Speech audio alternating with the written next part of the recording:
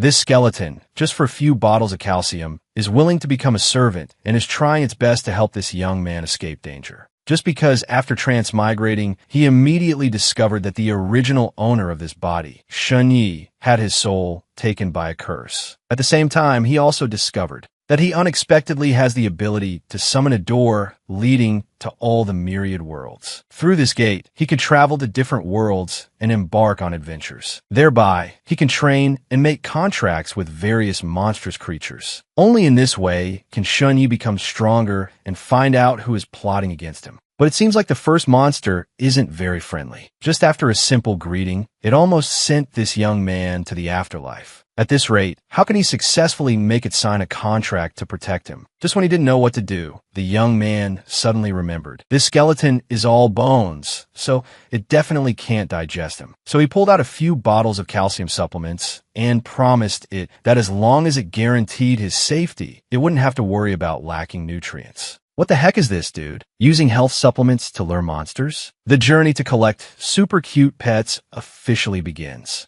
This unlucky guy was pressured by deadlines, leading to sudden death. He then accidentally transmigrated his soul into the body of a young man named Shunyi, completely taking over his body. But the original owner's cause of death is even more puzzling. Shunyi accidentally picked up a cursed statue and had his soul captured. Before he could recover, he heard the system's voice in his ear, informing him that the statue was the key to opening Doraemon's magical door, leading to a different four-dimensional space. Following its words, he looked dumbfoundedly at the door in midair before him. As the system displayed information, it will be your world-connecting ability. He stared blankly at the crimson words on the door, Nightmare World. The system spoke again, you will enter that world, which is also the place where I am imprisoned. Human, keep getting stronger, then come to the depths of the dream world to free me. By then, I will definitely repay you. It also didn't forget to add, human, before that, definitely don't die. Then the voice disappeared, leaving him bewildered. Shunyi 2.0 hesitated in front of the door, because he knew that inside, it was guarded by a dark soul, a skeleton named Phelan. But for this important matter, he still resolutely opened the door and stepped inside. He thought communication is the foundation of humanity. Although that skeleton is dead, he was once human. Perhaps he could negotiate with him so that he could become a powerful assistant to help him against the pursuit of the unknown enemy. But when he stepped inside and faced Phelan, he felt a little apprehensive, his initial resolve weakening considerably. Shunyi introduced himself nervously. Hello, my name is Shunyi. Inwardly, he commanded, polite mode, activate. Phelan only let out a silent groan, looking down at him. Seeing this, he continued timidly, I'm sorry for disturbing your meal earlier. Actually, I want to be friends with you. He rejoiced inwardly. Good. It seems like the charm is working. Shunyi continued,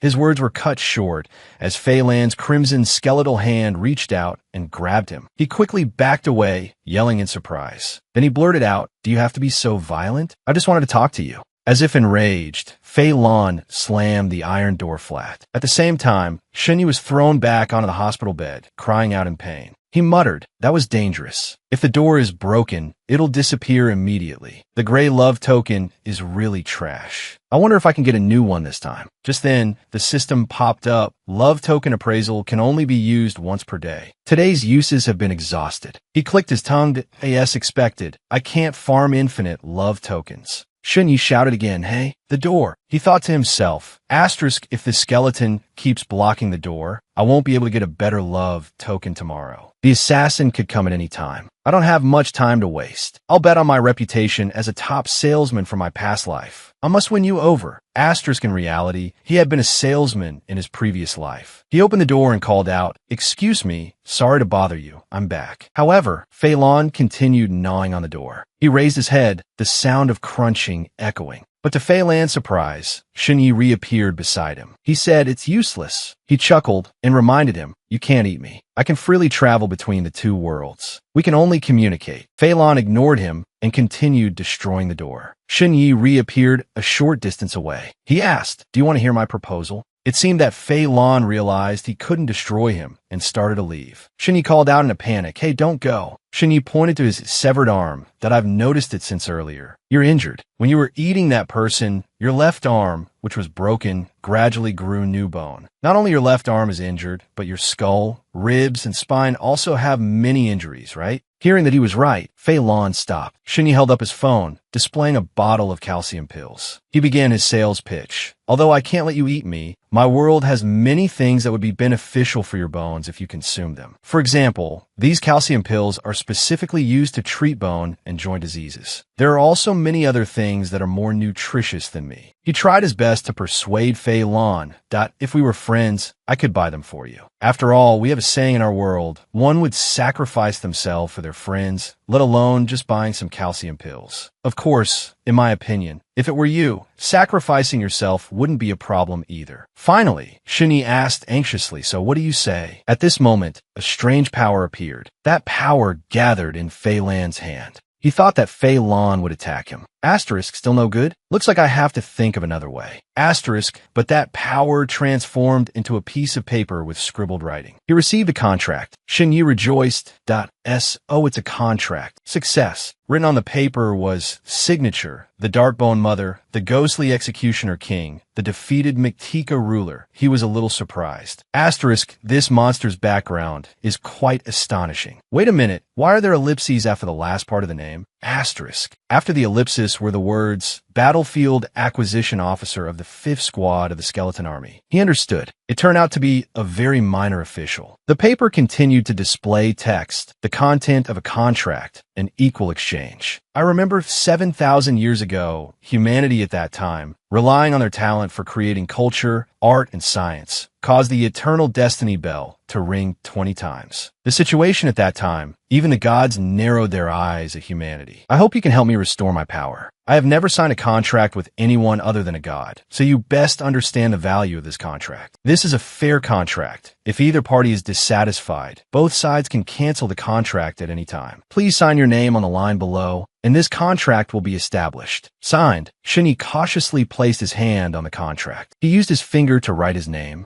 Shunyi, the human who overcame the 10,000 demonic curses, the gatekeeper between nightmare and reality, the only one who controls the space of both realms. Even Shunyi was a little surprised by his own background. It turned out he had this kind of status. The contract was complete. From then on, a connection was formed between Fei Lan and him. In an apartment building, Mother Shun spoke. Xiaoyi, you just got out of the hospital. If you're not feeling well, you must tell Mom and Dad immediately. In the next few days, just stay home and rest. Don't put too much pressure on yourself about other things. She handed him a bottle of medicine. Here, these are supplements. Take them on an empty stomach to nourish your health. Father Shin was holding a bag and said, and the calcium pills you need, I bought them. Here you go. He accepted them gratefully and said, thank you, Mom and Dad. Mother Shin comforted him. We're family. What kindness. Just as long as you're safe and healthy. That's more important than anything. He felt a little emotional in his heart. In his past life, he was an orphan. How wonderful this feeling of being cared for by family was. Suddenly, there was a knock at Shunyi's door. The person knocking was Officer Wang. He politely said, hello, we are the police from the East City Precinct, in charge of the case related to Shunyi. Officer Wang said, every year, many cases like this happen. There's no way to predict them. When encountering something like this, you can only accept it. That's right. We're also helpless. Fortunately, Shunyi has recovered. This is considered a blessing in disguise. Shunyi silently countered it. No, the original Shunyi was killed long ago by the monster summoned by the curse. Every bit of his vital energy sucked dry. He asked with a hint of sadness, could it be that the next time something similar happens, everything will be left to fate? The two officers could only remain silent upon hearing this. Just then, Fei Shuyan spoke up. Shunyi, I know you're not in a good mood, but I have to tell you something. His face darkened as he affirmed with certainty, the higher-ups have approved it. Soon that hospital will be abandoned, and no one will be allowed to enter. Don't worry, there won't be any new victims. Shunyi was secretly surprised. 3 stars on the police badge, unexpectedly a sergeant, so young. Then he replied, thank you for telling me this. I'm just afraid that someone might want to target me. He immediately countered, you're just a middle school student with extremely simple social relationships. We haven't found any such enemies. Then the 2 officers turned to leave. Fei Shuyan said goodbye. That's all for now. We still have duties to attend to. We won't bother you any longer. Shunyi watched their retreating figures and began to ponder. It seemed the curse level of the myriad tribulations Devil King was very high. Not only could the police not handle it, but even the government was helpless. It was clear that even the police were afraid of this matter and didn't dare to get close. His face was extremely tense as he continued to think. However, Shun Yi was just an ordinary 8th grader. Who would use something so powerful against him? That evening, Fei Shuyan unexpectedly returned. Shun Yi called out in confusion, "Officer, didn't you leave? Why are you back?" He walked over and handed Shun Yi a business card. "Here, this is my card." Shun Yi hesitantly accepted it. "Yes, thank you." Fei Shuyan explained his reason for returning. "If anything unusual happens, call me." After he left, Shun Yi pondered, Officer Luo Fei Shuyan. It seems not everyone in the police station is incompetent. He held the business card, constantly asking himself, can I trust him? Or rather, can he help me? It seems he isn't acting on the orders of his superiors, something that neither the police station nor the government can interfere with. What can a junior officer like him do? Shun Yi's expression became more cautious than ever. Moreover, now everyone knows I'm still alive. The assassin definitely won't let it go. He thought of his parents. If this isn't handled properly, it will also implicate my family. He stood up, extending his hand, determined in his heart that I must become stronger. Shun Yi called out, "Door." An iron door appeared in front of him. When he opened the door, he smiled. It was the smile of a professional salesman. He shouted, "Big skeleton, are you there?" The thorny skeleton on the ceiling moved. Fei Lan appeared. Shun Yi offered the bag of medicine. "Here, I brought you your calcium tablets." Fei Lan pointed at Shun Yi's pocket. He took out his mother's medicine bottle and asked, "What's wrong? Do you want these supplements?" Fei Lan created a long sheet of paper from its energy. A blue crystal appeared from the paper. It desired the more effective supplements in Shun Yi's hand. As a battlefield scavenger, it chose a relic of enemy soldiers from some of the spoils of war it had collected, wanting to exchange it for Shun Yi's supplements. Primary Glass Nightmare, crafted by a high-ranking elf from the skeleton's old enemy. It can impart a certain knowledge, skill, or awareness to the user. In nightmares, war is the eternal theme. All knowledge of civilization revolves around rapidly improving combat effectiveness. Shun Yi accepted it. Glass that can impart knowledge and skills? Not bad. Sounds pretty interesting. Suddenly, the glass made a cracking sound, then shattered into pieces. At that moment, the system announced, "You have learned Moonlight Deer Run, the primary movement technique of the soldiers of the elf race, the undead race where the skeleton resides." The war with the elf race has lasted for years. To fight against the undead, the elves created this movement technique. It can help the user evade, advance, and blend in. He felt a surge of power flow in his body. Moonlight Deer Run. I didn't expect to trade a super tonic pill for the elf race's movement technique. Now I have the basic ability to protect myself. Suddenly, the calcium pills floated out of the bag one by one. They slowly flew into Fei Lan's hand. Then his figure retreated into the darkness. Shun Yi muttered in confusion. He retreated into the darkness? What's going on? We already signed a contract. Why is he still being so mysterious? After that, he didn't pay much attention to it. Forget it. I should still study the movement technique, Moonlight Deer Run, that I just obtained. Suddenly, there was a rustling sound outside. He guessed, sounds like my parents are back. I should go back to my room first. At the same time, the system popped up, first form of the Moonlight Deer Run movement technique, evasion. Required agility, 3 points. Currently assessing your physical aptitude. He immediately asked, this is just like a game. How can I improve my agility? Suddenly, a strange voice rang out. Unexpectedly, you're still alive. How is that possible? Shun Yi was startled. He immediately turned his head. A figure appeared outside the window, hanging upside down. The figure stared fiercely at him. Let me see what kind of skills you have. The assassin lunged down from above. The blade in his hand aimed directly at Shun Yi. Without hesitation, he swung his blade horizontally, but Shun Yi was a step faster, tilting his body to dodge just in time. Immediately after, the assassin landed on the ground. He looked at Shun Yi and couldn't help but praise. Good moves, kid. Facing him, Shun Yi trembled involuntarily, screaming inwardly, this is so dangerous. He quickly retreated, still in disbelief. An assassin? He came so fast. Quickly regaining his composure, Shun Yi smiled, looked at the person in front of him, and asked, hello, May I ask what business you have with me? At the same time, he secretly activated polite person. The assassin didn't bother to reply, immediately swinging his blade fiercely, shouting, "Fool, die!" Faced with this sudden attack, Shun Yi quickly dodged, sighing inwardly, "It's completely useless." The higher the level, the stronger the effect. The current level is great devastation. While dodging, Shun Yi thought to himself, so this is a low-level charm. No wonder it's sometimes effective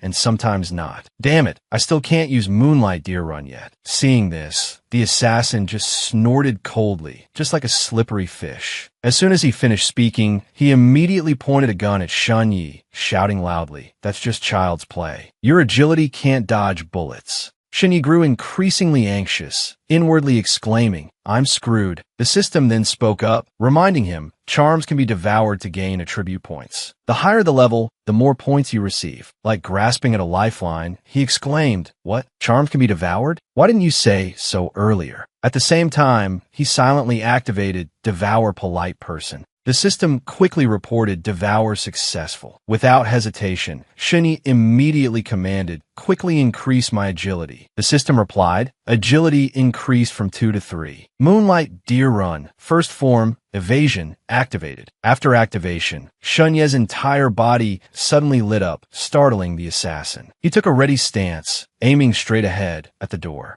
With that, Shun Yi immediately dashed inside, leaving behind only the open door and the assassin's incredulous gaze. He instinctively got up and rushed out. Don't even think about running. In front of the assassin was a dark, empty cellar. He froze, exclaiming in disbelief, "This is a secret passage." Just as the assassin realized this, Shun Yi had somehow appeared behind him. He looked at him, smiling, "Goodbye, Mr. Assassin." The door slammed shut. The assassin roared, swinging his blade as he charged back out. "I've got you now. Prepare to die." But what awaited him was a horrifying monster, Phelan. Phelan reached out and grabbed him. The assassin grew increasingly terrified, the veins on his face bulging. In the darkness, only a cracking sound echoed. Everything ended, leaving Phelan standing there alone. Shun Yi leaned against the door, panting. He cursed under his breath. "Damn it, that was too close. I'm afraid more assassins will come looking for me. I can't delay a single moment. I must quickly find some skills to protect myself." Immediately, a green light appeared before him, accompanied by a contract, a living sacrifice that satisfies the other party. Following the principle of equal exchange, the other party offers an item, and it is recognized by the contract. Before Shun Ye's eyes appeared the Thuong Bak AM on crown and the silver war medal. Seeing them, he couldn't help but be astonished. What? 2 items at once? And they're both green-grade items? Without hesitation, Shun Yi immediately read each line of the description. Thuong Bak AM on crown, a green-grade equipment, excellent quality. High-level illusion magic from the deep abyss. Wearing it allows one to disguise themselves as a spirit life form. Silver war medal, a symbol of military achievement of the spirit forces, only awarded to soldiers with meritorious service. Wearing it allows teleportation to the spirit territory. Shun Yi chuckled and tried on the crown. This skeleton is actually quite practical. At first, it wanted to eat me, but now, after seeing the value of the transaction, it's giving me good items one after another. Immediately, he transformed into the form of a spirit. Looking at his reflection in his phone, Shun Yi cried out in surprise, "Holy crap, I really turned into a spirit. This is amazing. Tomorrow, after I get the Love Bomb ability refresh, I want to go to the spirit territory and loot the place." Just then, a knock came from outside the door, accompanied by a voice, "Hello. Is Shun Yi home?" Shun Yi immediately became alert. Who is it? He thought to himself, who's knocking? Could it be another assassin? From outside the door came a call. "Brother Yi, is that you? Are you okay?" "That's great. It's me, Chun Haoyu." Shun Yi thought, Chun Haoyu, Shun Ye's good friend. That day, Shun Yi went to the hospital to visit him. He changed back to his original form and quickly walked to the door. "Come in," he said. As soon as the door opened, Haoyu rushed forward and hugged Shun Yi. "Brother Yi, you scare me to death." He continued, unable to hold back his tears. "I'm sorry. It's all my fault. I caused you such a big problem." Shun Yi immediately comforted him. "Don't blame yourself. It was just bad luck. I'm fine. I'm still healthy." Mother Shin walked up from behind Haoyu, surprised. "Isn't this Haoyu? Are you here to visit Xiao Yi?"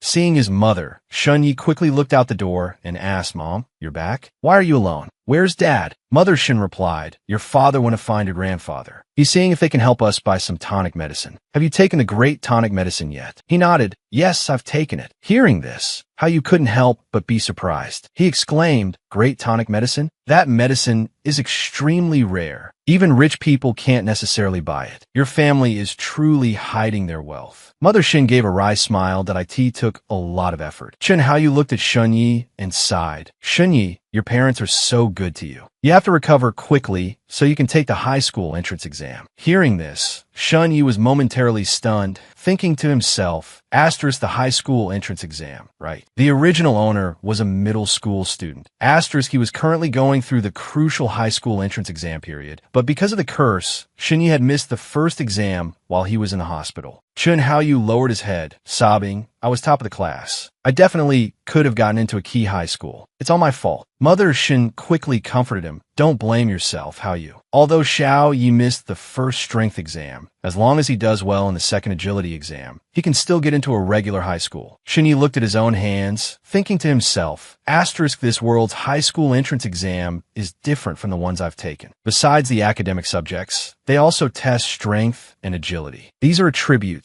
No wonder Moonlight Deer Walk has an agility requirement. Asterisk. After hesitating for a long time, Shunyi finally remembered his current situation. Asterisk, but I'm currently being hunted. Going to school is equivalent to putting myself in danger. Asterisk, thinking of this, his whole body couldn't help but tremble, a reaction that Mother Shin quickly noticed. Shunyi hung his head, thinking to himself, I should still give up. Mother Shin didn't say anything, just quietly looked at her son. Then, she slowly extended her hands. By the time Shinyi realized it, he was already in his mother's embrace. Mother Shun hugged her son and gently comforted him. "If you don't want to take the exam, it's okay." Shinyi found it increasingly hard to believe. Mother Shun continued, her voice full of tenderness. "Your father, and I only hope that you are healthy and safe." That's enough. These words seemed to give him strength. Shinyi took a deep breath, quickly calmed down, and then said with a smile, "Don't worry, Mom. Don't I know my own abilities?" Seeing her son like this, Mother Shin didn't say anything more, just smiled faintly, pride shining on her face. Shinyi looked at his mother, thinking to himself, if I said I wanted to give up the exam,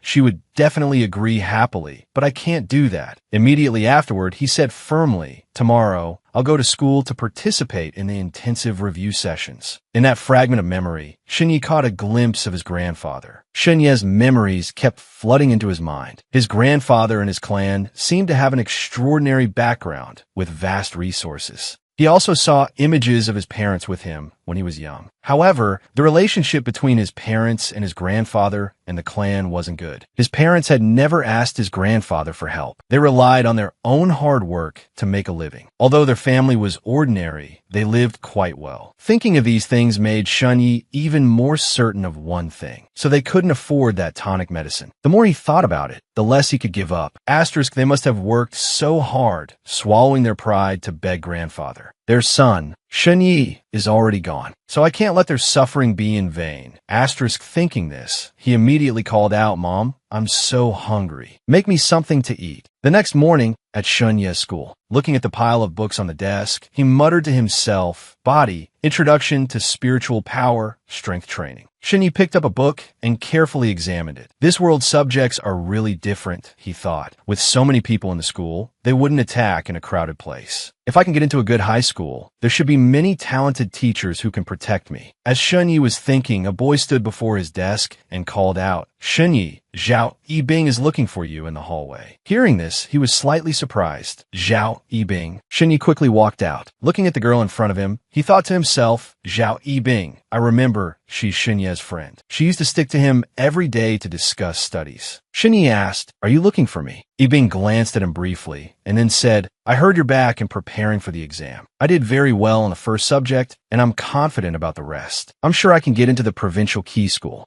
Hearing this, Shunyi smiled. Is that so? Congratulations. Seeing that he completely missed her point, Bing said directly, what I mean is, don't come looking for me anymore. As soon as she finished speaking, the surrounding people immediately started whispering and gossiping. Someone laughed and shouted, drama, drama. A boy wearing glasses yelled, come here, come here. The school beauty is dumping Shunyi. Ignoring the noisy laughter around them, Bing continued, Shunyi, what I mean is, let's go our separate ways. Sooner or later, we'll have nothing in common because of our different social classes, so let's not continue this. But we can still be friends. Shunyi remained silent, thinking to himself, I clearly missed one exam, and you still want to come here and play this game of kicking someone when they're down? Isn't that a bit much? At the same time, Bing took out her phone and continued, I've deleted all our contact information. I hope you can live well in the future. Shunyi really couldn't hold back anymore and said in a cold voice, I remember that for the past few years, it was always you coming to my class to find me. I've never taken the initiative to look for you. Zhao Bing, I never wanted to be friends with you. The exams are coming up, so I hope you can practice what you preach and stop bothering me and affecting my studies. Bing's face flushed red. A boy beside her deliberately taunted. Before, Shunyi was the top student, and Zhao Bing clung to him. A boy with pink hair exclaimed in surprise, what? Now that Shunyi missed an exam, she wants to draw a clear line in public? That's a bit much. Seeing the situation getting worse, Xiaomei immediately rushed out, pointed at Shunyi, and loudly questioned, wait a minute, Bing gave you so many gifts. How can you talk to her like that? Shunyi, you're so disappointing. He looked at the girl curiously and asked, who are you? Bing turned her face away, tears streaming down uncontrollably. She choked back a sob and said, Shunyi, I thought we were friends. Shunyi couldn't help but sneer inwardly, playing the victim card, not letting me leave. It seems like you're determined to kick me while I'm down. But you underestimate the level of this Brother Yi gold medalist. Thinking this, he calmly replied, Zhao Bing, it's true that I accepted your gifts, but accepting gifts doesn't mean I have to accept you. The noise around them grew louder. That I accept. I agree. Here comes the classic inequality, using magic to defeat magic, not wanting to prolong things. Shunyi immediately turned to leave. That if you truly want what's best for me, then you shouldn't use those gifts to tie me down. I have the right to pursue someone better. I have nothing to say to you. If you want the gifts back, I'll compensate you. Having said that, Shunyi stopped, turned back to glance at Bing, and declared resolutely, but don't even dream of being friends with me. Just then, Fei Xian spoke up, Shunyi, I know you're not in a good mood, but I have to tell you something. His face darkened as he affirmed, the higher-ups have approved it. That hospital will be abandoned soon, and no one will be allowed in there anymore. What? 2 in 1 go. And they're both green-grade items. Zhao Bing's face flushed crimson, tears streaming down her face. Xiaomei yelled angrily, Shunyi, you scumbag. Everyone around started cursing him. Shunyi listened half-heartedly. Shunyi, you jerk. This is awful. Zhao Bing has always had deep feelings for you. So what if your grades are good? You have no respect for girls. Scumbag Shunyi, come back here. Don't betray her sincerity. Bing tried to mediate. No, it's not like that. Shunyi, we haven't talked this through yet. Xiaomei comforted her. It's okay, Bing. That kind of guy isn't worth it. Shunyi thought to himself, asterisk something feels off. Although everyone seems to be helping me, I clearly came here to dump her. The situation seems a bit wrong. Now it's like I'm the one being dumped. With so many people watching, how am I supposed to face anyone after this? Asterisk suddenly, Tun Ming stood in front of Shunyi. Stop. He gritted his teeth and furrowed his brows. Bing hasn't let you go yet. Shunyi stared. Isn't this Tun Ming, the third-ranked student in the entire grade? School's about to start. Move out of the way, don't block me. Tun Ming threatened, raising his fist. Shunyi, you've been absent for a few days, haven't you? Your information is outdated. My power has skyrocketed. You're no longer the top student. If you don't want a few broken bones, apologize to Bing right now. Shanye Sikit, just apologize to get this over with. Student Tun, are you mistaken? Zhao Bing asked me to come. I wasn't clinging to her. He paused. Fine, whatever. I'll apologize. He turned to face Bing. Did I apologize? You win. Tears welled up in Shun Ye's eyes. Zhao Bing, you can continue to harass me. Are you satisfied now? He turned and ran, leaving everyone stunned. Bing stammered. Wait a minute. I didn't mean to pressure you. Don't listen to Tun Ming. She was mortified inwardly. Asterisk, what am I saying? Why did I say I didn't mean to pressure him? Asterisk. This idiot Tun Ming has made my head spin. Tun Ming realized something was wrong. Asterisk, damn it. I clearly came to help Bing Bing. How did it turn out like this? Asterisk, he swung his fist. You little brat, I'll teach you a lesson. Before his hand could touch Shun Ye's hair, Shun Yi sprang forward and grabbed Tun Ming's wrist. Everyone's jaws dropped. Tun Ming was kicked. Shan Ye landed lightly. The murmurs grew louder. Did you see that? What was that? That speed. He seems much faster than before. If he put his full strength into that kick, Tun Ming would probably be unconscious. Tun Ming couldn't react in time. Shun Ye's eyes swept coldly over everyone that I already apologized. Why are you still threatening me? Turning around, Shun Yi saw a blue light, which was Yuexia Lu Xing. Just then, a teacher appeared. What are you all doing gathered here? The mock exam is coming up. Hurry up and go to the stadium to assemble. The others scattered. Hurry up, or she'll hit us. It's a pity we didn't get to see these two fight. I wonder how spectacular it would have been. Tun Ming glared angrily at Shun Yi. Shun Yi, this isn't over yet. Shun Yi snorted. The scene shifted to the school stadium. Chen Haoyu ran over to Shun Yi. Brother Yi. He chattered excitedly. This test takes forever. Look how many people are in line. It'll be a while before they call our names. A new comic book store opened behind the school. Want to go check it out and then come back? Shin Yi remembered something. Chen Haoyu had reminded him. Yesterday, he was so tired he fell asleep on him and hadn't gotten his love fluff. He could take advantage of this time to get today's love fluff. Shin Yi declined. That I'm not going. You hold my place in line. I have a stomachache and need to use the restroom. Shin Yi looked around furtively and snuck off to the restroom. He pushed open the door of a stall and rushed inside. A shadowy figure followed him, appearing behind him. The figure slowly approached the stall Shun Yi had entered, holding a sharp weapon. Slowly, he checked each stall, looking up carefully. He was startled to find no one there. Where is he? I clearly saw him come in here. The scene cut to Shun Yi, who had transformed. Shun Yi was searching for something. Skeleton? Oh, it's not here. His foot stepped on something. Crack. Under his foot was a gun. It was the assassin's gun. Shun Yi picked it up and examined it. I could see even his bullets. Nice. This will give me something extra for self-defense when I go to the elf territory, even though I've never touched a gun before. He held the silver war medal. I don't know where the skeleton went. Oh well, time waits for no one. I should hurry. A blue light appeared around Shun Yi, forming a circle beneath his feet. Suddenly, a voice echoed. Human. You may have heard this before. It's you, Shun Yi thought, recognizing the mysterious voice. The voice instructed, I truly don't have the energy to do much more for you. Take this. This is the token of humanity. The blue light intensified, transporting him away. The blue light brought Shun Yi to a place surrounded by vegetation. He slowly sat up. Ouch, I'm so dizzy. Did the teleportation succeed? This is the territory of the Tin Na clan. Shun Yi pulled out a dagger and examined it. This short sword is what that mysterious voice gave me. Why did it give me this? Someone spotted him.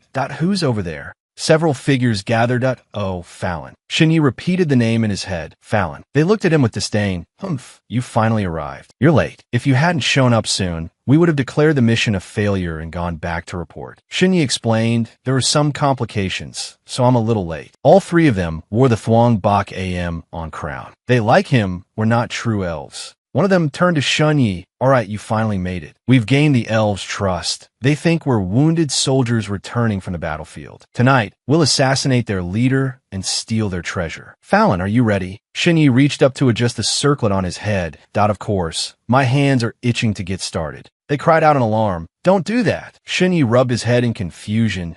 I just wanted to adjust it. It's not very comfortable. Idiot. How can you remove the Shadow Moon circlet? If your true undead identity is revealed, we're all doomed. Olhat saw the... Shun Yi thought to himself. So, the metal and the circlet are the same. These three are also undead. Shun Yi pointed to himself. Don't worry. Fallon, will handle this flawlessly. You better, Shun Yi thought, cursing the skeletal figure. He's the Fallon they're talking about. It's clearly his mission, yet he's dumping it on me. They quickly ran off. Let's go. To the elf village. Hurry, Fallon. Your tardiness has already cost us a lot of time. They ran incredibly fast. Shun Yi had to push himself to his limit just to keep up. These undead are incredibly powerful. Reaching their destination, they hid behind a tree. We're here. Entering the village requires the chief's permission. This part is easy, just showing you metal. What part is dangerous then? Shun Yi thought, sweating profusely. Finally, we're here. 10 more minutes of running, and I would have been exposed. One of them radiated a murderous aura. Of course, for tonight's assassination, the three of us will provide cover from the outside. You're responsible for the kill. Shun Yi was incredulous. Kill the chief. You? All three stared at Shun Yi. That's right. What? Are you going back on your word? He had to feign a sinister demeanor. Go back on my word? Never. My blade thirsts for blood. Leave this task to me. They grinned. Good, good. Shun Yi forced a smile, cursing inwardly. Damn it. If I refuse, these undead will probably kill me on the spot. But assassinating the elf chief in their own camp? That's practically a suicide mission. They stopped at the village gate. Our comrade has arrived. Please allow him entry. Shun Yi thought, well, I'm dead either way. That skeleton wants me to be his scapegoat. The guard looked them over. Silver war medal. Open the gate. He's a valiant frontline soldier. He politely led the way. Come, follow me to the chief. They followed one by one, the villagers waving in welcome. There were many beautiful elves. The guard led them to a doorway. Please enter. The chief knows you're here. He awaits you. One of them gestured to go see the chief. Brother, we'll rest here and, wait for you. Shun Yi thought, yeah, wait for me to make sure I don't run. He entered alone. Damn, I've been dragged into this conflict between the undead and the elves for no reason. But on the bright side, if I succeed, maybe I'll get a huge reward. He stepped inside, and the door slowly closed behind him. Shun Yi looked ahead. The towering figure of the myriad forest spirit stood there, closing the book in his hands. Wan Sam turned, his eyes falling on Shunya. Welcome, soldier from the front lines. Shunya, slightly startled, seemed to have discovered something. His door carried the power of love tum appraisal, allowing him to see other existing love tums. Shunya saw several love tums appear. Wan Sam Ling Ji, heir to the ancient tree throne, natural law master, capable of taking on 10,000, Grand Arcanist, guardian of the nightmare realm. Are all these love tums this elf's? He wondered, looking up. Then mine is polite person? A forced smile touched his lips. I really was naive to think I could successfully assassinate him. Those three undead outside are much stronger than me. I don't even have the courage to face the elf leader. Shunya trembled. Polite person to one Samling Ji, heir to the ancient tree throne, inheritor of the ancient tree throne's legacy, natural law master, capable of taking on 10,000, Grand Arcanist, guardian of the nightmare realm, Skull's fifth of the world. Great, just great. Bonehead Phi Lan, I'll remember you. Wan Sam summoned magic. Young and valiant soldier, thank you for your sacrifice. Please stay in our village and rest well. Traditional magic. Shunya saw a green light appear around him. We're holding a celebratory feast. Go and enjoy yourself. Shunya was led directly to the feast. The other two were already sitting beside him. You're here. Eat up. It's still early, so we can rest for a bit. Have you met your assassination target yet? He'll be attending the feast later. Wait until he lets his guard down, then make your move. We'll provide cover fire. He thought to himself, scoffing, cover fire? You just want to use the chaos to escape. At this rate, I'm definitely going to die. I have to think of something. Shunya was lost in thought when Lanny approached. Uncle, may I have this dance? She blushed. It would be a great honor to dance with a hero from the front lines. Shunya immediately accepted. Of course. But I'm a terrible dancer. It's all right. I'll teach you. They danced together, his face now flushed. Their movements were smooth and graceful. Lanny was happy to be dancing with Shunya. Looking at her beautiful face, he sighed that it's a shame I'm about to die. If it weren't for this mess, I could be happily singing and dancing with this elf maiden. Damn it, I have to think of something. She held his arm, curious. Why aren't you saying anything? My brothers are the same. Could it be that the fighting on the front lines was so fierce that it's affecting your mood? Shunya replied gently, no, I was just thinking. I'm a terrible dancer, and I feel bad about accepting your invitation. May I ask your name? My name is Lanny. He then asked her, Miss Lanny, I'd like to perform some magic for you, as an apology. Would that be all right? Lanny's eyes lit up. Really? That's wonderful. Show me. She gently took Shunya's hand. Actually, your dancing isn't that bad. Here, this bracelet is for you, as a return gift for the magic. But I'm warning you, if your magic isn't impressive, I'll take it back. He turned and declared, no problem. Shunya climbed onto the table. Why, dear friends, everyone look at me. Right now, I'm going to perform a magic trick you've never seen before. He pointed his thumb at himself. It's called live transformation. I could transform myself into a human. She and everyone else below were excited. Really? Quickly transform. I've never seen magic that can turn someone into a human. This is interesting. Hurry up and transform. Fallon's 3 companions below were worried. What is Fallon doing? Turning into a human? Do you guys know this magic? I didn't expect Fallon to be so clever, thinking of this way to quickly integrate with the elves. Shinyi reached out and removed the crown. Look closely. I'm turning back into my original human form. The crown fell off. Here, this is for you. The beautiful Lady Lanny reached out and caught it. Everyone below cheered wildly. Whoa, look at his ears and eyebrows. He really did turn into a human. This is a human youth. Amazing. Awesome. Thank you. Quickly transform back. He raised his hand to his forehead. Here's the thing. I can transform into a human because I removed this crown. Shinyi pointed to the other 3.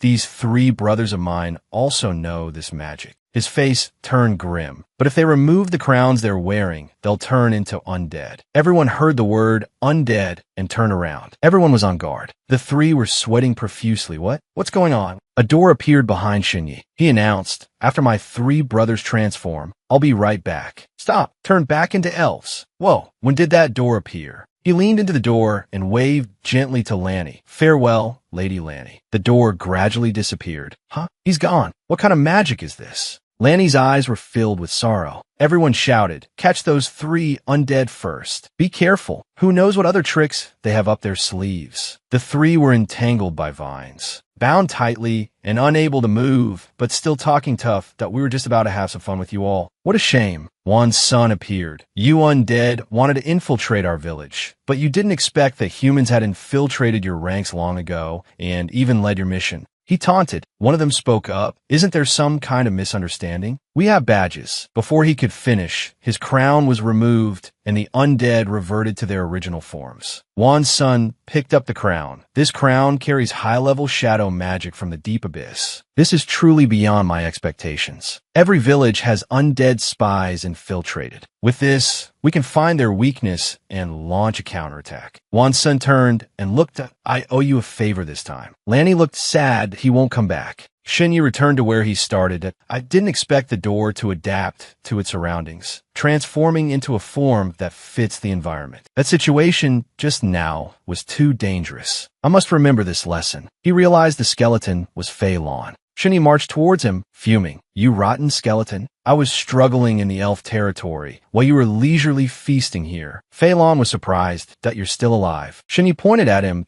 So you can talk. You strange thing. You deliberately gave me that shadow white crown. You wanted me to die, didn't you? Fei Lon Polit. How did you survive? Tell me the process in detail. Tell me, and I'll pay you accordingly. You think I'll tell you? It's not about the payment now. It's about you almost getting me killed. I hold grudges, you know. A piece of paper appeared before Shinyi. The other party, sincere and following the principle of equivalent exchange, had prepared a powerful and valuable necromantic spell for him. Before even finishing reading, Shinyi yelled, you think you can buy me off with a few trinkets? You're insulting my character. Fei Lon transformed into an eggplant. The reason I gave you the shadow white crown was because you're human. Elves and humans are allies. You still had a chance to survive. If it were me, there would only be one outcome, death. The orb floated in front of Shinyi. To express his apology, Fei Lon, making an exception, gifted him a nightmare crystal inheritance containing 3 top-tier necromantic talents. He could choose one, integrate it into his soul, and possess that ability. Fei Lon said, talents are special abilities that don't consume power. This nightmare crystal inheritance is a treasure of the necromancer race. I was injured, but I survived because they wanted it. But now, I'm giving this opportunity to you, taking a path they'd never expect. Shinyi took the orb awkwardly that I'm a man of principle, but since you're so sincere, I'll forgive you this once. But remember, there won't be a next time. Shinyi was transported somewhere. Before him seemed to be the Necromancer King. 3 orbs rushed towards him. Choose, a voice commanded.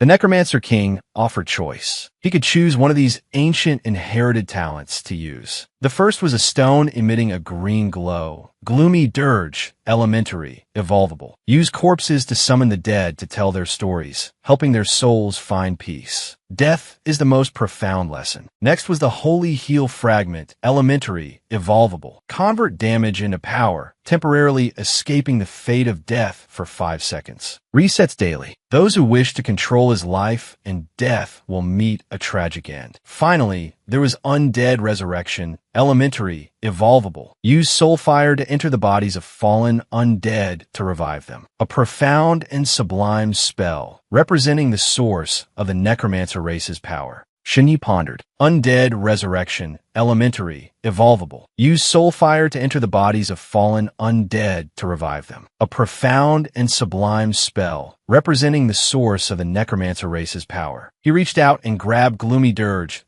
I choose this one, Gloomy Dirge. As soon as he grasped it, a powerful force pulled him in, returning him to Fei Lan. It's done. I think I can hear the whispers of the undead. Fei Lan asked curiously, you chose that one? Shinyi turned around. Why? Is it not good? Fei Lan replied, not exactly. It's just that it doesn't offer much in the way of immediate combat power. In my memory, past monarchs all chose the third option. Very few chose the second, and no one ever chose that one. It seemed Fei Lan was still learning about the elves. All right, now can you tell me what happened? This is very important to me. Shinyi began, of course. The story is like this. The original assassination target was supposed to be a new elven priestess, Fei Lan said. The man you just called the strongest high priest of the elves. Shinyi pondered that Henji possesses unique skills like myriad spirits, heir to the ancient tree throne, nature speaker, 1 against 10,000, grandmaster of nature magic, guardian of the nightmare realm, and skullworld wisdom. Great, just fantastic. You rotten skeleton, I'll remember you. Humph. The 3 nightmare knights of the Wind Spirit clan were captured by the elves. They can't monitor and threaten me anymore. This is my only chance. He turned and vanished. Hey, where are you going? Go out and close the door. Oh, I'll let him go. I still need to take care of myself first. Sign different strokes for different folks. This time, opening the door yielded the appraisal skill. One of my own, a fine blue skill. Equipping this skill, you receive buffs. When talking to a target who is one of your own, the other party will regard you as an ally for 10 seconds, then forget everything. A one-time use skill per day. If the target's total attributes are double yours, the skill will be resisted. He took a few steps and noticed something. In Shunye's hand was a light blue panel. Blue quality, it seems this skill is quite useful. He received the bracelet of nature's blessing.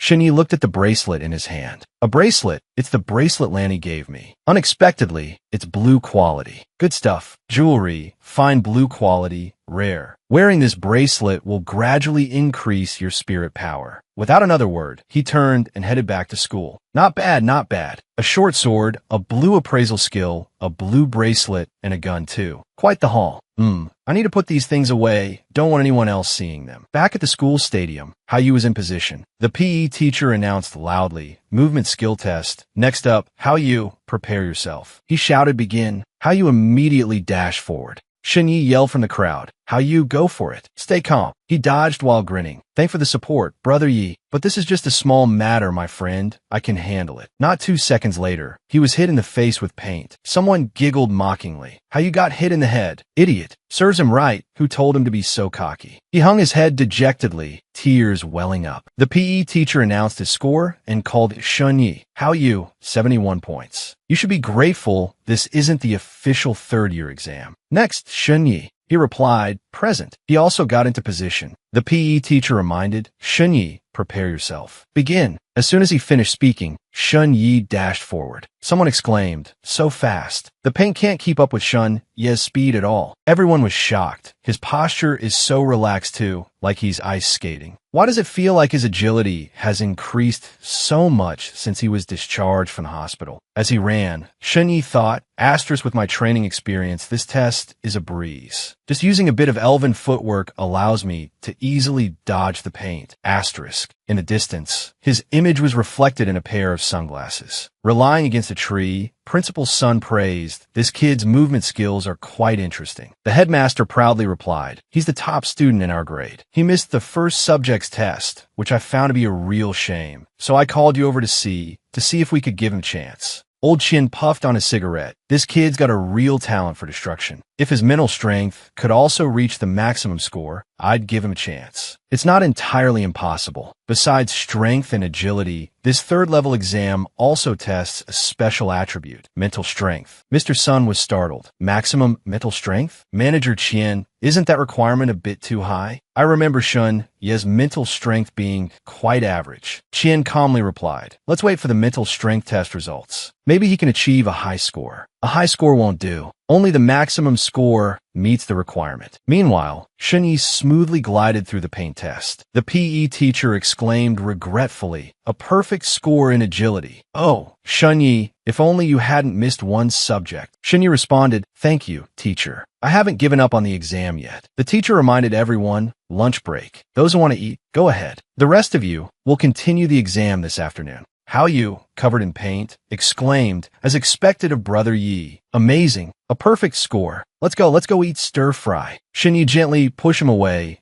Go wash up first. I'll go back to the classroom for a bit. How you beamed. Okay, Brother Yi, wait for me in the classroom. I'll be done washing up in no time. Wait for me. Shinyi agreed. As soon as he returned to the classroom, Shunyi slumped onto his desk. What is this? He felt utterly dejected. Math, physics, and chemistry are fine. They're similar to my previous world. But what's with the language arts and science knowledge? The historical figures, events, even the literary works of this world are completely different from my previous world. It feels like different memories are clashing in my head. It's such a headache. Suddenly, someone's foot came flying towards him, kicking the desk he was lying on across the room. It was Sun Ming, his face full of excitement. That I told you, Shunyi. Our business isn't over yet. Shunyi didn't even look at him. Did Yi Bing tell you to come? Sun Ming swaggered. Dan told me. Yi Bing doesn't even care about you. Suddenly, the classroom door was kicked open with a bang. A group of people stormed in, full of fighting spirit. Shunyi, while you were away from school, my strength has broken through to 2. Let's have a match. Let's see if your 2 agility points are stronger than my 2 strength points. Let's see who the true top dog of the whole grade is. Shunyi immediately used a skill. Why do we have a fight? We're all friends. Activates friend skill. A faint green light emanated from around them. One by one, they explained, there's nothing we can do. Yi Bing cried and begged us to help her vent her anger. That's right. We don't want to fight our own brother, but I like her and you're usually so arrogant, so I wanted to punch you. Forget it. We're all friends. I won't fight anymore. Shunyi thought to himself,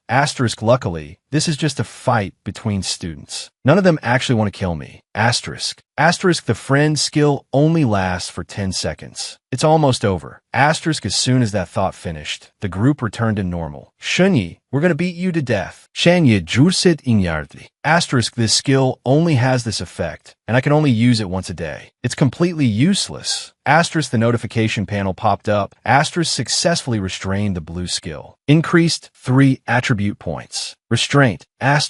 You won't believe it. Strength attribute increased. Besides the 3 attribute points just now, you can also freely allocate 1 point to agility. Do you want to use it to increase strength? What? Previously allocated attribute points can also be freely used? Doesn't that mean I can instantly switch from a nimble assassin to a powerful warrior? Allocate all 4 attribute points to strength. Enhancement successful. Strength increased from 1.2 to 5.2. Shinya's carelessness led to him being jumped on and pinned down. Shinyi, don't even think about running away like last time. Fight Sun Ming properly. He pressed his advantage and charged. Shinyi braced himself, expecting a few broken bones. He punched Shinyi hard in the stomach, but Shinyi didn't feel a thing. On the contrary, it seems Sun Ming wasn't doing so well. Sun Ming's fingers were deformed, and he cried out in pain, unable to form words, whimpering and wailing. A miner who had never undergone special training, with base strength and agility attributes of 1. Shunyi suddenly turned around, catching the red-haired guy off guard. He swiftly punched the red-haired guy in the face, sending him crashing to the floor. Strength is a basic attribute, not pure magic power. The red-haired guy's companions were stunned, both frightened and bewildered by the scene. A brown-haired guy said dumbfoundedly. He took a punch from Sun Ming and seems completely fine. The one with the headband was even more shocked and panicked, saying, Shunyi even escaped Ma's hold. More accurately, It refers to the strength of the limbs and bones of a living being, the robustness of the internal organs, the resilience of the 8 extraordinary meridians, the explosive power of the flesh and blood body, and the apoptosis rate of all basic standard life cells. Witnessing a surge of power around him and the oppressive aura he exuded, someone stammered, "I'm afraid Shen Ye's strength is even greater than Sun Ming's."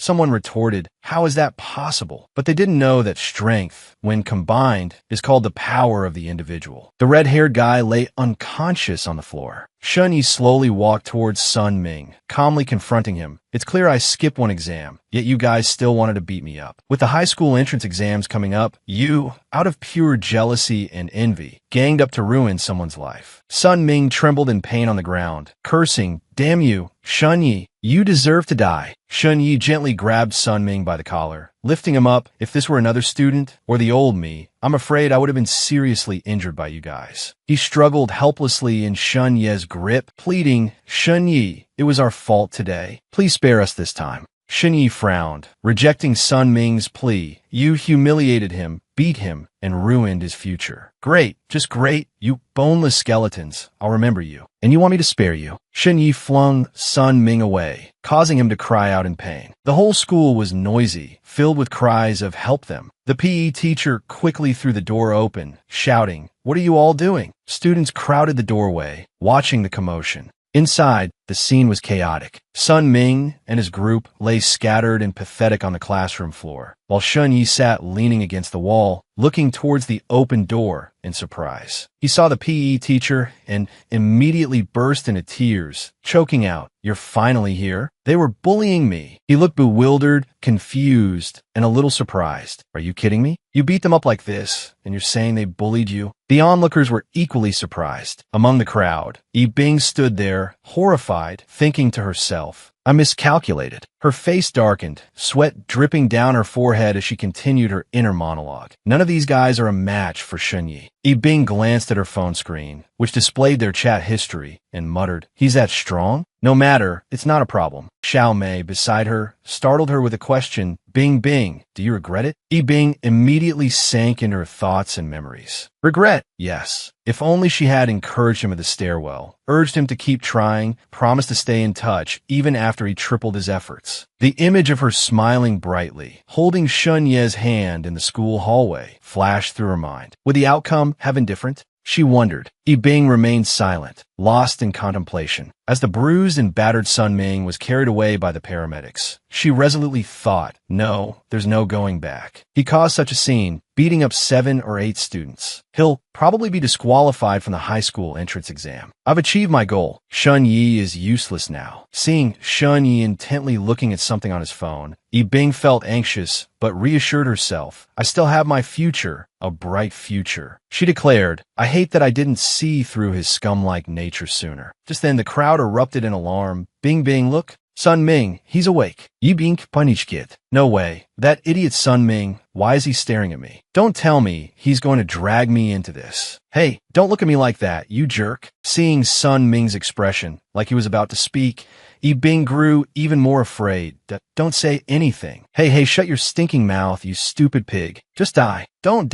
Her panic intensified. But finally, Sun Ming spoke, "Bing Bing," leaving everyone around confused. Yi Bing was so scared that tears welled up in her eyes. Then she quickly turned and left, putting on a show of concern. "Sun Ming, I can't believe Shen Yi bullied you like that. I'll call the police." "Hello, police station. This is..." Shen Yi saw through Yi Bing's maneuver, a move that both deflected blame and retaliated, instantly clearing her name while simultaneously kicking him down. The PE teacher beside him was also furious. "Why are students calling the police? This is making things more complicated." He quickly waved his hand. "Disperse. Go back to class and study." He then turned back to Shen Yi. "And you come to my office." Principal Sun, who had arrived with Mr. Qian, tried to intervene. Mr. "Qian, our students are all very capable. Why don't you sign with a few of them?" Mr. Qian calmly replied, "It's not that I don't want to help you, but if they can't meet the minimum requirements of our corporation, there's nothing I can do. I have other matters to attend to. I'll take my leave now." Suddenly, the secretary rushed over, stopping the two of them in their tracks. Breathlessly, she announced that the principal, Shen Yi, and Sun Ming's group were fighting. The police had also arrived. The principal appeared unconcerned, replying indifferently. Huh? Students fighting and you have to report it to me? Can't you see I'm? The secretary hastily interrupted him, urgently showing him a video recording of the incident, and oh, principal, you must watch this. This is a video of them fighting. The principal scoffed dismissively, thinking there was nothing interesting about high school students fighting. The principal immediately regretted his words upon watching the video of Shun Yi and Sun Ming's fight. Even Mr. Qian was glued to the phone. At this time, 3 police officers were also watching the video of the fight. One police officer asked Shun Yi suspiciously, "Were you recording from the beginning?" Shun Yi, looking worried, hesitantly replied, "Yes, officer. I was afraid they would beat me up." But in his mind, he thought, "It's a good thing I recorded the video beforehand." Shun Yi recalled the moment he set up the camera. The police officer thought to himself, "It's more like you almost beat them to death." The officer looked at Shun Yi and slowly said, "Although there's a video, you still have to come with us." The final outcome depends on the results of their injury assessment. The PE teacher spoke up excitedly. This kid previously missed an exam due to an unusual incident. If you take him to the station, won't he miss another exam? There's video evidence. What more investigation is needed? The police tried to appease him. "Teacher, please rest assured, it's just to go to the station for investigation. It won't take a few days." If the injury assessment isn't serious. But the PE teacher quickly retorted, "You're ruining this kid's future." Behind them, Shun Yi closed his eyes. A green aura appeared around him as he thought, "Take advantage of this to switch attributes. I want to make my body quickly adapt to this type of transformation."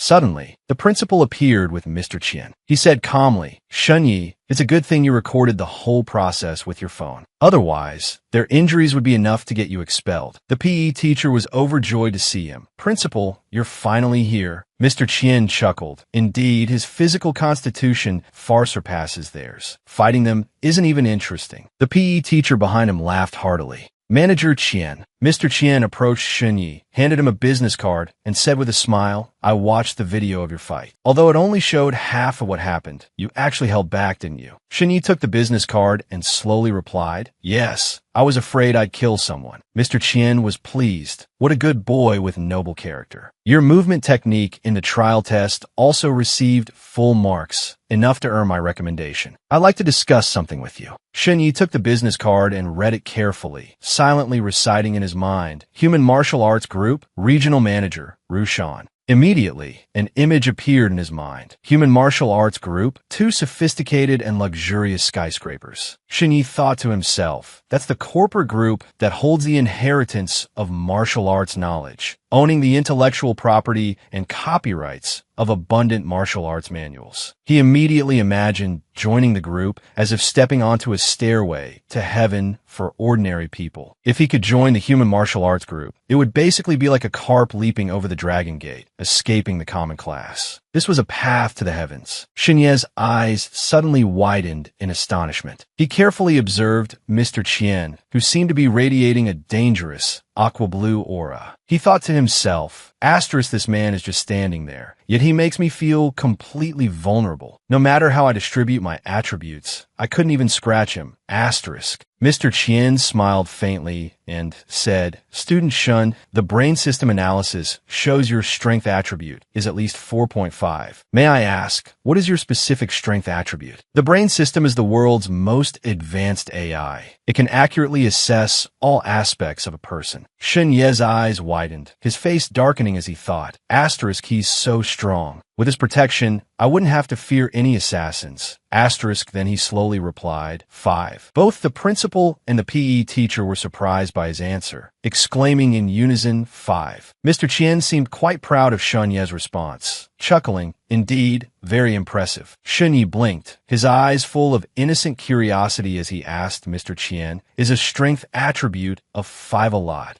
Mr. Qian began to explain, "In middle school, reaching a strength level of 4.5 already surpasses our corporation's recruitment standards. 5, however, is a different story. Reaching 5 allows one to control certain types of combat mobile armor and wield some conventional grade ancient weapons. Moreover, you achieved a perfect score in the agility test. This is enough for me to use a recommendation slot. Join our corporation. I'll arrange a strength retest for you." Startled by Mr. Qian's offer, Shun Yi blurted out, "There's a retest, it was an irresistible temptation. He immediately accepted. Of course, I agree. Mr. Chien turned and started to walk away. All right, it's settled then. Someone will be in touch to make arrangements. As for the investigation into this brawl, do as you please. The retest will be scheduled according to your availability. Shenyi replied, thank you, Manager Chien. Before leaving, Mr. Chien turned back and asked, oh right, what's your mental power? I'm just curious. Your strength and agility have already met the standards, so it won't affect the assessment. Shenyi thought, asterisk, I can't be ridiculously overpowered in everything. A mental power of 3 should be decent, right? Asterisk, he innocently replied, 3. As if struck by lightning, Mr. Chien dropped his cigarette in shock. The principal, the police officer, and the PE teacher were all shocked and surprised. Point 3? That high. Wasn't Shun Ye's mental power supposed to be average? Mr. Chien, looking grim, stared at Shun Yi and slowly said, Student Shun, could you give us a demonstration? A mental power of 3 allows you to move objects with your mind. Try moving this chair. Shun Yi agreed. Okay. Immediately, he used his mind to lift the chair. Just need to increase my mental attribute to reach the demon level. The mustache police officer turned and yelled, retreat. His 2 colleagues were bewildered, not understanding why they were leaving.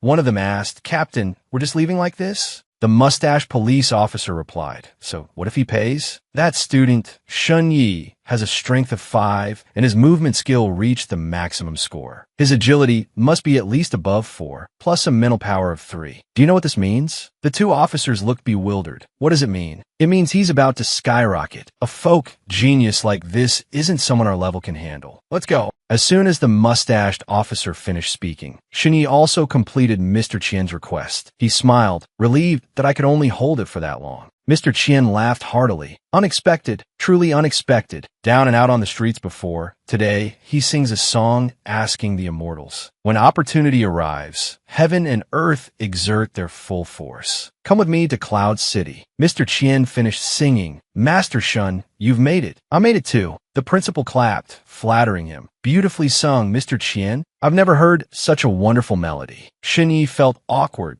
Oh dear, do I have to sing too? But I don't know how to sing. Mr. Chien tactfully dismissed the principal. Would you two please excuse us? I want to speak with Shunyi privately. The principal complied. Certainly, certainly. Take your time. After the door closed, Mr. Chien took out a lighter and lit a cigarette. He exhaled a puff of smoke. Student Shunyi, what is your ideal in life? Shunyi responded enthusiastically. To his surprise, Manager Chien, your name is my ideal. Mr. Chien was taken aback.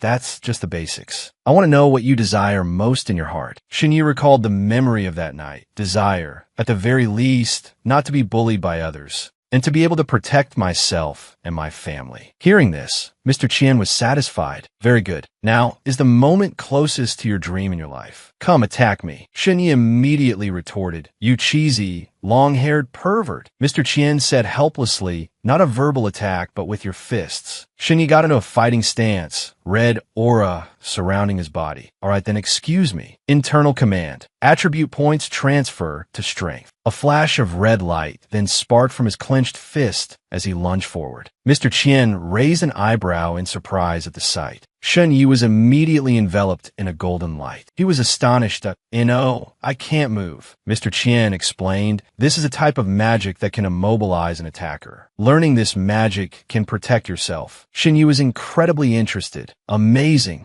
Mr. Chien, understanding his intention, spoke first that, you want to learn it? Without hesitation, Shun Yi replied, yes. Mr. Chien suddenly pulled out a gun, revealing mysteriously, watch closely. There's more. Before Shun Ye's incredulous eyes, Mr. Chien put the gun to his own head and released the safety. Then Mr. Chien fired a shot. The sparks from the bullet discharge, combined with the recoil from the gun, caused his hand to jerk. Stunned, Shun Yi could only stand frozen as Mr. Chien explained. This is another magic from the corporation's internal archives. This magic can counter any attack from all kinds of hidden weapons. Old Chien glanced at the bullet, stopped by the surrounding blue light. Even gunfire posed no problem. Shun Yi suddenly spoke. Martial arts in this world, however strong and invincible, can be overcome with speed. Ruo Shan stroked his chin. That's quite a statement. Where did you learn that? He hesitantly looked at his normally moving arm. I thought of it myself. Hearing this, Old Qian laughed heartily. You truly are a talent. I now formally invite you to join our Hidden Dragon Project. Shen Yi, puzzled, repeated, Hidden Dragon Project. Old Qian, still cheerful, replied, that's right. It's our corporation's Rising Star training program. Ruo Shan painted a rosy picture. We'll recommend you to the 3 best high schools in the world. Of course, before that, you'll have to undergo a rigorous entrance examination. Not the regular high school entrance exam, but a separate one set by these 3 high schools. Old Qian continued, it's an exam ordinary people can't even access because it's been monopolized by the descendants of aristocratic families for a long time. Shen Yi asked, aristocratic families? Images of gold, silver, jewels, and rare weapons flashed through Ruo Shan's narration. Aristocratic families. Some of them still hold ancient knowledge, divine artifacts, bloodlines, and alliances passed down by ancient deities. These long-standing aristocratic lineages possess more inherited martial arts than our corporation. They also control most of the land, population, and resources. These lofty aristocratic families are separated from the common people by an insurmountable chasm. Shun Yi was surprised at S.O. Could Shun Ye's grandfather be from an aristocratic family? Ruo Shan presented the enticing offer. The Hidden Dragon Project aims to find civilian geniuses like you. We'll help you get into the most prestigious academies. Even if you fail the exam, we'll directly admit you to a key high school. The more Shen Yi listened, the more appealing it sounded. And if you successfully get into any of those 3 high schools, the corporation will be responsible for helping you acquire resources in every aspect. Based on your strengths, we'll help you choose a future career. Once you reach your peak, you'll return to the corporation and contribute. And, of course, the compensation will be extremely generous. Think about it, student Shun. Shen Yi seemed to have a realization. Oh, that's how it is. I understand. This is a world where strength reigns supreme. He didn't hesitate and happily accepted the offer. Memories of a family of 3 surfaced in Shun Ye's mind, that we were originally descendants of an aristocratic family, but for some reason, my father was kicked out by my grandfather. Because of our ordinary circumstances, when we encounter unusual events, the police won't risk getting involved. He remembered the pill placed in a velvet box, and why parents had to ask for favors everywhere for a single tonic pill, but this tonic pill is nothing to my grandfather's aristocratic family. Today, I injured someone, but I don't have to face the consequences because my power is strong enough that I don't have to follow the rules of each class. Ruo Shan took out some documents that if there's no problem, please sign and register your fingerprint on this file. Shen Yi took it, pondering that, no wonder. In culture class, all the teachers emphasize that humanity must rely on the strong for civilization to continue. Old Qian said slowly, you can also consider it for a while. In fact, other organizations will probably come looking for you soon. Shen Yi replied, you refused their offers, and you were the first to come to me, even helping me out of jam. I'm willing to join you. Old Qian brightened considerably. Good, you're a straightforward young man. I knew I had my eye on the right person. Since you're still a minor, I'll have to find a guardian to sign. Shen Yi responded, my parents should be at home. Ruo Shan opened the door to leave. All right, I have to hurry, in case other organizations beat me to it. Old Qian excitedly promised, I'll come back to you after it's signed. A moment later, Ruo Shan had vanished without a trace, leaving only the fluttering wind. Shen Yi gaped in astonishment. In the blink of an eye, he was gone. He really is powerful. Just then, the principal approached curiously. Little Shun, how did it go? How did it go? Shen Yi answered honestly, I signed. Manager Qian is now going to find my parents to discuss the signing. The principal jumped for joy. That's great. This time, our school will definitely shake the whole city. Suddenly, the phone in Shun Ye's pocket rang. Shen Yi didn't know who was calling. It was an unknown number. Who is this? He wondered aloud. He answered, hello. The moment he heard the information from the caller, his eyes darkened. Student Shun, this is Fei Xian. I've just uncovered some things here. I hope you can come to the police station. On a sunny day at the police station, Fei Xian turned slightly and said, sit over here, Student Shun. Behind him, Shen Yi politely replied, yes, Officer Luo. Fei Xian's voice deepened. Come and take a look at this. Shen Yi felt a sense of unease and bewilderment. He couldn't explain it, but ever since he entered the police station, he had an indescribable feeling. Meanwhile, Fei Xian held up a tablet in front of Shunyi and said seriously, this photo was taken accidentally. Because of the recent rumors about the hospital, someone sent this photo to us. It was taken the day you had the incident at the building opposite the hospital. There's a suspicious man in the photo. Do you know him? Shunyi took the tablet, zoomed in on the picture, thought for a moment, and replied, I don't know him. I've never seen this person before. After hearing this, Fei Xian continued in a low voice. According to the forensic experts, they believe this person seems to be trying to activate something. He stared at Shunyi, lowering his voice to inquire, Shunyi, were you carrying anything that day that you don't normally carry?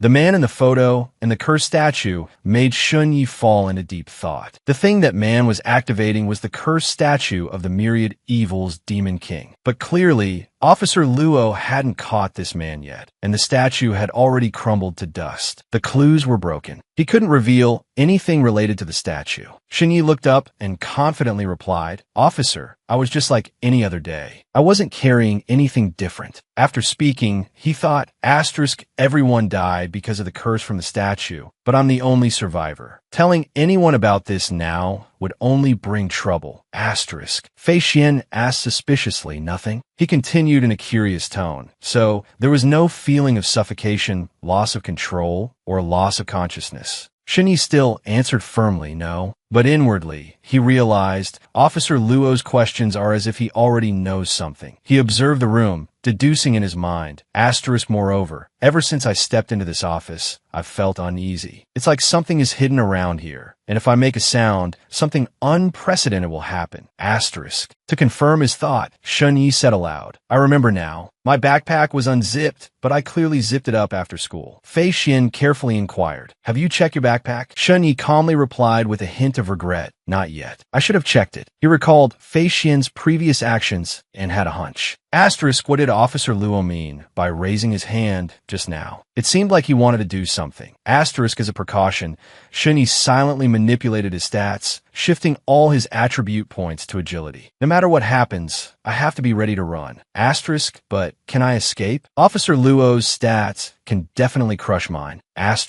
Under the table, Shunyi's legs tensed, gathering a powerful surge of energy, ready to act at any moment. He strained, holding himself back, telling himself, I can't worry about it anymore. I'm ready to open the hatch under my feet at any time. That way, if anything happens, I can kick it open and drop in. In the silent room, the ringing of a nearby phone startled both Shunyi and Fei Xian. Shunyi's heart pounded. Damn, I almost opened the hatch, but this is my chance to slip away. He forced a smile and said, Officer, you have call. I should probably excuse myself. Fei Xian brought the phone to his EAR and no need, just stay put. He answered, hello, this is Officer Fei Xian. A panicked voice came from the phone. Fei Xian, you're about to die. Suddenly, a swirling red light targeted Fei Xian, leaving both of them bewildered. Shunyi's mind raced. What's going on? An assassin? But he immediately dismissed the thought.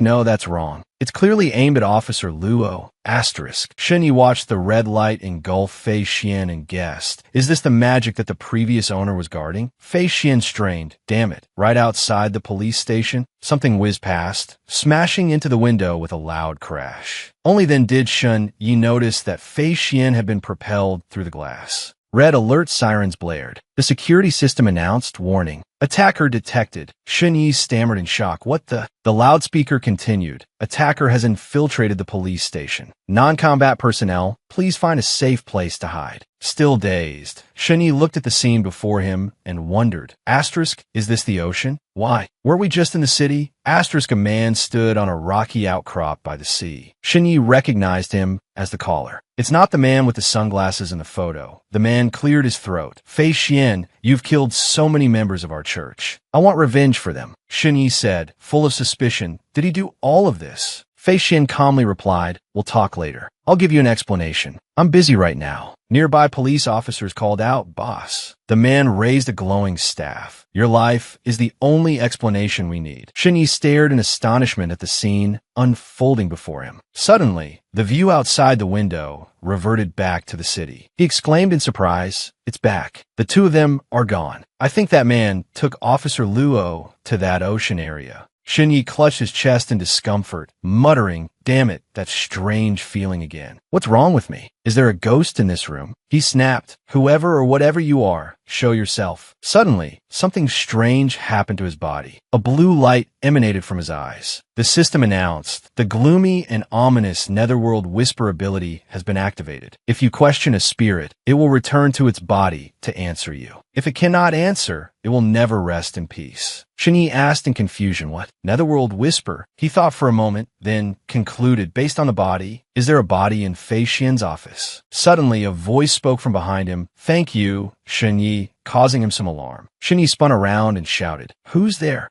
A trembling voice came from inside the closet. I never thought I'd be able to return to my body. Thanks to my undecayed body, I can answer your question. Shinyi wondered, that voice is coming from the closet? Is the body in there? A thought crossed his mind. That voice sounds so familiar. The familiarity made him pause. Wait a minute, could it be? With a trembling hand, he opened the closet door. Inside, a person was still shaking, clearly the hunter, yet killed by the prey, and even disguised as me. How tragic. Shinyi stared inside, trembling. Fei Xian had been brutally murdered. He stammered, Officer Luo, is that you? Fei Xian opened his eyes and looked at Shinyi. It's me. Despite his trembling, Shinyi asked what happened. Fei Xian struggled to answer. The man in the picture with his sunglasses, he killed me. The hat on his head fell off, revealing a large wound. He continued, he's an assassin, and I'm a special forces soldier with half the strength and half the agility. I need powerful equipment to be effective, while he just needs to catch me off guard. But at the crucial moment, my weapon malfunctioned. After I died, he disguised himself as me and lured you to the police station. The fallen hat lay there. Shinyi asked, what was his purpose? Fei Xian replied, I don't know, but he's definitely searching for some kind of answer. Shinyi thought to himself, indeed. Shinyi reasoned, throughout history, the cursed statue of the myriad evils demon king has never failed. He must want to know why he's the only survivor. Luckily, a lunatic attacked the police station, disrupting the assassin's plan. After a moment, he asked Fei Xian, by the way, Officer Luo,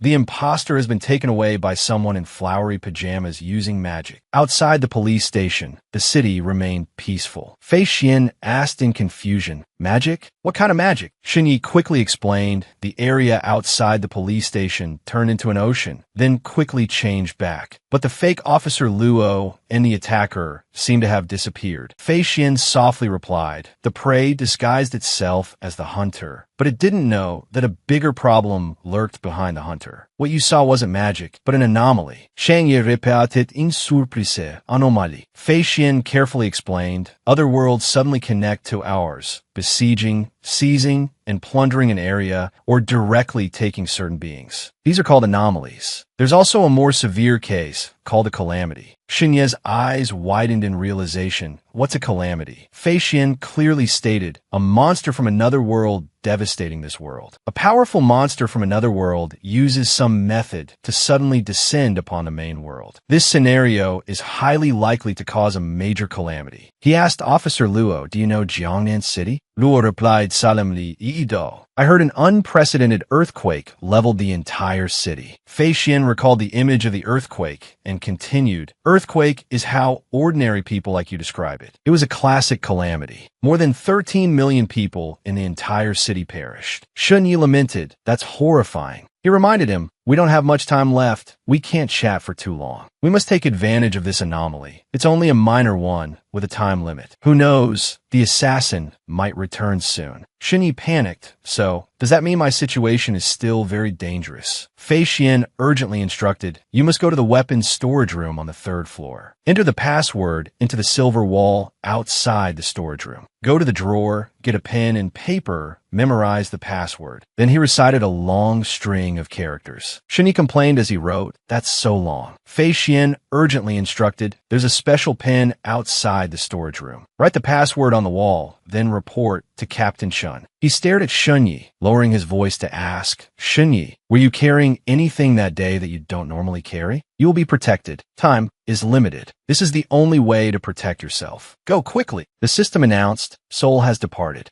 Shinyi looked regretfully at the truly deceased Fei Xian. He thought to himself, No wonder the other officers didn't want to get involved in my case. Even police officers could die unjustly because of this. In this world, if you're not strong enough, you'll be bullied. He picked up the hat from the floor and asked himself, should I expose the killer's identity? But he immediately dismissed the thought. No, it's pointless. Shunyi gently placed the hat back on Fei Xian's head. He thought, maybe the police department even has the killer's accomplices. Besides, with his abilities, he could easily take my life in an instant. His mind was still debating. All I can do is follow Officer Luo's dying words and go to the third floor to seek protection. He slowly closed the closet door and told himself, with my current abilities, I don't even have the right to avenge Officer Luo. Shunyi hit his head against the closet in frustration. Suddenly, his sense of reason reminded him, but this grudge, I will definitely avenge. Shunyi clutched the paper with the password in his hand and told himself, Officer Luo, I will help you rest in peace. Suddenly, a knock came from outside the door. Knock, knock, knock. A voice called out, Student Shunyi, are you there? There's been an anomaly. Everyone must go downstairs to assemble and undergo an inspection. The door suddenly opened. Officer Wong was at the front. He looked around and said, Shunyi, come out. There's been an attack. Everyone must immediately undergo an inspection by the central AI. Stepping fully inside, Officer Wong ordered, you guys go downstairs first. I'll speak with Shunyi on behalf of Officer Luo. The officer behind him immediately replied, yes, Captain Wong. When only Officer Wong remained in the room, he slowly walked around, saying, I know you're a little scared, but only when Officer Luo was taken away by the spell were you safe. Besides, we're all police officers. We can definitely take good care of you. As he passed a closet, Officer Wong paused, his eyes fixated on it. He frowned, his face darkening as he silently calculated in his mind. In the dark room, Officer Wong's deep voice continued to resonate. The body has been touched. It was you, wasn't it, Shunyi? He strode forward, searching every corner of the room with the utmost speed. After finishing his search, Officer Wong leaned against the table, muttering to himself, I've searched the entire room. Nothing. Did he run away? At this moment, he suddenly remembered the words the assassin had spoken earlier. The assassin's taunts echoed in his mind. Killed so many people, yet so arrogant in front of a 15-year-old brat. Having failed multiple times, the more Officer Wong thought about it, the more he told himself, how embarrassing. I won't be as useless as them. Seeing no suspicious signs, he stepped outside and spoke in his radio. Attention all units. I suspect Shunyi is involved in this incident. Issue a warrant for his arrest immediately. Apprehend him on sight. The other end quickly replied, understood, Captain Wong. Officer Wong's voice still echoed outside. At the same time, the room's door slowly closed. The central AI system had completed the environmental assessment. Everyone, please assemble in the square outside the main hall to prepare for inspection. Over. As soon as everyone had left, another door suddenly appeared on the blank wall next to the closet. Shunyi slowly opened the door, peeking outside cautiously. Are they gone? As expected, the assassin still has other accomplices. Without hesitation, he immediately smashed the window and escaped through it. Although I could hide in the nightmare world until it's safe, doing so would mean losing the chance to punish these assassins. Following the pipes, Shunyi slowly climbed upwards, thinking to himself, I must get to the third floor and report everything. Once he had determined his destination, he immediately leaped through a window and entered.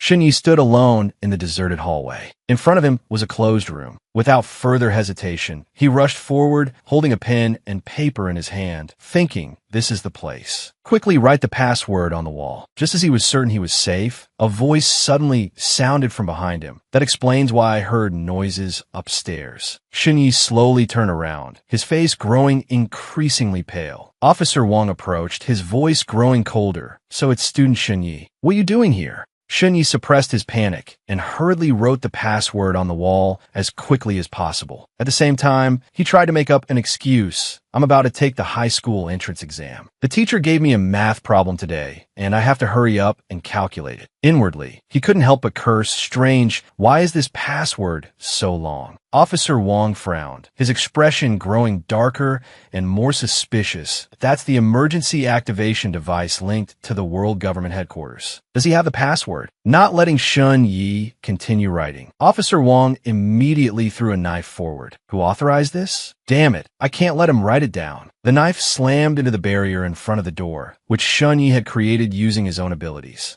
Refusing to give up, Officer Wong charged forward, yelling, "What is this? Your innate ability." Shenyi hurriedly wrote the password on the door while glancing back. The blade flew forward, slamming into the door, shattering a large section. Shenyi shuddered, thinking, asterisk this power. It's a good thing this door changes with its surroundings. If it were a normal door, my head would have rolled by now. Asterisk. Officer Wong lunged forward, kicking the obstructing door. The door flew backward, straight toward Shun Yi Dai, he shouted. But Shun Yi was prepared. As he wrote, he muttered an incantation, disperse. The door slowly vanished on command. Officer Wong continued his charge, preparing to attack again, to kill him. Seeing his opponent about to reach him, Shun Yi recited the incantation again, door. A door appeared abruptly behind him, giving Officer Wong no time to react. He slammed his head into it. Blood flowed down his face. He stumbled back a few steps, his body trembling from the pain. Clutching his head, he cursed, "Damn it, a summoned door can actually slam shut like that." A smile finally appeared on Shun Ye's face. He looked at the password on the door, rejoicing inwardly. Finally finished, a system voice rang out, password verified. "I am Colin, the strongest of the world government. Now, commencing emergency needs assessment and situation handling. Scanning the entire police station. Luo Feixuan's body discovered. Successfully verified the false identity of Captain Wang Xuemu of the Serious Crimes Unit. Dispatching the nearest high-level operative." Colin continued, dispatching Qian Russian, regional director of the corporation. "Considering the severity of the current situation, the decision is to execute immediately." Shen Yi exclaimed in surprise. "Manager Qian?" Colin continued. After a 30-second countdown, the perpetrator impersonating Wang Xuemu will be executed on the spot. Countdown begins. 29, 28. Officer Wang staggered to his feet, his eyes dark as he looked at Shun Yi. "Calling for reinforcements? Want to kill me? Dream on. 30 seconds is enough for me to finish you off and escape safely." Without waiting another second, Shun Yi immediately summoned a door again to escape. But Officer Wang grabbed his wrist. His other hand formed a fist. "Brat, you think I'll let you run?" As the countdown continued, Officer Wang's fist drew closer. "It's over." At the 25-second mark, a golden light appeared behind them. No one was visible, only a voice died. At the last second, the person who appeared behind them was Qian Russian. With a single blow, Officer Wang's body was obliterated, leaving only the hand still gripping Shun Ye's wrist. Qian Russian chuckled, his voice low. "The martial arts of the world, speed alone cannot break them." Colin's voice chimed in mockingly, "Idiot. Did you think I would actually count down for 30 seconds? Qian Russian stood proudly, asking, "Wasn't I cool?" Shun Yi immediately replied, "Cool. Super cool. Thank you, Manager Qian, for saving me." The two then entered the office. Inside, Qian Russian asked with a serious face, "I can handle everything else for you, but you have to be honest about the password." Shun Yi replied, "Truthfully, Officer Luo gave me the password earlier. He said he was being hunted, and if anything happened to me, I should use it immediately." Qian Russian immediately understood. It seems he already knew the Silent Church, and the assassin from earlier had their eyes on him. Shun Yi asked in surprise, "The Silent Church?" Qian Russian nodded, that they're the organization behind the previous anomaly. They're a bunch of lunatics with mental problems. Officer Luo probably made enemies with them while handling that case. Shun Yi lowered his head, a look of regret on his face. "It's a shame Officer Luo died." Qian Russian, like him, remained silent for a moment. Then he said, "It truly is a shame. I didn't know him long, but I sensed a strong sense of justice in him. I fear it was his passion that led to his demise." After speaking, Qian Russian looked directly at Shun Yi. "That you're lucky. You were meant to be eliminated by the assassin impersonating Officer Luo, but a twist of fate allowed you to survive. Colin has investigated the identity of the assassin hunting you. He's a hitman from the Assassin's League, but they only handle online assignments. They don't know who hired them." Shun Yi speculated, if they're assassins capable of killing Officer Luo, their abilities and fees must be very high, meaning the client is definitely wealthy. Qian Russian praised him. "Smart. But the question is, why would such a person go to such lengths to kill an ordinary middle school student like you? We're still investigating that." Shun Yi continued to ask, "What is Colin that appeared after I used the password? Why didn't Officer Luo call on it to deal with the assassin?" Qian Russian replied, "Colin is the world government's central AI system. It arranged my support mission this time. It doesn't usually handle cases like this, unless you have the code to provide it. Then it will intervene. As for why Officer Luo didn't call on it,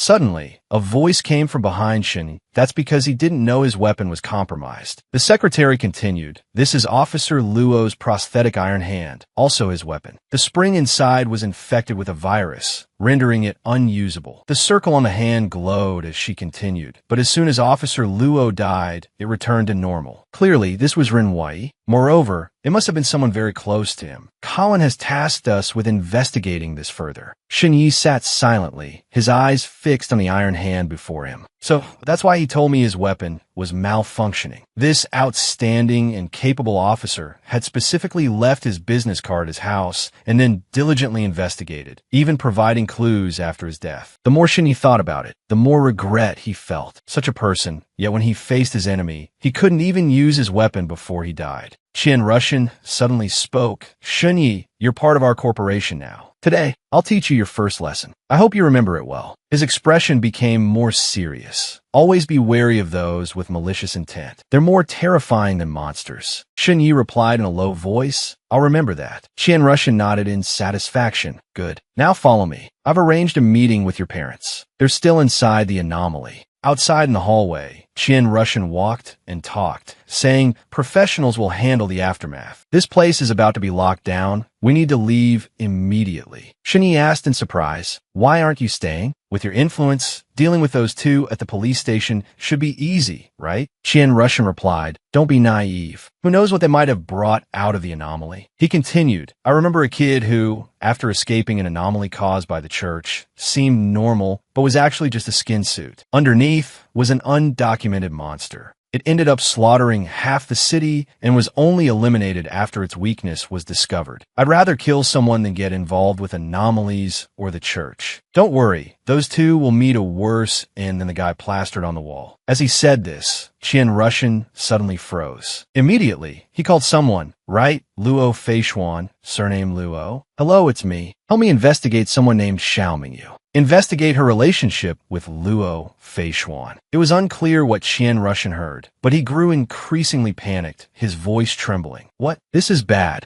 Shin Yi overheard and wondered, "Xiao Mingyu, who is that? She seems to have some connection to Officer Luo." A voice came from inside. "Manager Qian, since things have come to this, there's something my son, Shin Yi, needs to know so he can make a decision. After that, we can review the contract details." Qian Russian replied, "Of course. I'll go out for a smoke. Call me back in later." Looking at her son sitting opposite her, Mother Shin began, "Xiao Yi, your father, and I won't hide it from you anymore. You are actually a descendant of a prestigious family. Your father was originally from a branch of the great Sanpu Shin clan." Shin Yi exclaimed in surprise, "The Sanpu Shin clan?" He thought to himself, as expected, Shin Ye's background isn't ordinary. I think I've read about them in history books. The Sanpu Shun clan is one of the families possessing divine inheritance and artifacts. Mother Shun continued, "Back then, your father was a naturally gifted genius. Unfortunately, while cultivating the clan's techniques, he suffered chi deviation and lost all his power. Disheartened and losing all hope, he came to this city and met me. Later, your grandfather arranged a marriage for him, but for my sake, your father refused. This angered your grandfather, leading to your father being disowned by the clan. Afterward, we had you and lived a peaceful, contented life." Shun Yi said helplessly, "Are you guys showing off your love story to me?" Father Shun remained silent for a moment, then said, "Xiao Yi, the reason we're telling you this is because the talent you've displayed now far surpasses ordinary people. If we return to your grandfather now, he will surely accept you. Then, you can become a descendant of the prestigious clan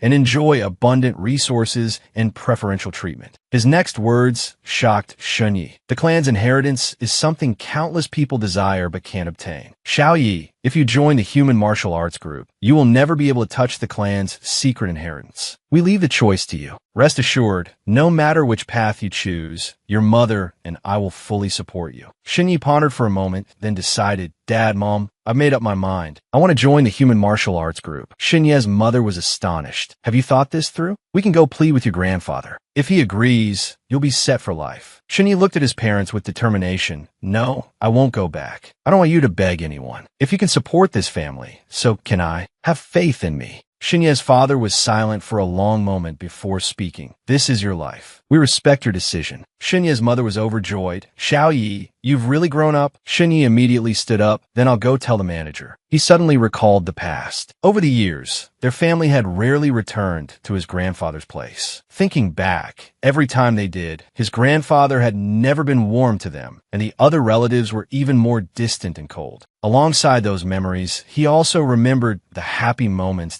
in my memories, the only joy was playing with the other kids when I was little. Having been too accustomed to hardship and loneliness in his past life, he was only now experiencing genuine family affection. Qian Russian looked at the contract in his hand and said, "Successfully signed. Welcome, Shunyi, officially to the Human Martial Arts Group." Shunyi had his own reasons that a cold-blooded and unfeeling family like the Shun clan, I don't need them. Qian Russian asked. In a few days, Shunyi has to participate in the entrance exam for the 3 prestigious schools, so I want to let him temporarily live in the group's facilities. What do you two think? Shunyi's mother smiled. That's great. Those are the 3 best high schools in the world. Xiaoyi, don't feel too pressured. Just perform as usual. Shunyi happily replied. Director Qian, I'll follow you from now on. Outside the hospital corridor, Yi Bing was furiously typing on her phone. Yi Bing read each line on her phone. Malicious bullying, ruining a classmate's future. The top student, driven to twisted revenge by failing one subject, harms his classmates. The police are involved and will surely respond. She smiled smugly. Great, the video I posted is working. The miserable state of Tong Ming's group has attracted a lot of followers and comments. It wasn't a waste running to the hospital to take pictures of Tong Ming's pig head. Soon, Shun Yi will be dealt with, and his reputation will be ruined. The thought filled Yi Bing with joy as she continued posting, maintaining her image as the pure and innocent ice goddess. The more she thought about it, the more pleased she became. Shun Yi, don't blame me. This is your fate. From now on, you won't be able to go to high school, learn techniques, have weapons or armor, get elixirs or evolution potions, or even inherit anything. You'll be just like Tong Ming and his group, a good-for-nothing. And I will be at a level you can never reach. Just then, Yi Bing received a message. She read each line. Your post has been deemed fabricated and blocked. The police have issued a related statement. If you continue, the platform and the Human Martial Arts Group will pursue legal action. The more Yi Bing read, the more panicked she became. She shouted, deemed fabricated? Impossible. There's evidence showing the boy acted in self-defense. No, I don't believe it. Why isn't it being released? And what does this have to do with the Human Martial Arts Group? What about the school? What does the school say? The next piece of news from school truly infuriated Yi Bing. Congratulations to Shunya from our school's 9th grade, who has signed with the Human Martial Arts Group. 5 key high schools in the province have sent him direct admission offers. She was so disappointed she couldn't stand, leaning against the wall. Impossible. It was almost a done deal. How could he sign with the Human Martial Arts Group? What gives him a right? Meanwhile, the oblivious Tong Ming lay in his hospital bed, calling out, Bing Bing, are you still there?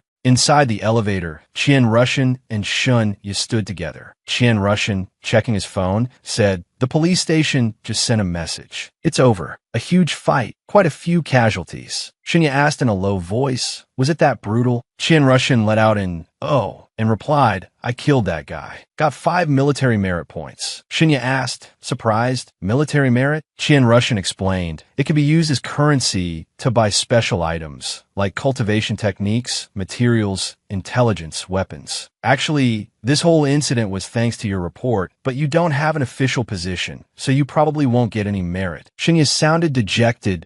That's disappointing. Just then, Shinya also received a message. I also have a reward? I wonder what it is. He looked at it, reading each line. In this battle, you made a significant contribution regarding the minor. The government will provide a reasonable reward. The item has been delivered. Please claim it at the lobby of the Human Martial Arts Group building in the next few days. World United Government Military Merit and Rank Management Department. Floor 105, Qian Russian announced. Middle school is just for building a foundation. You only learn real occupational skills in high school. So, I'm guessing it's a pretty good cultivation technique. Shinya replied, I do lack offensive skills. I've been assassinated several times now. If it weren't for my luck, I'd probably be... Qian Russian said, I know. It's best if you don't go out for a while. I'll start investigating this immediately. Outside the elevator, the secretary reported, Mr. Qian, the rumors have been completely taken care of. Shinya was surprised. Rumors? Qian Russian said with satisfaction, good. Shinya, from now on, You're a member of the group. This month's funds have been transferred to your account. Manage it wisely. You can move around freely. Treat this place like your home. I have some matters to attend to, so I won't be with you for now. If you need anything, just call me. The manager said with a smile. Mr. Shun, please follow me. I'll take you to your room. Shinya replied, okay, thank you, Mr. Chien. Inside the room, Su Mulin's image appeared on the screen. Shinya, it's me, Su Mulin. First of all, congratulations on joining the Human Martial Arts group. You're very talented. You're younger than me, so I'll call you little brother, okay? Shinya sat on the bed, listening attentively. I have to thank you for your continued support and love. I hope you study hard and strive to improve your strength, becoming an incredibly powerful figure. This world is so vast, it's worth us striving together. Keep it up. All right, I also prepared VIP tickets to my concert for you. See you there. Looking at the person on the screen, Shinya was momentarily in disbelief. Su Mulin, the very actress he used to adore. He looked around the room, amazed. Everything in this room, from the flowers to the paintings, the books, the food and drinks, his preferred exercise equipment, even the actress, everything was tailored to his tastes. Shinya stepped outside, gazing at the surrounding scenery. For a newcomer, the corporation went to such lengths. This must be the fame and fortune that power brings. The afternoon sun slanted down as he stood on the high floor, looking down at the city below. 105 floors. Who wouldn't want to stay among the clouds? Who wouldn't want to ride the wind straight to the blue sky to see that magnificent scenery? His expression gradually became more determined. At midnight tonight, I have to go to the nightmare world. I need to get that highly rated love prisoner. I must become stronger. The entrance exam is the day after tomorrow. I can't afford to be eliminated. The clock on the wall struck 12. Shinya opened the door and entered a room. He stared blankly at the pile of bones on the ground and asked, what happened here? He was about to step inside when he suddenly remembered he couldn't just barge in recklessly. Otherwise, it would affect the dictionary's evaluation. A trembling voice cried out, "Oh, Shinya, is that you? Shinya, quick, save me. I'm dying." Shinya, outside the door, asked in surprise, "Big Skull, how did you end up like this?" I don't know how to heal you," Fai Lon urged. "Do you still have that tonic from last time? Quickly, give me a few more pills." Shinya replied, "I'm sorry, I don't have any of that." Fai Lon said helplessly, "It's over. I never thought I'd die here. How ridiculous." Fai Lon thought helplessly, "This guy's a decent partner. After all, I should try pleading with him one more time." Shinya closed the door and reassured him, hold on a little longer. I'll immediately think of a way to save you. Wait for me." He urgently replied, "Hurry." Fai Lon waited like that for 2 hours. He lay there lamenting, "I'm definitely dead." Finally, the door opened. Shinya opened the door, sweating profusely, and said, "Big Skull, I'm back." "Oh no, the door isn't big enough. I can't get in." Fai Lon felt relieved. "Finally, what are you doing, Shinya?" Shinya cleared his throat. "That T.O. save you. I spent all my savings. I bought a huge fish tank filled with calcium gluconate solution and liquid calcium with magnesium and zinc. This cost me everything I had. As long as you can soak in it, you'll be able to recover. Do you have any way to get in?" Fai Lon clicked his tongue. "Tisuke, what way could I possibly have?" The room began to shake, and dust and stones started to fall. Shinya asked in surprise, "What's happening?" Fai Lan's voice was helpless. "Damn it, they're about to break in here." Shinya asked who. He replied, "Humans and elves." As the debris continued to fall, Fai Lon explained, "Actually, this is a secret passage. Outside is our undead army's battlefield. The humans and elves are attacking us." Fai Lon handed Shinya a ring and said, "The battle isn't over yet, but I'm extremely weak right now. TSK, take this. This is a spatial ring. Quickly put it on. I have to get out of here." Shinya put on the ring, which began to suck in Fai Lon as he muttered something unintelligible. The ring completely absorbed the enormous Fai Lon. The room exploded inside. Shanya ye lit infidite hua. Disperse. The door slammed shut immediately. He complained that was close. If I'd been hit by that shockwave, it would have been disastrous. Shinya looked at the ring on his hand and called out, "Hey, are you in the ring?" Fai Lan's voice echoed from within. "Indeed. Living things can't survive in this space, but luckily, I'm not a living thing. I'm undead." Shinya thought to himself, I knew he'd have some kind of treasure. He didn't want to take it out at first. What a cunning name. Fai Lon continued, "Raise your hand towards the fish tank, then absorb it. I'll jump inside. That way I can soak in some kind of solution." Before he finished speaking, the fish tank was absorbed, making his words rather confusing. Shinya clicked his tongue. You really aren't an ordinary skeleton. He continued, I've been suspicious of your identity ever since we were in the elf village. After all, who gets captured by 3 of their own kind to assassinate the enemy leader? However, I don't like prying into other people's business, and I certainly won't interfere with yours. But since I've saved you, you have to repay me. Phylon asked, how do you want me to repay you?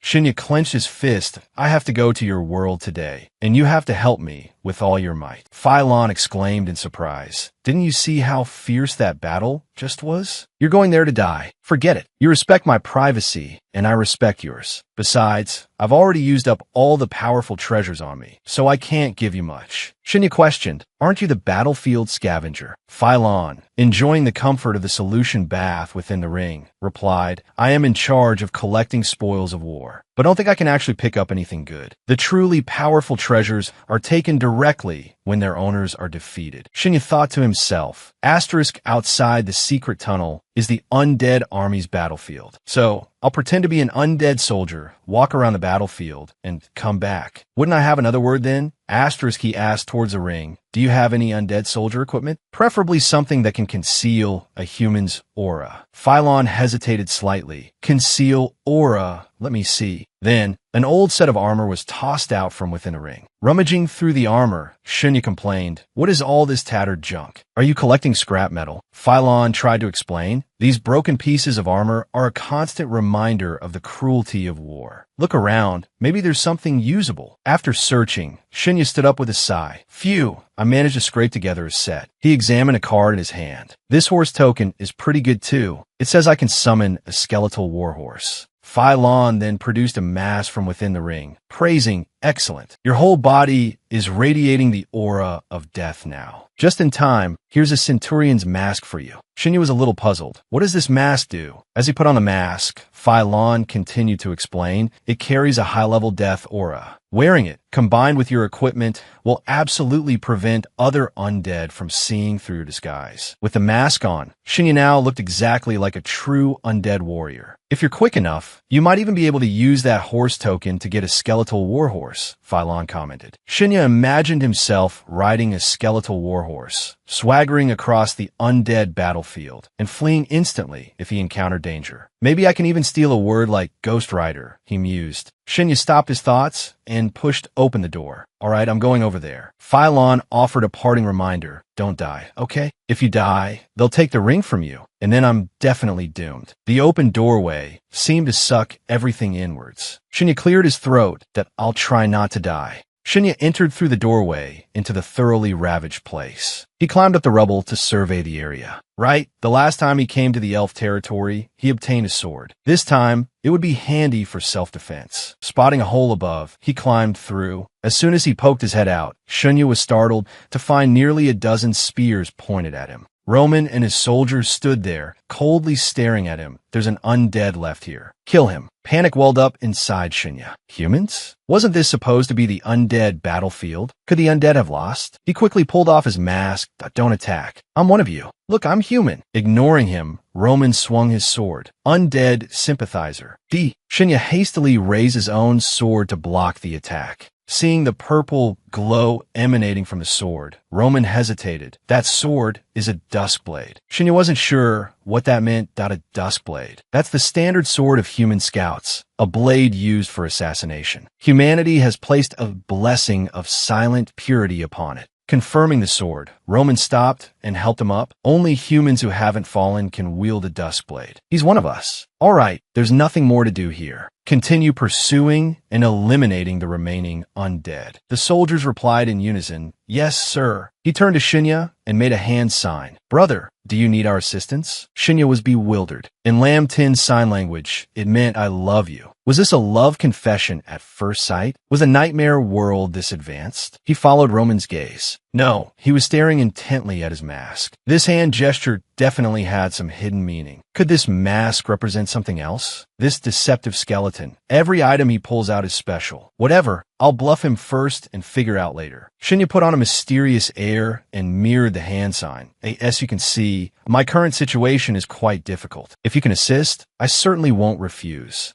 Roman didn't react much to this. Understood. I'll give you a soldier's tactical pouch. Shinya rejoiced inwardly. The bluff worked. He took the pouch. Thank you. Tell me your name. I'll repay you later. Roman replied indifferently. Roman. Suddenly, a group of horsemen charged towards them. Make way for the Baron. Quasin stopped his horse in front of the Roman. You've lingered here too long. Are you intentionally delaying the battle? Roman quickly replied, it's not like that. I encountered a scout outside the ruins of the secret passage. Quasin raised an eyebrow. Secret passage? Scout? Surround this scout. I suspect he's an undead spy. Roman intervened. Wait, he has a dust blade. That's... Quasin interrupted, unconcerned. Shut up. Of course, I know someone who can wield a dust blade hasn't sold their soul, but I want to know what his mission is. Shinya looked up darkly, scrutinizing him. Who are you? What right do you have to question my mission? He laughed arrogantly.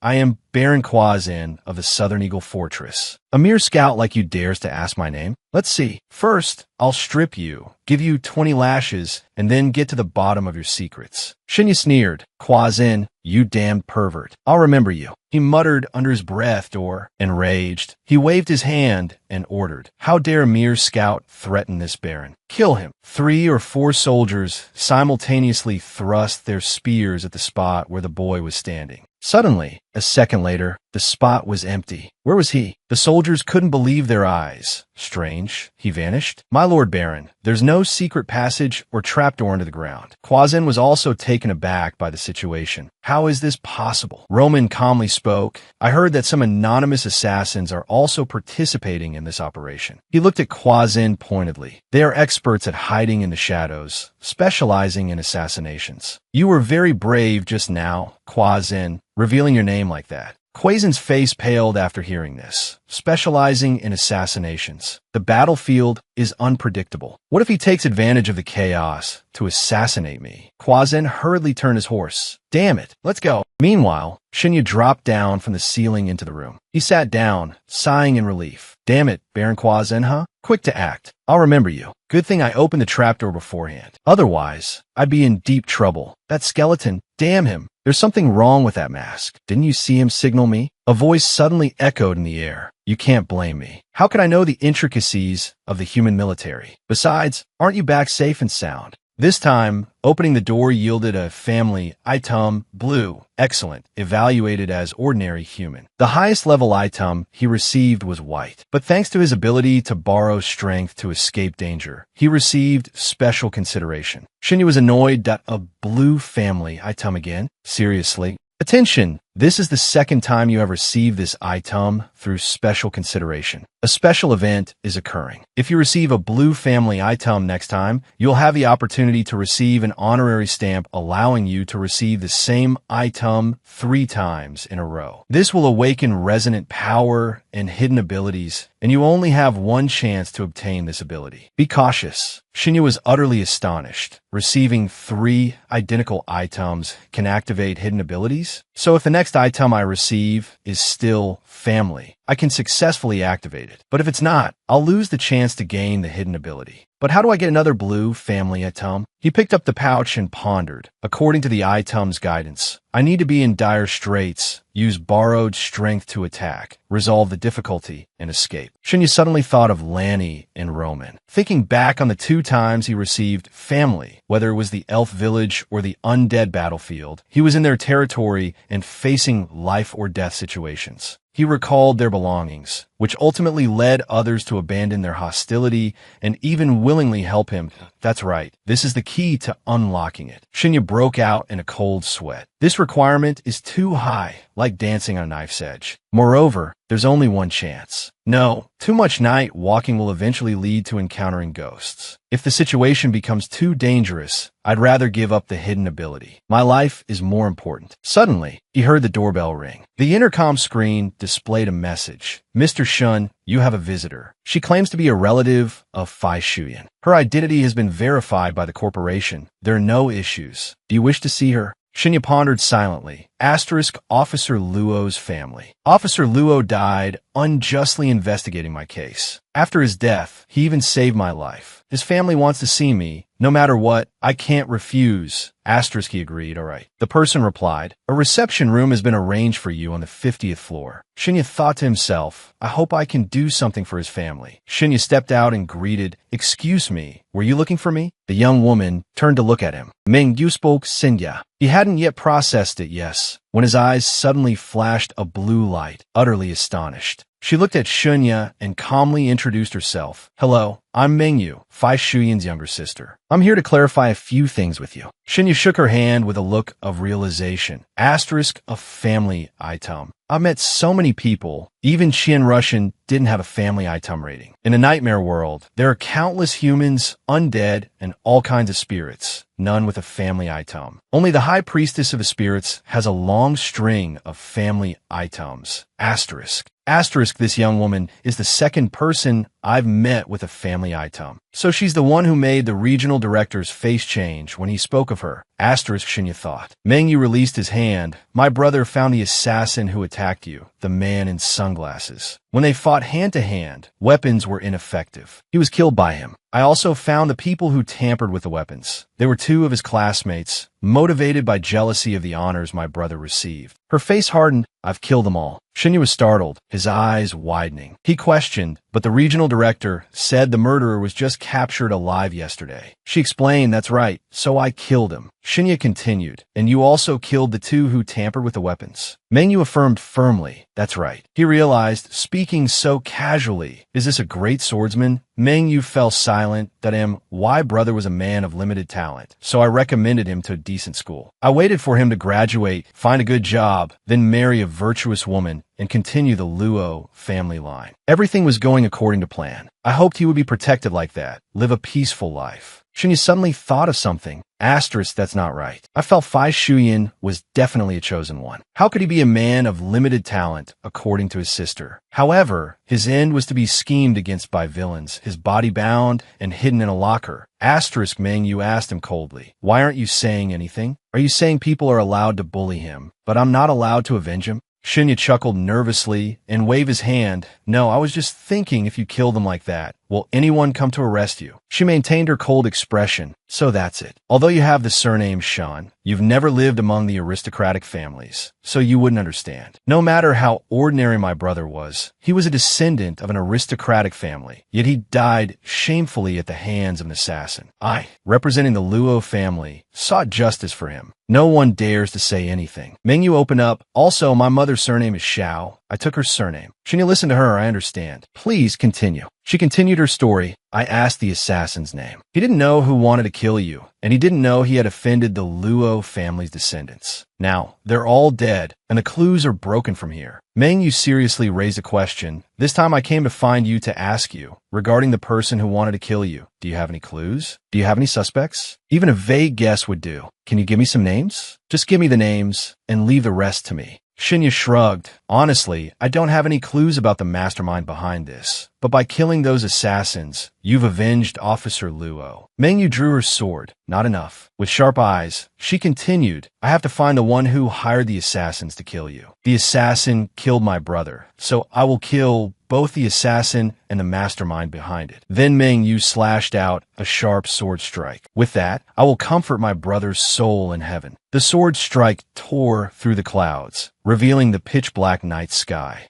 She created a strong gust of wind that startled Shinya. He was frightened. This is what she just slashed? I didn't even see her draw her sword. Mengyu stroked her hair with one hand and held her sword in the other. Shinya, please think carefully. Are there any special events or other details that you've overlooked? You are a descendant of the Shun family. Have you ever made any enemies with any young masters? Please don't give up investigating because of their power or influence. You can seek my help anytime. Shinya closed his eyes and replied, Our family's relationship with the three branches of the Shun family isn't very good. We hardly interact. Occasionally, when I go back, I only play with kids my age. I haven't offended anyone. He suddenly remembered, right? Come to think of it, the first time I was attacked, there seemed to be a faint scream of fear in the hospital. I wonder if there were any witnesses. Meng Yu's expression turned serious. Investigate immediately. I'll await your news. She turned to leave. This is how you can contact me. Thank you, Shunya. I'll take my leave now. Farewell. He bid her farewell, not forgetting to remind her, be careful on your way. Rushan suddenly appeared from behind Shinya. That sword strike was terrifying. When she arrived, I deliberately asked her if she had taken action against you. I was afraid she would take her anger out on you because of Fai Shuyan's death, but it seems the outcome is still very good. Lao Qian folded his arms and continued, she is the most outstanding descendant of this generation of the Luo family. Among the lineages of the great families, she can also be called an exceptional talent. Shinya wondered, is she still in school, or has she started working? Rushan replied, she'll be taking the high school entrance exam this year, the same year as you. He was surprised, huh?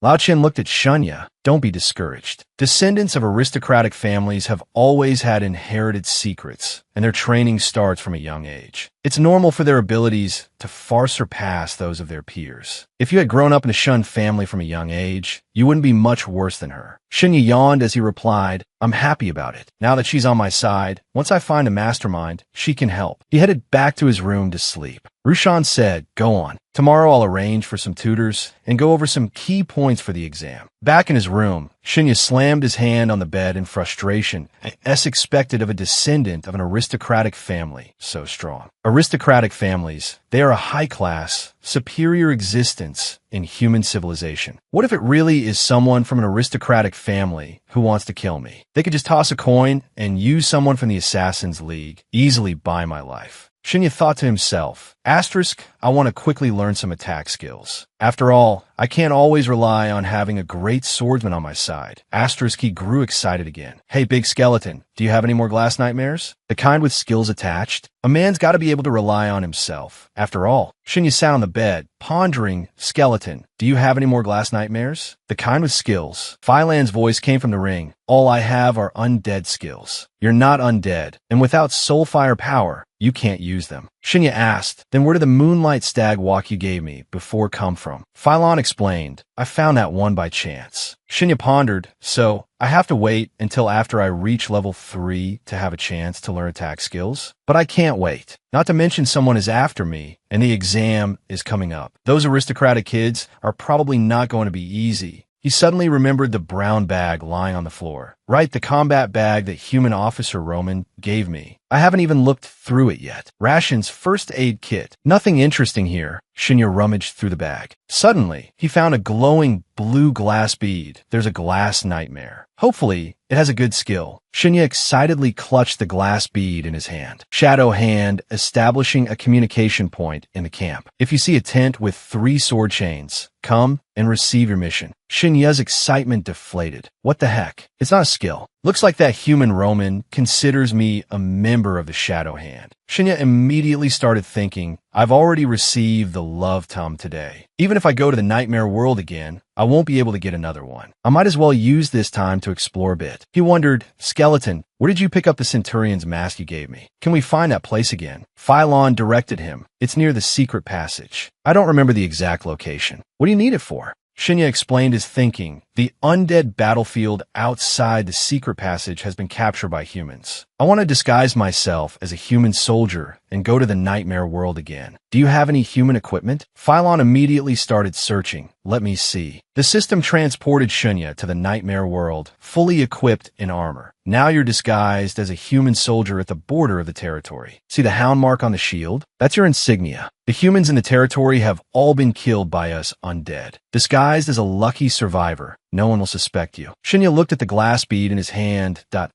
Oh, what is this glass bead? Phylan replied, it's a distress letter from Lord Rai. Consider a token. You'll need it when you go out later. Shinya slung the shield on his back and lifted his hand to open the door, wondering this is rare. Why are you suddenly so concerned about my affairs? Phylan responded, because you saved me last night. I have to repay the favor. Shinya seemed unconvinced. Honestly, so I don't dry out your calcium solution, right? Phylan politely said, I need to help you gain a certain status in the Nightmare World. Only then will you be able to purchase some high-level materials to treat my injuries. Shinya pushed open the heavy door and stepped inside. That's more like it. In the Nightmare World, under the moonlight, skeletal remains were scattered everywhere. A a soldier supporting a wounded comrade, called out, "There's someone injured here." In the distance, another soldier, hearing the call, shouted, "Quick, over there." They took turns supporting the wounded soldier as they returned. "Hang in there, brother. Stay conscious. Headquarters isn't far. You'll get treatment soon." Hidden near a boulder, Shinya thought, there are still some soldiers cleaning up the battlefield. I can't act rashly. If I run into that group from before and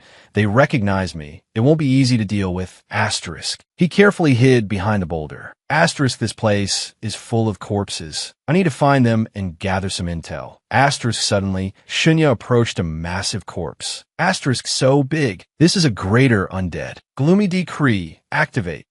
He spoke. "Hey buddy, wake up. I have a question for you. Do you know anything about this mask?" He held the mask close to the undead. The undead looked at it and replied, "I don't know." Hearing the answer, Shinya immediately ran off. "All right, you rest." He ran around, asking the scattered corpses on the ground, "Brother, have you ever seen this mask?" A corpse replied, "Never." Shinya asked another, "Ever seen this mask?" Another corpse replied, "Never." He continued to ask another corpse, "Ever seen this mask?" They replied, "No." Shinya knelt down by a corpse. "Sir, have you ever seen this mask?" That corpse also replied, "No." Receiving only meaningless answers, he leaned against a boulder in frustration. Shinya sighed wearily. Damn it, searching like this is like looking for a needle in a haystack. Suddenly, he glanced to his side. Shinya immediately recognized it. A werewolf. Perfect. A werewolf's nose must be very sensitive. Maybe it can help me find it.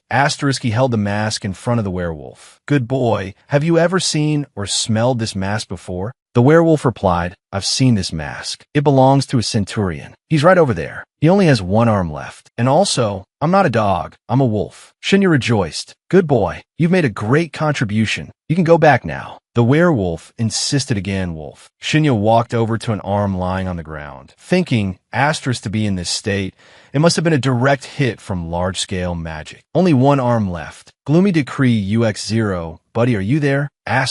The arm trembled and began to move, making a distinctive hand gesture. Shinya was thrilled. This is the symbolic hand gesture of the shadow hand. Looks like I found the right person. This is the owner of the mask. Buddy, can you tell me anything? The arm trembled and pointed decisively in a direction. Pointing, Shinya followed the direction the arm indicated. He spotted a single shoe left on the ground. The arm pointed in that direction. Next to a boulder was a tattered shoe. Shinya picked it up and immediately wrinkled his nose, covering it with his hand in disgust at the stench. This boot stinks. He suddenly realized something. Wait a minute, there seems to be something inside. Shinya tipped the shoe upside down, pouring out a few things. Disgusting. He held a round, blue glowing piece in his hand. System notification. You have discovered multiple special items, unlocking the plan auxiliary ability.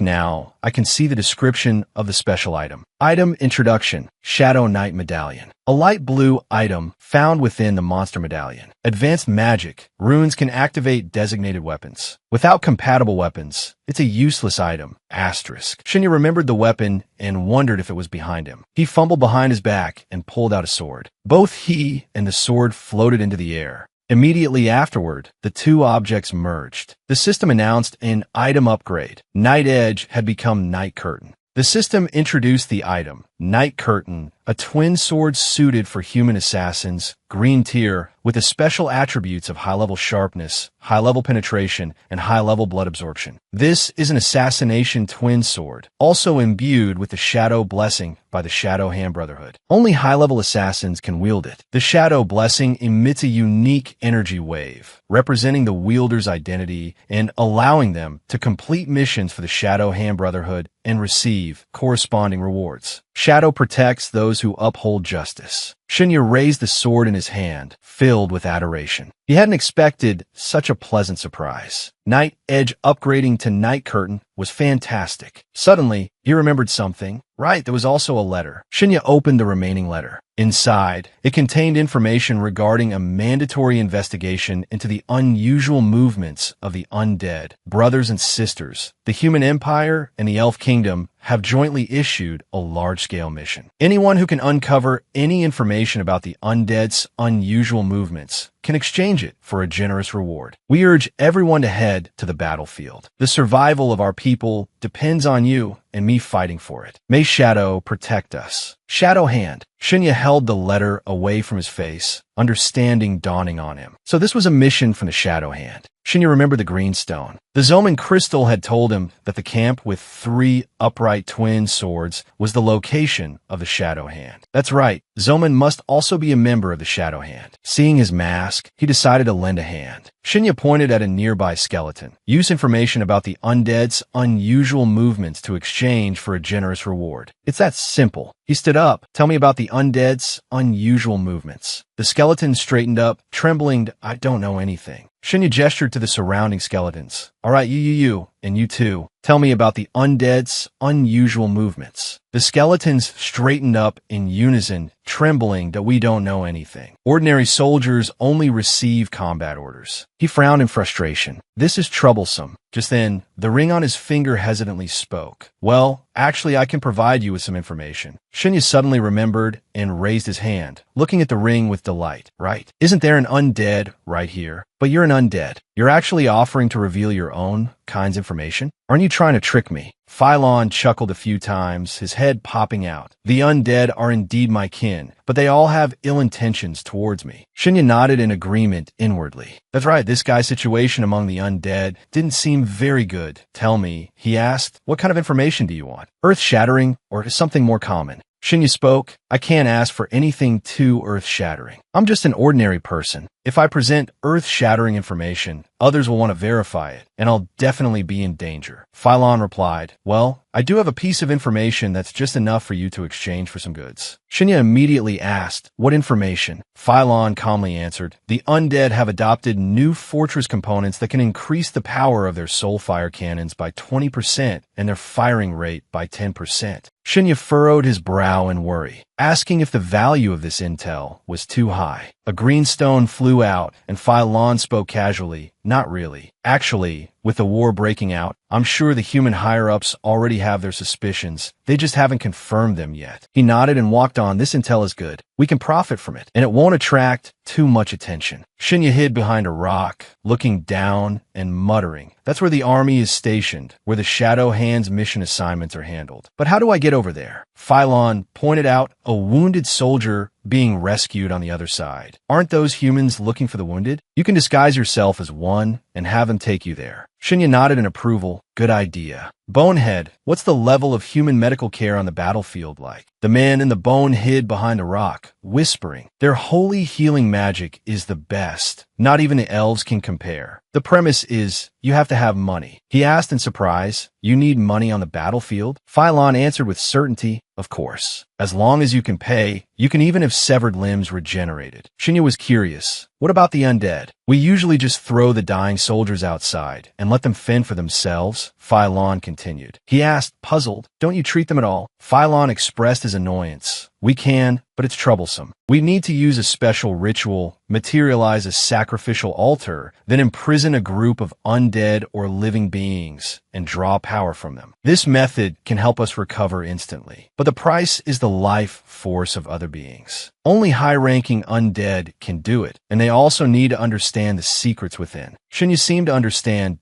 So, the human's quality-price ratio is still higher. Too bad I don't have any money. He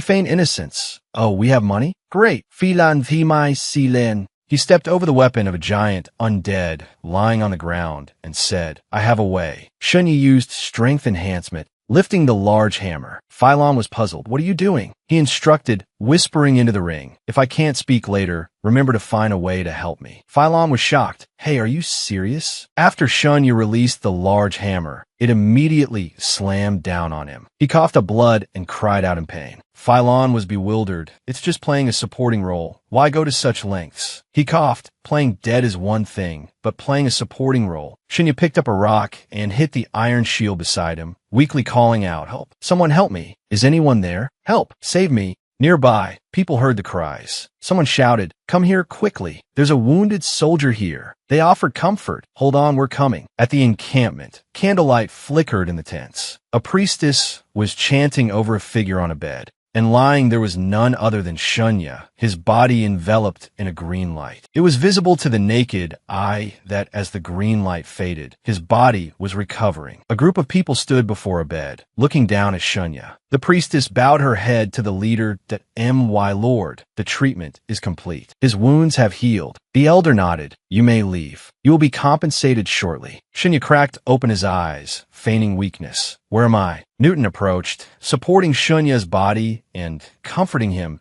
My son, you are safe. You are in the human encampment. Shunya asked hesitantly, who are you? He replied, I am Prince Newton, my son. The shield you carry bears the Hound Legion's insignia. Tell me, are you one of Lord Hind's men? Shunya's whole body trembled as he presented a green stone, his eyes welling up with tears. I finally found you. Hind has been invaded by the undead. Please, send reinforcements quickly. This is the letter my lord entrusted me to deliver. The elder at the side took the stone and chanted a strange incantation. A voice emanated from within the stone. Great lords of the empire, I am Lord Hind. To whomever leads troops to rescue our Hind territory, I will handsomely reward 300 gold coins, along with a favorable land contract. Please come and save us. The elder nodded in explanation. That is Laren's voice. The crystal is also authentic. Newton looked at him kindly. My son, you truly are one of Hind's men. However, there is something I must tell you. Hind has been completely destroyed. The undead have seized the territory. I fear you are the only survivor.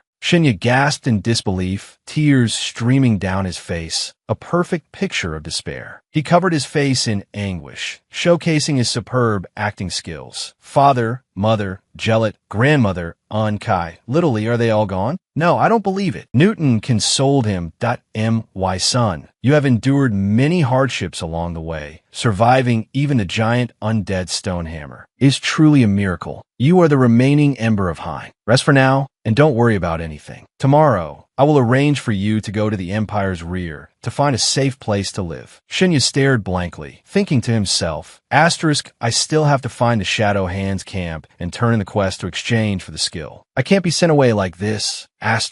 He spoke with a determined voice. Thank you, my lord. But please, allow me to remain on the battlefield. Newton asked, puzzled why. Shunya's eyes burned with hatred as he replied, I want to avenge everyone. I will not spare those undead. I want to fight them, drive them out, leave no one alive. The people behind him watched in silence, likely feeling pity for him. Newton smiled faintly, praising him so young, yet so brave. Lord Hind must have seen something special in you to entrust you with the important task of delivering the letter. Shunya spoke seriously. I run very fast. In all of Hind's army, no one is faster than me. He thought to himself, the Atom family specialty is increased agility. At the same time, the system announced, Atom assimilation successful. Green Atom assimilated. Received 3 attribute points. Based on your will, the current attribute points are allocated to agility. 9, 9, 2, 9 plus 7, A moment later, Shunya was in a low starting position, preparing to end at my lord, watch me run. The others stood behind him, watching. Shunya launched himself forward like a gust of wind. He planted his hands on the ground, expertly pivoting and turning back. Once again, Shunya ran back like the wind. He stopped precisely in front of Newton. Shunya, leaning on his knees and panting, expectantly asked, Your Highness, do you think I can stay on the front lines? A chorus of praise erupted. This kid is amazing, someone exclaimed. Your Highness, let him stay? Let him take revenge with us. Another suggested, let him come with us. I'll take good care of him. Someone else marveled. Your speed is astonishing. The queen suddenly approached and took his hand. Child, where did you get this bracelet? Newton looked over, equally surprised. It's an elven item, Shunya replied. It was given to me by an elf named Lanny. He thought to himself, I exposed the undead's plot, so the elves owe me a favor. They surely won't cause me any trouble. The queen pointed at the bracelet and chanted an incantation. After a flash of green light, a bewildered Lanny appeared. May I ask who is using elven magic to summon me? The queen spoke. Lanny, I am the archmage of the royal court. Why is your bracelet on a human child? Lanny, spotting Shunya, brightened. You found him. Where? He greeted her. Hello. Lanny, he continued, that illusion magic was amazing, wasn't it? She smiled. It really is you. When are you coming to visit our village again? The queen looked at them sternly. Lanny, Answer my question. Lanny explained, some time ago, an undead spy infiltrated our village. He exposed the undead's plot, forcing the High Priestess to accept a favor from him. Actually, the High Priestess has been looking for him. Having received her answer, the Queen released his hand, that I understand. I will contact you later. The image of Lanny vanished. The Queen placed a hand on his shoulder. Prince Newton, this young man is capable and agile. He has faced danger many times and survived, and he even has connections with our elven kin. I propose he be sent to the imperial capital for training. Newton readily agreed, nodding enthusiastically. Yes, yes, yes. It's rare for a human to be held in such high regard by the elves. It's settled then. Someone, get this young man identification papers and arrange accommodations for him to rest for a few days. Scribe, record this and inform the Imperial Military Academy. He stepped forward and patted Shunya's shoulder, asking softly, what is your name, son? Shunya started to answer, but his thoughts raced. I don't know the naming customs of the Hind people. To avoid revealing anything, I'll have to pretend to have amnesia. Suddenly, he collapsed to the ground, clutching his head and crying out in pain, My head. It hurts. An elder, after a brief examination, declared, it seems he was struck by the stone mallet of the undead giant. He has suffered a concussion, resulting in amnesia. Newton responded, so that's it. Thank you for playing along, old man. Shunya thought to himself. Newton offered comfort that it's all right. Just rest and recover. He smiled that we will meet again, boy who cheated death. System announcement. You have received a certain amount of fame. You have a certain probability of receiving the self-created keyword, boy who cheated death. Shunya stood there dazed, processing the system's latest notification. He hugged his knees, troubled. The boy who cheated death. What kind of ridiculous keyword is that? I don't even have a lightning bolt scar on my forehead. Is there any way to get rid of this almost formed title? The crowd looked at Shunya with kindness. While he listened to the system drone on, an unformed keyword needs to be constantly reinforced. It needs to be continuously praised in this world to fully form. If you want to reject this keyword, there are two ways. The first is to become a hermit. As time passes and you are forgotten, the unformed keyword will disappear along with it. The second is to do things that completely contradict the meaning of the keyword. Of course, people will no longer look at you the same way, and the keyword will change accordingly. Shunya waved to everyone, deciding in his heart, all right, after everything here is over, I'll just disappear for a while. A soldier on the other side waved back cheerfully, goodbye, boy who cheated death. Shunya added silently, please don't call me that. He asked in a low voice, Skeleton, what's the background of Prince Newton? Why did my fame increase so much after just a few words with him? Phylon explained, Prince Newton is the eldest son of the royal family, also the future heir to the throne. In other words, he's the prince. Shunya asked, puzzled, why would someone of his stature come here? Philan Gondin. The undead offensive was repelled by him, leading the combined forces of humans and elves. Why do you think he's here? Shunya seemed to understand, exclaiming, so that's it, how impressive. At this moment, an elder in the crowd suddenly spoke. That boy just now was quite interesting. The queen tilted her head and asked, did you notice something? The elder exclaimed, he carries a high-level token of the shadow hand. Clicking his tongue involuntarily reach this level at such a young age. He's truly extraordinary. The queen seemed to realize something. You mean that broken sword? Newton agreed. That's right, I saw it too. It's Nightfall, an item only high-ranking assassins possess. I didn't expect to discover such a talented individual while taking a stroll. It's truly a stroke of luck. In my name, grant him a Medal of Valor. The soldier beside him immediately replied, yes, your highness. Inside a tent, Shunya entered, thinking to himself, found it. He spoke up, hello. Shunya thought, this is the intelligence exchange point of the Brotherhood established at the military camp, the Shadow Hand's tent. A man stood before him, straightening a bearskin rug, but remained completely silent. Shunya coughed, blushing as he held up 2 fingers in the sign, may the shadows forever protect us both. The man finally turned around and asked, brother, what news do you have? If one looked closely, they could see that the man's face was also slightly flushed with embarrassment. Shunya tossed a green stone over, I got this from a soulfire cannon at the undead battlefield during this operation. Their artillery is much stronger than before. The man accepted it, nodding and exclaiming, "Excellent, this is indeed very valuable. What do you want to exchange it for?" Shinya asked, "What do you have?" The man shyly replied, "I have a lot of things here. I guarantee you'll be amazed." He placed a knife on the table and introduced, "This is a camouflaged tactical dagger, coated with a special poison, just a lick will feign death. Especially suitable for assassins on the battlefield. Newly produced poison, with a shelf life of 2 years. If you can't sleep at night, you can also lick a little. It'll definitely put you right to sleep, guaranteeing you'll be refreshed the next day." He accepted it, pulled out the dagger, examined it, and then asked, "Is there anything else?" The man opened his mouth. "Not enough for you to cope with the situation on the battlefield? Then take a look at this." He took out a whistle, put it to his mouth, and blew. Outside, a majestic horse suddenly appeared, skidding to a halt. Suddenly, the horse's eyes rolled back. Without a word, it collapsed and feigned unconsciousness. Shinya stared, his head full of question marks. The man helpfully explained, "The horse can play dead. Just wink at it, and it'll fall over and pretend to be dead." Shinya turned back with a deadpan expression and asked, "The horse and the dagger are a set?" The man nodded approvingly. "Sharp eyes you have there." Shinya asked resignedly, "Anything else?" The man immediately pulled out another item. "This still hasn't won you over? All right, then use this. Light-penetrating glasses." The man explained, "Fitted with 2 pieces of shadow-infused glass. Anyone who wears these can see through the clothes of others, revealing their valuables and treasures." Shinya tried them on and looked at the 2 men outside, their jaws dropping. One said, "Well practiced." The other replied, "Mine's bigger than yours now." Shinya, sweating, returned the glasses and asked, "Do you have any nightmare crystals? I want to learn some skills." The man said, "Lately, with the war, resources are scarce. All I have left are these 2. Choose one." He presented a red stone, primary bloodletting. This technique causes the opponent to bleed continuously. Weapons like swords and daggers can all use this technique. I'm only providing the basic knowledge of the skill. Then the man presented a blue stone, primary bone wind, a kicking technique that can repel enemies and their weapons. Have you learned either of these techniques before?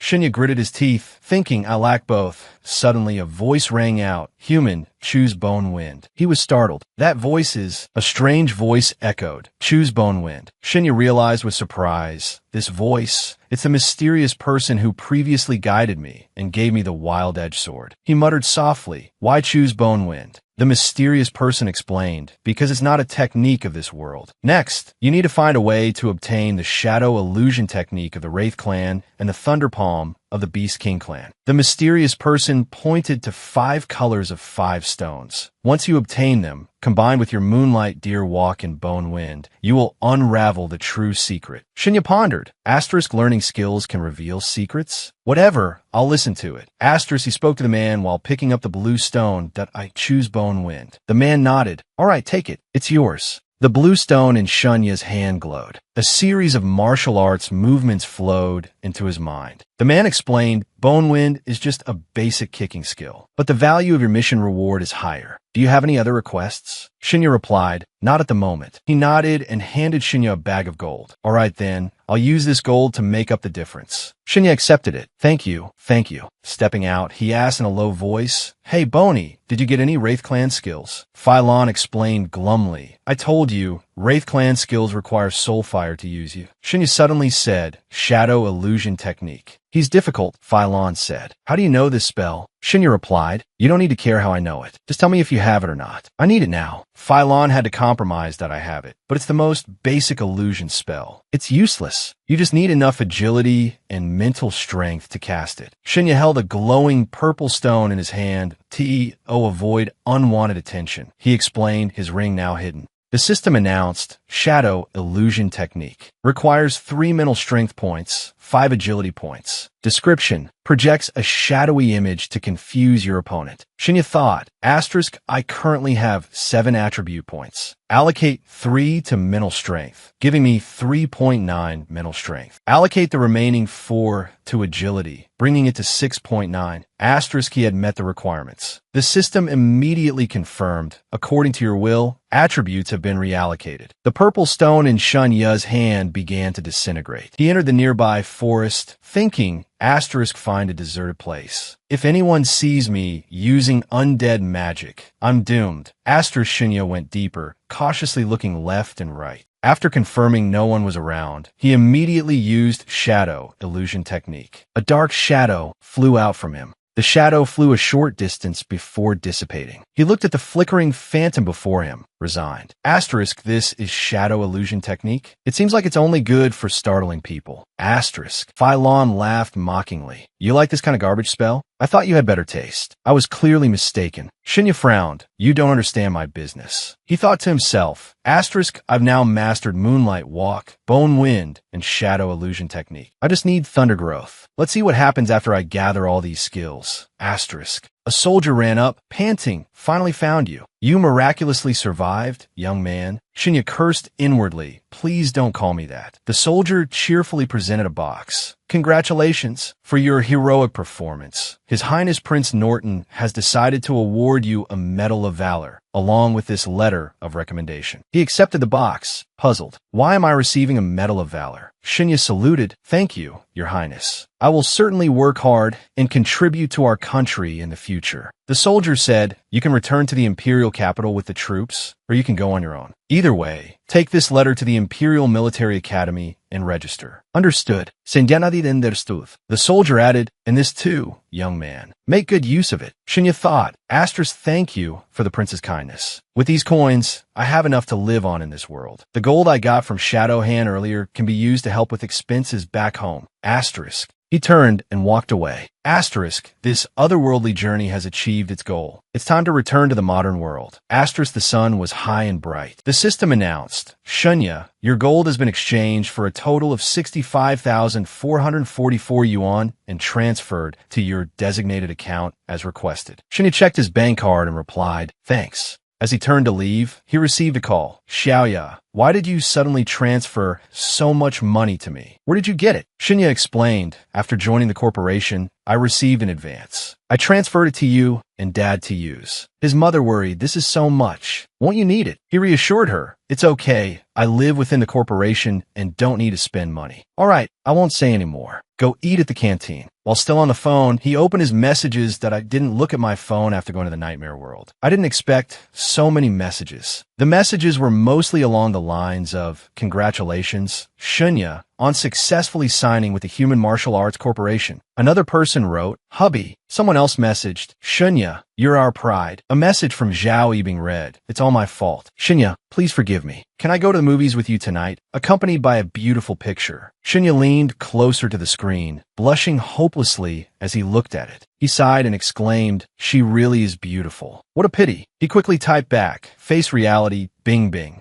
Swan meet you can never have. Suddenly, Shinya received a new message. Brother Ya, congratulations on signing with the Human Martial Arts Corporation. Let's celebrate tonight. All right, I've been meaning to have a meal with Hao Wu. He frowned and thought, but right now, I'm facing assassination attempts from the Assassin League. It's not safe to leave the corporation and go out. But Hao was sincerely congratulating him. Shinya recalled their happy times. Although the original Shanya was dead, the friendship between him and Hao still flowed within this body, that I can feel the pure camaraderie they shared growing up together. This is a feeling I never experienced in my past life. Although the distance between us is growing, if there's a chance, I still want to cherish this friendship. Another message arrived. Brother Ya, take me on a tour of the Human Martial Arts Corporation today. It's my dream place. Just let me see it. He thought, right, the corporation allows outside visitors, and it's very safe inside. I can satisfy Hao Wu's curiosity and celebrate at the same time. Shinya replied, come on over. We can grab a meal together. Hao Wu immediately replied excitedly, okay, I'll be right there. 10 minutes tops. He typed back, I'll wait for you in the lobby. Shinya entered the building and saw a group of people waiting there. He stopped in surprise, a very gloomy aura surrounding them. Shinya frowned, thinking the aura of these people is completely different from ordinary people. Are these the professionals that the previous host mentioned? A large man tilted his head and looked over. Are you the newbie this year? He asked. Shinya could only nod and reply yes. I'm sorry. Should I not have stared at you? The man smiled gently. It's okay. When I was chosen and was still a newbie, I also stood here and looked at the professional inside the corporation, just like you. Shinya smiled and asked, were you yearning for the future? The large man flatly denied. It and O. His face was gruesome as he licked his lips, a T that time. I felt they were very arrogant. I wanted to tear them all apart. Shinya's face immediately filled with fear as he thought. So this is a professional? Relying on great strength, with such a strange personality. Debei noticed someone approaching from behind Shinya. He waved and called out to a woman. Hello, Wen-na, are you on duty today? Want to grab dinner together tonight? The woman, Wen-na, abruptly pointed her gun at Debei's face. Get lost. If you harass me again, I'll skin you alive, just like I skinned that ghost a few days ago. He covered his face and turned away, muttering, fine, if you don't want to eat, then don't. Why so aggressive? Wen-na walked up to Shinya. Shinya, there's a male student named Haowu looking for you. His identity has been verified. Should I let him in? Shinya nodded. He's my classmate. Please let him in. She pulled down the brim of her hat and turned around. All right, stay here. I'll bring him to you right away. Shinya followed, slightly embarrassed. You don't have to bother. I can go get him myself. Wen-na tilted her head, looking quite beautiful in Okandu, little brother. The manager instructed us to protect you since you seem to be in a bit of trouble right now. Shinya blushed and replied, okay. A moment later, Haowu was brought before Shinya. He exclaimed excitedly, this place is magnificent. My eyes can't take it all in. Brother, you've really made it big. Shinya said, if you want to come here in the future, you can come find me anytime. Haowu put his arm around Shinya's shoulder in a friendly and cheerful manner. Brother, this is amazing. Signing with the Human Martial Art Corporation, you have no idea how much of stir it's caused at school. Shinya pressed the elevator button. Let's not talk about that. Come on, I'll take you to the corporation's dining hall. Haowu, still incredibly excited, requested, I'm not hungry yet. I want to see your place. Shinya agreed. All right, let's go. As the elevator doors opened, a noisy group of people were inside. The two stepped in, and Shinya, squeezed in the crowd, stated his destination, floor 105. Haowu exclaimed, wow, straight to the top. Shinya suddenly received a message. A new message from Manhwa. When you were attacked at the hospital, there was indeed a nurse who witnessed everything, but she disappeared. I only found a body with a completely different face, but it's not her. We're still confirming the identity. She sent another message with a video attached. I also found this. Take a look. Shinya's eyes widened in surprise at the images within. Manhwa added, I suspect this body was silenced because of you. Inside the video, Haowu was wandering the hallway as if searching for something. She messaged again. So, I'm investigating everyone around you again. The figure in the video was indeed Haowu. Manhwa sent another message. Yesterday morning, this person was acting very strangely at school, as if searching for something. Just then, the elevator announced floor 80. The noisy group from earlier filed out, leaving only Shinya and Haowu inside. Shinya looked over thoughtfully. It's Haowu. Is he looking for me? What was I doing yesterday morning? Haowu leaned close to the window and exclaimed, so high. Shinya suddenly remembered, right? I was in the nightmare world. So in this surveillance video, Haowu searched the entire lecture hall, but couldn't find me. What was he looking for me for? At that moment, Haowu, feeling Shinya's gaze, turned around quizzically, smiling and asking, what's up, brother? A moment later, the elevator arrived, floor 105. Haowu stepped out excitedly. The 105th floor? I've never been this high in my life. Brother, you live here every day? That's incredible. He ran ahead excitedly. Quick, brother, where's your room? I'm so excited to see what it's like up this high. Shinya, his face grim, followed behind. It's the one at the end of the hall. Haowu pointed at a room. Here it is, this is it. His eyes flashed with a cold glint. He suddenly turned and swung his fist, asking, right? Something flew straight into the forehead of the person behind him. Blood immediately spurted from Shunya's forehead before he could react. His frightened face suddenly dissolved before Haowu's eyes.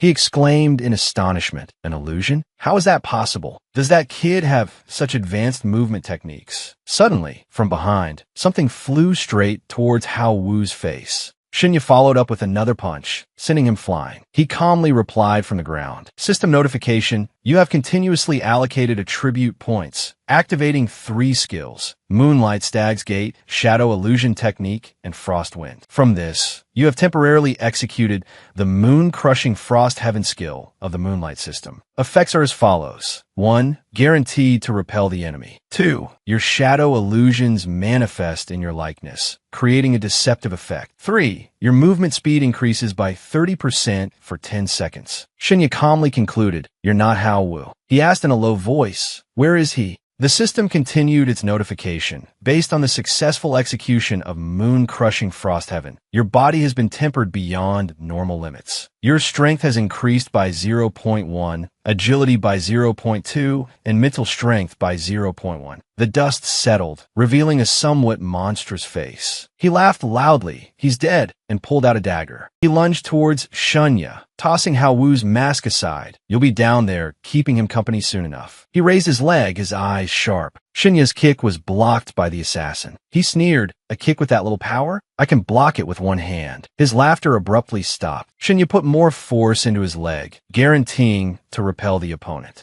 "Activate." The man was suddenly kicked back. What? Shunya seized the opportunity, grabbing a gun and thinking to himself, "This is the secret hidden within the skills. I didn't expect combining low-level skills could create a new, powerful one." The bullets Shunya fired were all dodged. He turned to leave when he received an incoming call. "Xiaoya, why did you suddenly transfer so much money to me? Where did you get it?" The assassin sneered. "Pretty sneaky bastard. Hiding a gun, huh? Too bad your shooting skills are garbage. You didn't hit me." He clicked the trigger a few more times, but the gun was clearly empty. Shunya immediately tossed the gun aside. Just then, an alarm blared. "Warning, warning, gunshots detected on the 105th floor. All practitioners, please investigate immediately." He said calmly, "I didn't do that to hit you." Numerous robots approached. "Warning, warning, gunshots detected on the 105th floor. All practitioners, please investigate immediately." At that moment, 4 bullets flew from behind Shinya, accurately hitting the assassin's limbs. Wen Na, holstering her gun, cursed, "Damn it, he tricked me." He turned around in surprise. "Wen Na? That was fast," she said irritably. "I checked his body. I didn't expect him to be using a pen as a weapon." Wen Na immediately stepped forward, pinning the assassin against the wall and demanding, "Tell me, what's your purpose? Who sent you? Why did you want to kill Shinya? If you don't talk, I'll make you wish you were dead." The assassin sneered, "Don't expect to get anything out of me." She watched the assassin, eyes wide and mouth agape against the wall, and continued to curse. "Damn it, he had poison hidden under his molar. He killed himself. Damn it, I should have knocked him unconscious first." Wen Na muttered angrily, "I've never heard of anyone who could master the art of human puppetry to this extent. He even fooled the security system. He fooled me too. Damn it, I let him die. This is a disaster. We'll have to wait for the autopsy to see if they find any clues." Several people entered. "What happened?" Shinya stood to the side, not daring to look, thinking to himself, "I have to be careful not to provoke Wen Na when she's angry." At the morgue, Wen Na respectfully reported, "Sir, the technical department has completed the autopsy. This man was a master of the art of assassination. There's nothing on him to identify him, and no matching information was found in the database." Wen Na berated herself. "My subordinates are incompetent." Chief Qian comforted her. "It's not your fault. His human puppetry skills were so advanced that even the group's security system couldn't detect his true identity. Let's go. This body is of no value anymore." Shinya noticed something. "You go ahead. I'll stay a while longer." Before leaving, Chief Qian didn't forget to instruct him. "All right. Afterwards, you can come see me on the top floor." He thought, this kid can sense death. Could he have sensed something? Shunya, meanwhile, used his spiritual power, invoking dark necromancy. He said to the corpse, "All right, get up and answer my questions." Infused with spiritual power, the corpse gradually sat up and replied, "It's no use." He laughed maniacally and continued, "Able to contend against the souls of the dead, I won't tell you anything." Phylon, finding this amusing, said, "I've never seen such a disobedient corpse." Shinya asked, "What will happen if he doesn't talk?" "I don't know, but I'm sure there will be something good to see." Shinya looked in surprise at the assassin's meticulously stitched body. He stammered, "This is..." Before he could finish his sentence, countless hands grabbed the body. Then, the entire body exploded in a sea of flames, burning down to a black skeleton. But in a split second, The body regenerated its flesh and gradually restored its original appearance. He screamed in despair, "What is this?" Then he was consumed by fire again. Phylon chuckled. "I remember now. Souls like this will be cursed and tortured repeatedly. The burning of this flame will last for hundreds of years, but this is just the prelude. Next, all 3,600 punishments will be carried out, each lasting 100 million years, after which other punishments will be substituted until the sinner's soul speaks. If it doesn't speak, it will summon a more powerful evil spirit for this kind of stubborn soul. I believe those evil spirits will be delighted. Each of them is skillful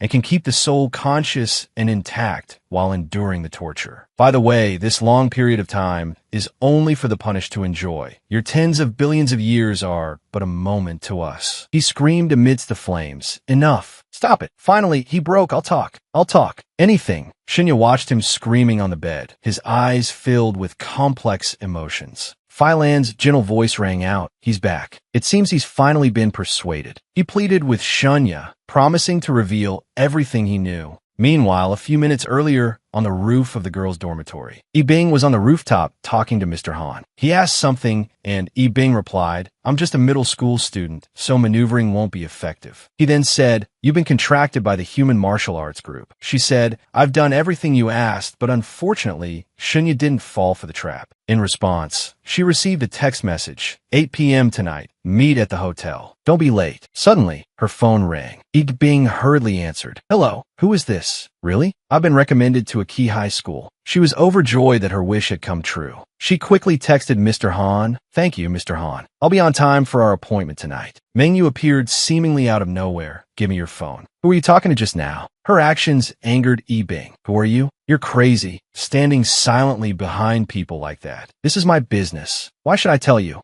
Mengyu didn't say a word. She coldly brandished her sword, blocking Yibing's path. She said, "Yibing, I know the thing you're most proud of isn't your grades, but your looks. Let me say this again. Give me your phone, or perhaps I should cut off your nose first." Although Yibing was furious, she couldn't do anything. "Even if you are, whoever you are, this issue won't be resolved like this. Just wait to be arrested by the police." At this moment, the phone rang again. Mengyuan said, "Hello, Senya. Do you have any new information?" He replied, "I've caught a murderer here, and I'm interrogating him. He's confessed." Mengyu asked, "What did he say?" Yibing, hearing Shinya's name, was terrified. She looked at Mengyu, stammering, "You were sent here by Shinya to take revenge on me?" Shinya continued to interrogate the assassin. He coldly commanded, "Go on." The assassin fearfully replied, "We are assassins from the Assassins Alliance, and not long ago, we received a joint mission. We arranged a scene disguised as a disaster in the hospital, and my partner was responsible for making the move. The purpose of this mission was to kill you, but to make it appear that your death was an accident. Initially, I killed Chen Haowu, impersonated him, and lured you to the hospital. Once that was set in motion, you should have died in the hospital. But not only did you not die, there were even witnesses at the scene. As a result, we not only had to kill you, but also find out why that charm failed and retrieve the props for the charm. At that time, a police officer actually found us, but he was too young, so we took advantage of him and learned that you were connected to him. Therefore, we used a trick to kill him at the police station, impersonating police officers to get information and then kill him. Unfortunately, it all failed, and until today, I personally took action. Officer Lack's body is hidden in a locker at the police station. Mentioning Lakpi Suyin, Sendyafel Saiden. Then he asked, "Where are you hiding Chun Haowu's body?" He replied, "I hid Chun Haowu's body in the school's sewer." Shinya, the body I mentioned earlier was found in your school's sewer. Shinya angrily crushed the phone in his hand, his eyes burning with hatred. He asked again, "Then who is your master?" That night, in the morgue with the assassin, Shinya held the connected phone, calling his soul back, and coldly asked, "Tell me, who hired you?" The assassin said, "Only the person in charge of the mission knows all the information about the mission." He frowned and continued to ask, "Who is the person in charge? Where is he?" "A large, luxurious hotel." He explained, "He's known as the Skinner, a very reputable assassin in the underworld. He cast a spell on me. He went to the Fong Lam Hotel near the western suburbs because the nurse who witnessed it is there. He wants to kill her."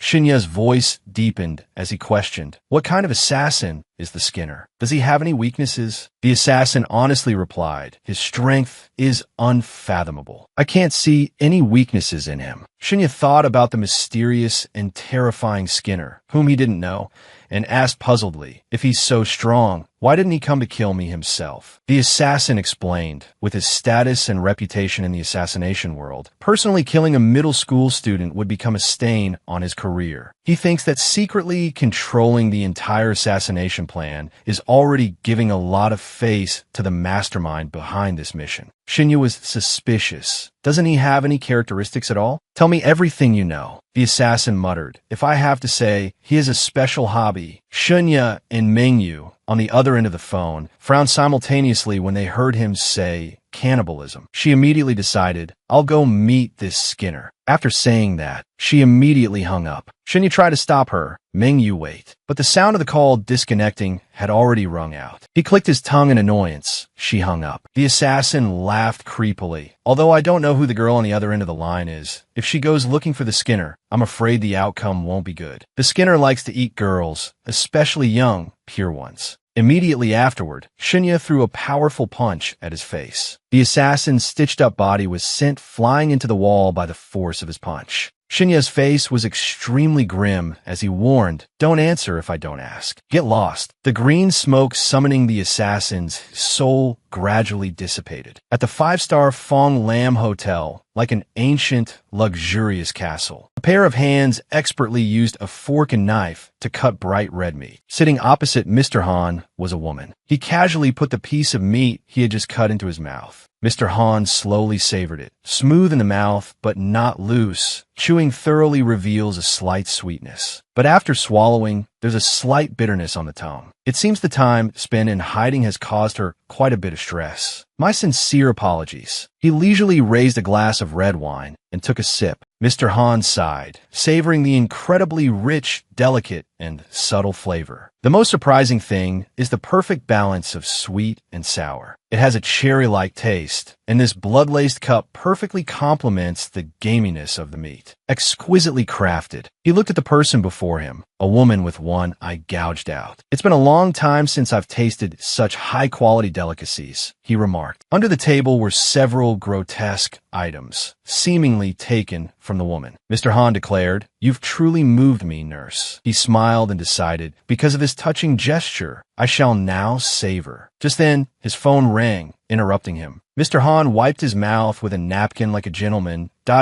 Why sincerest apologies. There are always some inconsiderate people who interrupt our meals. He picked up his phone and looked at it. Life is always full of surprises and unwanted interruptions. A message arrived. Mr. Han, we hope you can personally eliminate the target. He hummed with amusement. So. They want me to personally handle this, huh? Mr. Han sighed inwardly. He had just received news that his assistant had been killed, along with 3 other assassins. This meant the target wasn't just some ordinary high school student. He messaged back, I can do it, but what can you offer me as compensation? The reply came quickly. Mr. Han, a young girl. He chuckled and typed, a young girl? I'm not a scavenger. You should know my standards are quite high. The other party immediately sent a picture of a young woman. If Shinya were here, he would recognize her as Bing. Mr. Han's eyes widened in surprise. His entire body trembled with excitement. What a beautiful, pure lamb. Mr. Han, picturing her, declared, just by seeing your appearance, I can already smell the innocent, youthful fragrance on you. Thank you for arranging such a wonderful chance encounter. I'm truly touched. I will personally eliminate that brat. The other party set the time. Mr. Han, 8 o'clock. The girl will meet you then. He immediately stood up and started pacing. Time is short. I need to make some preparations for a perfect date tonight. He tossed his clothes aside. This cologne isn't quite right. I need to take a shower and change my tie. These socks too. I must brush my teeth thoroughly. Otherwise, I won't be able to kiss and savor the true flavor. Mr. Han suddenly tilted his head as if remembering something.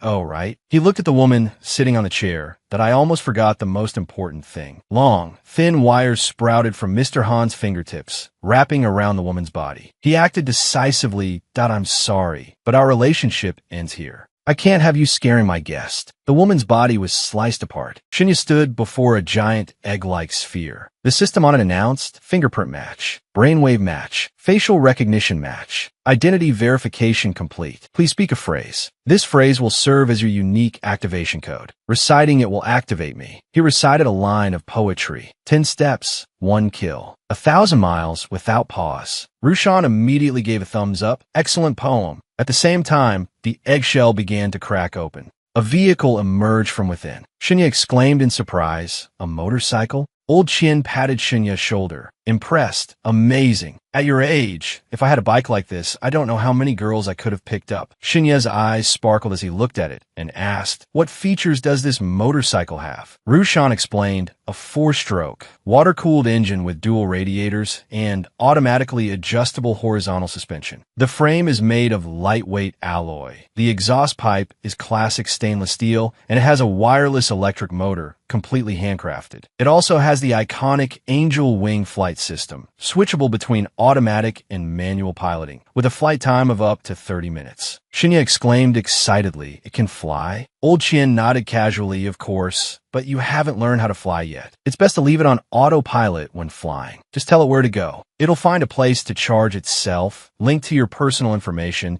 and automatically deduct the cost. Shinya asked, electricity consumption? How does it charge? How are the costs paid? Shinya immediately sat on the green motorcycle and sighed. If it were red, it would be even more eye-catching while driving like a blazing flame. Suddenly, the body of the motorcycle changed to red with sparks erupting. He exclaimed in surprise, it can change color too. Rushan explained, the shell is made of brand new chameleon material, intelligently transforming as you wish. Shinya stepped down, sighing, this motorcycle is cool, but I thought I'd get a cultivation technique. Old Chin spoke up. Senza Cologne believe your situation is extremely dangerous, so it gave you the latest motorcycle for a convenient escape. Rushan continued. Once the electric jet mode is activated, it's like a rocket, faster than you can imagine. It could save your life in a critical moment. Shinya frowned in confusion. If Cologne thinks my situation is dangerous, it must know who wants to kill me, right? Rushan shrugged. Even if it knows, it won't intervene in such trivial matters. It has to focus on the survival of human civilization at all times. Unless you demonstrate corresponding value, it will only give you an exchange code or provide you with a suitable reward from your perspective. Shinya's brows furrowed as he thought, value. That's right. If people in this world have no value, no one cares whether they live or die. Officer Lack is the same, and so is Hao Wu. He worried, I wonder how Mengyu is doing. Has she encountered the Skinner yet? The sky outside had darkened. Old Chin instructed, stay at the corporation tonight. Don't go anywhere. Early tomorrow morning, I'll take you to the exam venue. The venue has experts from the 3 major schools stationed there, ensuring the highest level of safety for you. Shinya immediately assured him, don't worry, Boss Chien. I won't go anywhere tonight. Rushan smiled and said, tonight, your floor is completely locked down. No one is allowed to leave. We'll go tomorrow morning. Elsewhere, 2 people stood side by side.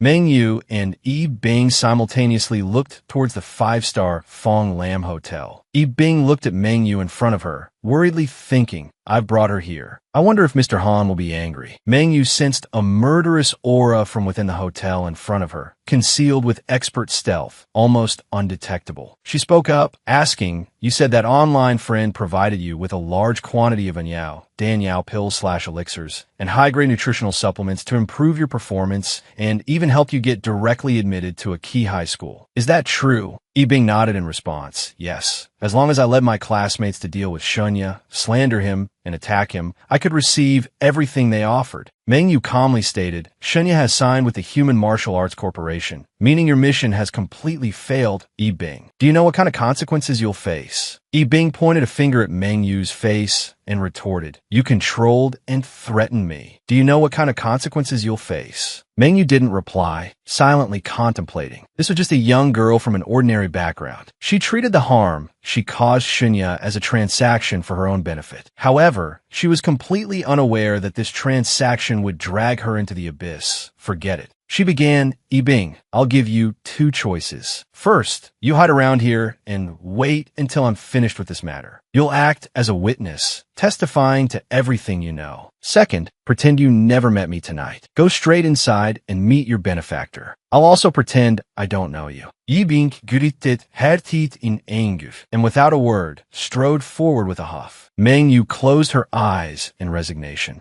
Drawing the sword from her hip, a butler led Yibing inside, where Mr. Han tilted his head to look back. He offered her a rose, declaring, finally, I've met you, Bing Bing. Please allow me to call you that. You're the most beautiful girl I've ever seen, and also the most talented. I'm willing to be your recommender, getting you directly admitted to the key high school in the province. I can even sponsor your education. Yibing accepted the rose, thinking with emotion, so this is Mr. Han. He's so much friendlier in person than online. She spoke shyly, thank you for your kindness. I don't know how to repay you. What about Shunya? Mr. Han replied, don't worry about him. Yibing took his arm and asked, I don't need to confront him anymore. Will he seek revenge on me later? Mr. Han reassured her, don't worry. As long as I'm here, he won't be able to get revenge on you. She expressed her joy. Really? That's great. The two passed through a large open doorway, and a strong gust of wind blew in. Yibing exclaimed, it's so cold, and snuggled closer to the man beside her, clinging to his arm.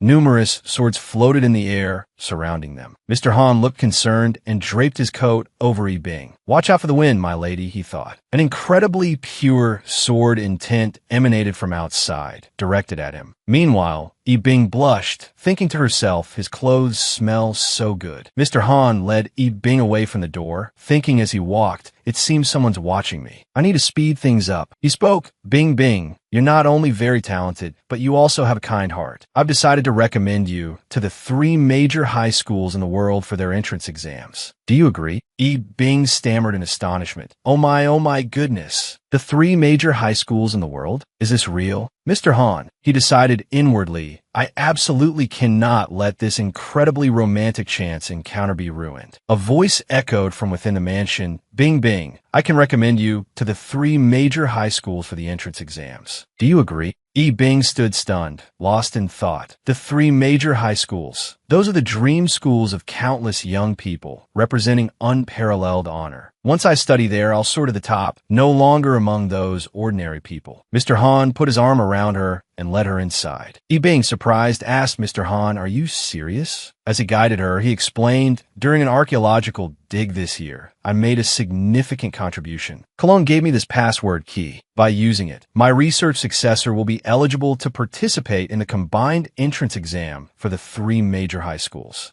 Mr. Han spoke gently now. I'm giving you this slot. Bing held the phone hesitantly, worried, but my abilities... He comforted and encouraged her. It's all right. I'll help you improve your abilities. Right now, you just need to enter your information into the phone. Good, there's still time. Yibing's phone displayed a message. Yibing, you have received eligibility to participate in the combined entrance exam for the 3 major high schools. Blushing with gratitude, she leaned against him that, oh my, Mr. Han, thank you so much. He replied softly, are you happy, Bing Bing? Mr. Han touched her face. Tears welled up her eyes as she replied, yes, I'm very happy. He curved his lips into a faint smile, as thin as the night mist. The time for harvest has come. Mr. Han caressed Yibing's face, covered in red cell syrup. Tears had begun to stream down her face. He lifted her head from her body, which was coated entirely in syrup. Mr. Han gave her a morbid kiss at its time. Threads of red cell syrup connected from her neck to her head. He continued, I'm very happy to, Bing Bing. Mr. Han slowly, carefully reattached her head to her body. He gave a proud, self-satisfied smile. We've created a great work of art together. Now, Mr. Han knelt before his creation, unable to hide his madness. Just looking at you, I'm so moved that tears are welling up. So perfect, so touching. Frozen at the moment the flower blooms. A streak of light, sharp as a needle, shot towards him as if to take his life. The light sped towards Mr. Han's neck. He remained kneeling, 2 tears tracing paths down his cheeks that I'm so eager to taste your nectar. Suddenly, a massive explosion erupted from within a mansion. A blurry figure emerged from the dust cloud. Meng Yu appeared. She stood beside Yi Bing, filled with regret. Too late. She thought ruefully. I thought with my sword intent restraining him, he'd be cautious. I didn't expect him to be this insane. Mr. Han's voice suddenly echoed from the swirling dust. No, don't touch her. He lunged forward, red threads sharp as blades extending from him. She's mine. Meng Yu's expression remained unchanged as she gripped her sword and unleashed her power. Meng Yu's sword slashed horizontally, severing his threads. Mr. Han yelled, "Enough! Don't hurt her! You can have anything you want, just don't hurt her." Meng Yu pressed her sword against Yi Bing's neck and demanded, "Stay still. Don't move, or I'll destroy this body immediately. Answer my question. Who hired you?" He replied, "You use the Luo family's sword techniques. If I'm not mistaken, you're the rumored prodigious talent of a younger generation, Meng Yu." Mr. Han remained calm. "Miss Xiao, look around. My threads have already surrounded you. Believe me, you can't break through my thread formation." His eyes were both sorrowful and composed. "Obediently return Bing Bing to me. Out of respect for the Luo family, I can spare your life." Mr. Han's eyes flickered with a mixture of pity and anger. Meng Yu channeled spiritual power into her sword, causing it to glow as it received the energy. She calmly stated, "All right, then let's try." Her face remained impassive. "Let's see who can withstand my sword, you or this corpse." Mr. Han's face became increasingly distorted. He dropped to his knees and wailed, "Bing Bing, we just met by chance, and now we must part forever. Such a perfect work of art, and I haven't even tasted your sweetest flavor yet." After his outburst, Mr. Han reveled in his own thoughts. "Although I can't taste Bing Bing's flavor, Meng Yu seems even more delicious and appealing." He allowed sick moans. "Can I have you? When you enter my mouth, I fear you won't be as blissful as Bing Bing." That being said, Bing Bing is truly the most perfect girl. Mr. Han became increasingly crazed and inhuman. Damn it, damn it, damn it. No matter what, I must devour both of you." Meng Yu silently thought. It seems that neither threats nor death can pry open this assassin's mouth. She said loudly, "How about we make a deal?" Mr. Han reverted to his true form. "A deal." Meng Yu brandished her sword. "If you tell me who hired you, I'll not only return Yi Bing to you, but you can also try to kill me. My body will be yours to do with as you please." He roared angrily. "Even without this deal, I can still have your body after I kill you." Meng Yu chanted an incantation into her sword.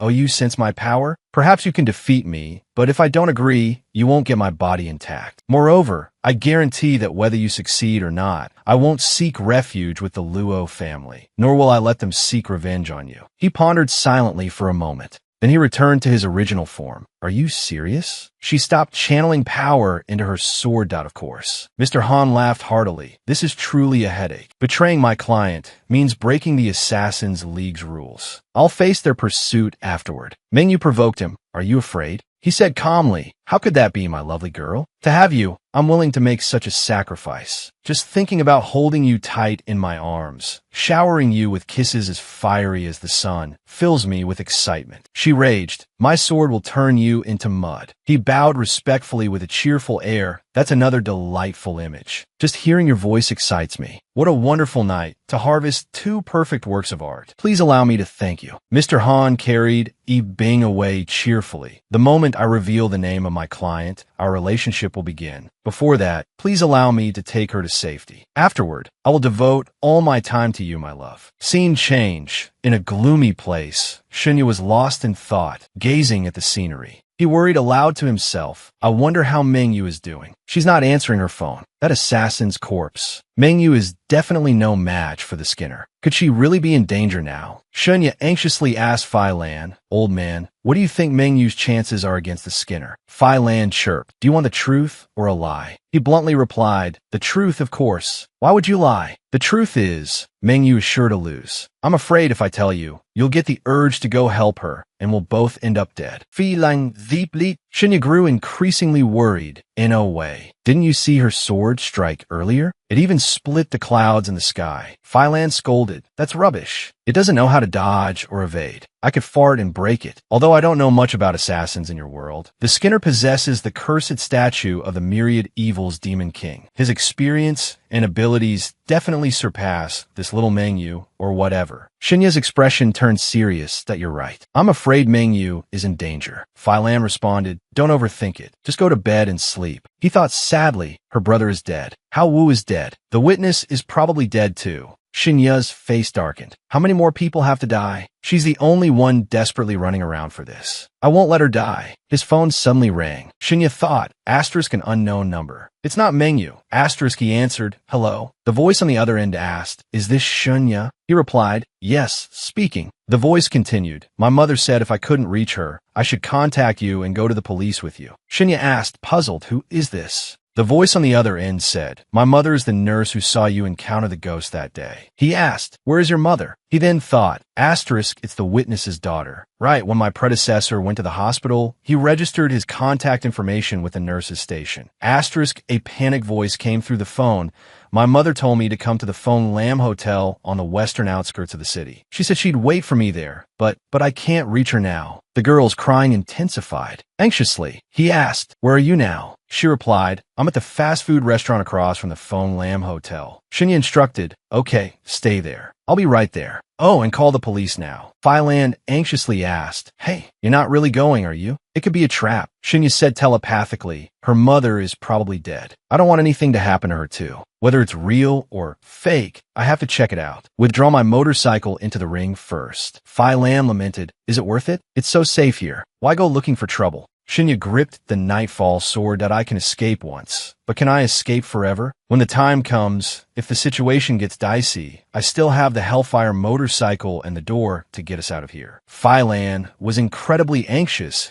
It's too dangerous. What am I supposed to do if you die? He reassured her as he walked, don't worry, I won't die. Besides, with these assassins' decisive nature, only by using the shadow language can I extract information from them. In other words, if I want to find the truth, I have to rely on myself. Filan warned him helplessly, it's useless. The former manager has ordered a lockdown of the 105th floor. You can't get out. Hey, what are you doing? Shinya's pace quickened. Don't tell me you're planning to fly out of here on your motorcycle. The noise will alert the entire building. Shinya stood on the balcony, imposing and majestic, allocating all his attributes to agility. As per your command, attribute allocation complete. Current agility, 101. Filan was aghast. Don't tell me you're going to jump. I'm telling you, from this height, even if your agility reaches 300, it's useless. You'll fall to your death. Shinya looked up at the sky, thoughtfully. Some things we must do. The dark clouds and lightning are my best cover. With that, he jumped without hesitation. Filan was startled by his actions. Huh, you, she screamed in fright. Help! He remained indifferent to the biting gusts of cold wind. A night rain was coming. Shinya plummeted faster and faster, the icy wind whipping against him. Filan shrieked in terror. As Shinya continued his descent, she panicked. You idiot! If you die, I'll definitely use necromancy to revive you as a brainless zombie. He focused his mind. Door. The old red door appeared. The door opened. Shinya rushed in and landed safely. Door. He rushed back out and continued his descent. Syndic calculatif. As long as I open the door at a safe height to land, I can use the nightmare world as a mid-air platform to break my fall. He plunged into the door and out again.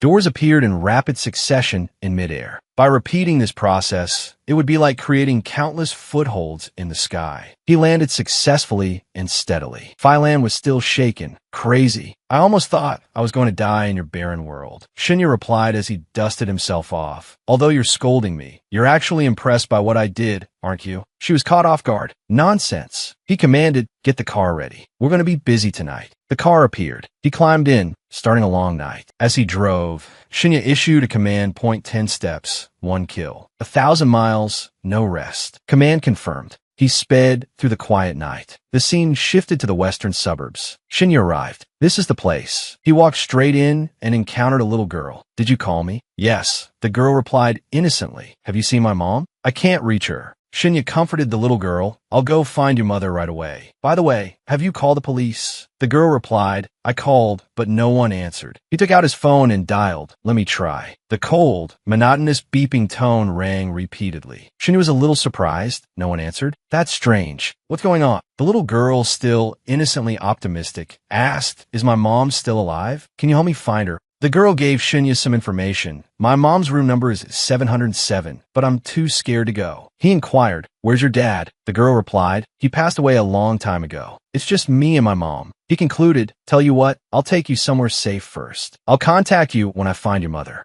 Shinya led the little girl to the car. Hellfire, take her to the human martial arts building, then come back for me. A voice responded, planning route now. Route confirmed. We will depart immediately, returning to you in 5 minutes 40 seconds. The girl said fearfully, I'm scared. I want to see my mom. He reassured her, don't be afraid. I'm taking you somewhere very safe. Shinya comforted and reassured her, I'll definitely find your mother, and then we'll come find you. Until then, just wait at the human martial arts building for a little while, okay? The girl, her eyes brimming with tears, responded with uncertainty, okay. The car started, flames erupting from the exhaust pipe as it sped off like a rocket. He waved goodbye. Phi Lan's voice rang out again. You're not actually going to look for that girl's mother, are you? Shinya affirmed, of course. Phi Lan sounded displeased. This is a waste of time. This little girl has nothing to do with you, and it's likely to get you into trouble. I don't understand why you want to help her. He declared bravely and righteously, her mother is innocent. This happened because she was caught up in my mess. Phi Lan sighed. A soft heart hinders great achievements. Phi Lan reminded him, haven't you noticed anything unusual about this neighborhood? Shinya responded doubtfully, unusual? Now that you mention it, I do feel a little uneasy. Phi Lan explained, you were so focused on that little girl that you weren't paying attention to your surroundings. I can sense the life flames of living beings, but since entering this neighborhood, I haven't sensed a single one, except for that little girl. He asked in surprise, what do you mean? Phi Lan replied with certainty, exactly. There aren't any living people in this neighborhood. Sinyapandirth, his expression suddenly changing. Then he exclaimed, skeleton, do you hear that? Phi Lan answered definitively, the sounds of fighting, coming from the Fong Lam Hotel. It sounds like a fierce battle. He looked toward the hotel. I can't wait any longer. Shinya started running towards the hotel. Skeleton, I'm going to charge into the hotel. Watch my back. If anything happens, tell me to run immediately. He heard the explosions echoing and asked, Skeleton, do you hear that? Phi Lan replied, the sounds of fighting from the Fong Lam Hotel. It seems they've officially engaged in a fierce battle. He sighed, I can't wait any longer. Shinya ran quickly towards the hotel and said, Skeleton, I'm going to charge straight into the hotel now. Keep an eye on the surroundings for me. If anything happens, tell me to run immediately. He rushed into the hotel, where a receptionist greeted him. Hello, sir. Do you have a reservation? Phi Lan warned cautiously. She's dead. Shinya used the gloomy demonic language to ask the girl, how did you die? Why are you still standing here? The girl's spirit returned to answer, for a more comfortable life, Master killed us. He used special silk threads to sew our bodies back together and used magic to control our souls to do everything. He stepped back and asked suspiciously, why didn't you attack me? She explained, we are set up to wholeheartedly serve customers. Master encountered a strong enemy and is busy fighting. He hasn't given us new orders yet. Shinya continued to ask suspiciously, besides you, how many people have died here? She calmly replied, everyone. He found it hard to believe everyone. The girl smiled faintly. Everyone in this neighborhood is dead. Shinya was stunned, shocked, and afraid after hearing this. Suddenly, the building shook violently, causing rocks and debris to fall. Phi Lan reminded him that the fight had reached the roof, and it was a good opportunity to get to room 707. He immediately ran upstairs, ignoring the girl who was still standing there. After running for a while, Shinya finally stood in front of room 707. Found it. Then he kicked the door open. The scene inside was so horrific that his face turned pale with shock. Dead bodies were scattered everywhere inside. Shinya walked and asked, how can there be so many corpses? Phi Lan replied, I can sense the bodies. The other rooms are exactly like this. There are even more corpses. He used the gloomy, demonic language again. Damn it, does anyone among you recognize me? Is there anyone alive? The souls from the corpses made eerie sounds. I don't know, never met. All dead, no one can survive, I don't know. Suddenly, someone spoke up. I know you, you're Shinya. These words made him curious. A corpse continued. When I was on duty, I saw you encounter a ghost. Shinya fearfully bit his lip to control his emotions. He felt remorseful. I'm sorry, you died because of me. The corpse comforted him. I'm already dead. It doesn't matter anymore. Besides, it's not your fault. If you're willing. The corpse hesitated for a moment before saying painfully, please avenge us. Shinya seriously replied, don't worry, I will definitely avenge you. As for your daughter, I will do my best to help her grow up healthy. Please rest in peace. The corpse asked in confusion, daughter. He quickly explained, the one who called me. Before he could finish speaking, all the corpses in front of him were swept away, and a huge explosion erupted from the hotel. Shinya struggled to hold on inside. What's going on? Fai Lan replied, this building is under attack. Judging from the angle of the explosion, it doesn't seem like it was caused by the two people on the roof. Suddenly, a loud shout came from above. Who dares to ruin my good deed? Fai Lan quickly informed him of the two people fighting on the roof. One has an extremely weak life force and is falling towards us. Amidst the smoke and dust in the air, a man's voice rang out, appear. Shinya reached out to catch the falling person, thinking to himself, the voice that just yelled was a man, so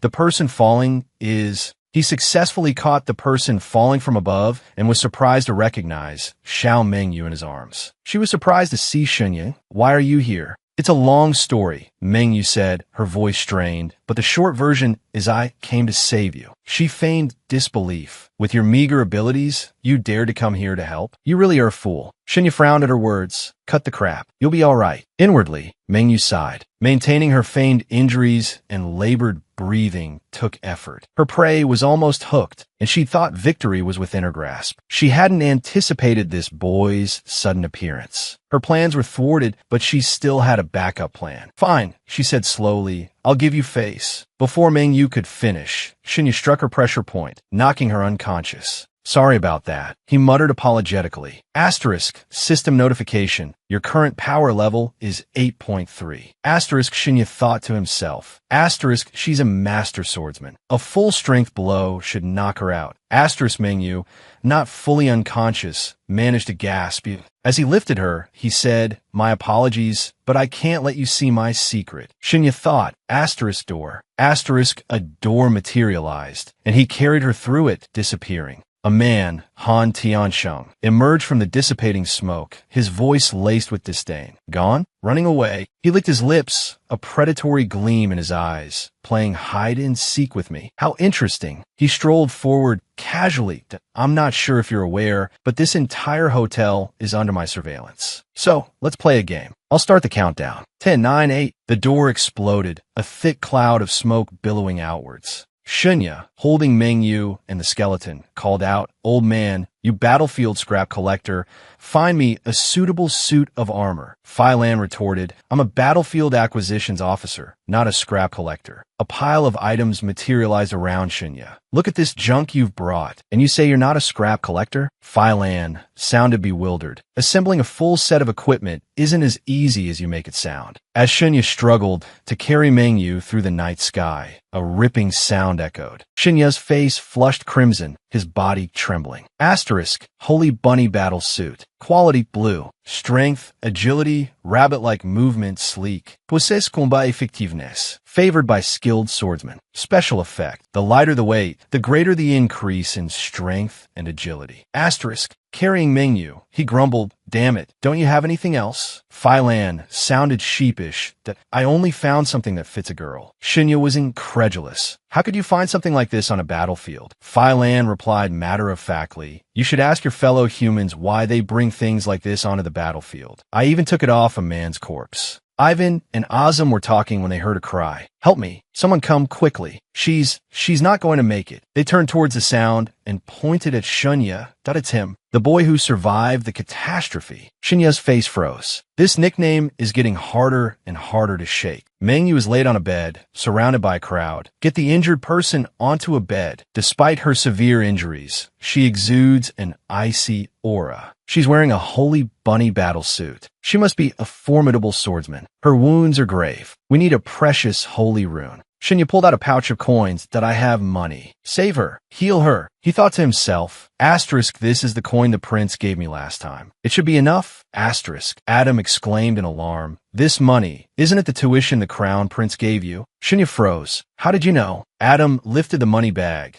There's a special royal seal on it. It's proof of royalty. This bag alone is worth a lot of coins. Let alone. Shinya suddenly snapped. Stop babbling. Take it all and heal her. I'm afraid she won't make it. Adam stared blankly. Adam's group immediately responded. Yes, we'll do our best to heal her. The cloaked figures gathered, generating a healing power for Mengyu. Shinya stood outside, stunned. He thought to himself, with so many people healing her, humans are indeed trustworthy. His train of thought was interrupted by the system notification. On the ever-changing battlefield, your insignificance is gradually being overlooked. Your reputation keywords have also disappeared. But at this moment, you returned to the battlefield, saved a compatriot, carried her back to camp, and even spent your tuition to save her. The system continued. You paid with royal gold coins, each worth 100 times normal gold coins, meaning you spared no expense, investing thousands of times the normal treatment cost to save a girl. Shinya stood there, dumbfounded. The system delivered the final notification. From now on, everyone will discuss your noble qualities. Congratulations, you're famous. Boy who survived the catastrophe. Shinya gaped in shock. What have I done? While he was regretting his actions, Adam turned back to him with a cheerful face. The treatment is complete. Boy who survived the catastrophe. Shinya's face crumpled. How is she? Adam replied with a bright smile. Excellent. We used the best healing techniques. Her health is recovering rapidly. She'll wake up in a few minutes. Shinya agreed. I could sense her life force is incredibly strong, as expected of human healing techniques. He finished his sentence and carried Mengyu outside. All right, thank you. We have a mission. We have to take her away. He thought to himself, I have to get back to the main world before she wakes up. Everyone else collapsed to the ground, motionless. Phylan observed, their sustaining spell has ended. They've returned to hell. Asterisk, my video ends here. The above is a summary of the story. Now, goodbye and see you later, bye-bye. I'll be so angry if I wasted a bunch of money for nothing. Asterisk Adam's group waved from behind. That we welcome you anytime, boy who survived the catastrophe. As Shinya carried Mengyu away, he thought, I have to hurry back to the main world before she wakes up. A few soldiers gossip, that's nice. Looks like that girl is his lover. Obviously. Otherwise, who would be willing to spend so much gold to save someone? You're right. If I had that much gold, I could get dozens of wives.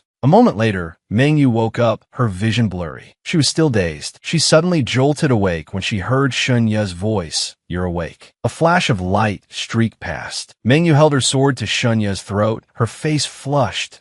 What did you do to me just now? He replied calmly, a kind of healing technique. It requires unconsciousness to be effective. Mengyu started to raise her hand, realizing the wounds on my body are actually healed. She drew her sword from behind her back, apologetic that I wrongly accused you. Shinya also apologized. I suddenly knocked you unconscious. I'm very sorry. That guy will be here soon. Can you still fight? She gave a slight nod, showing her certainty. A powerful golden aura radiated from her that I want to kill him. Your healing technique is incredible. I've never felt my own power surge like this before. Master Swordsman, Holy Warrior. He stumbled back. Holy Warrior? What does that mean? Could the healing have given her some kind of special buff? Shinya reminded Mengyu, remember to ask who the mastermind behind this is. She replied, I know. Suddenly, he called out, who's there? A laugh came from behind them. Found you too. Shinya and Mengyu immediately went on guard. A wave of dark power enveloped the space. A dark figure emerged from within. Shinya, speak of the devil. She whispered to him, if you don't have any powerful combat skills, I suggest you run. He didn't reply. Mengyu thought to herself, asterisk, I underestimated him before. Does he still have some hidden combat abilities? Asterisk. But as soon as she finished that thought, Shinya ran. He said, she's right. A fight at this level, I should definitely run. Good luck, Mengyu. She was startled, unable to react to his sudden change of heart. Mengyu thought, asterisk, so his talent is in healing then? All right, I can handle this alone. Asterisk. Just as she thought this, Han Tianxing approached her.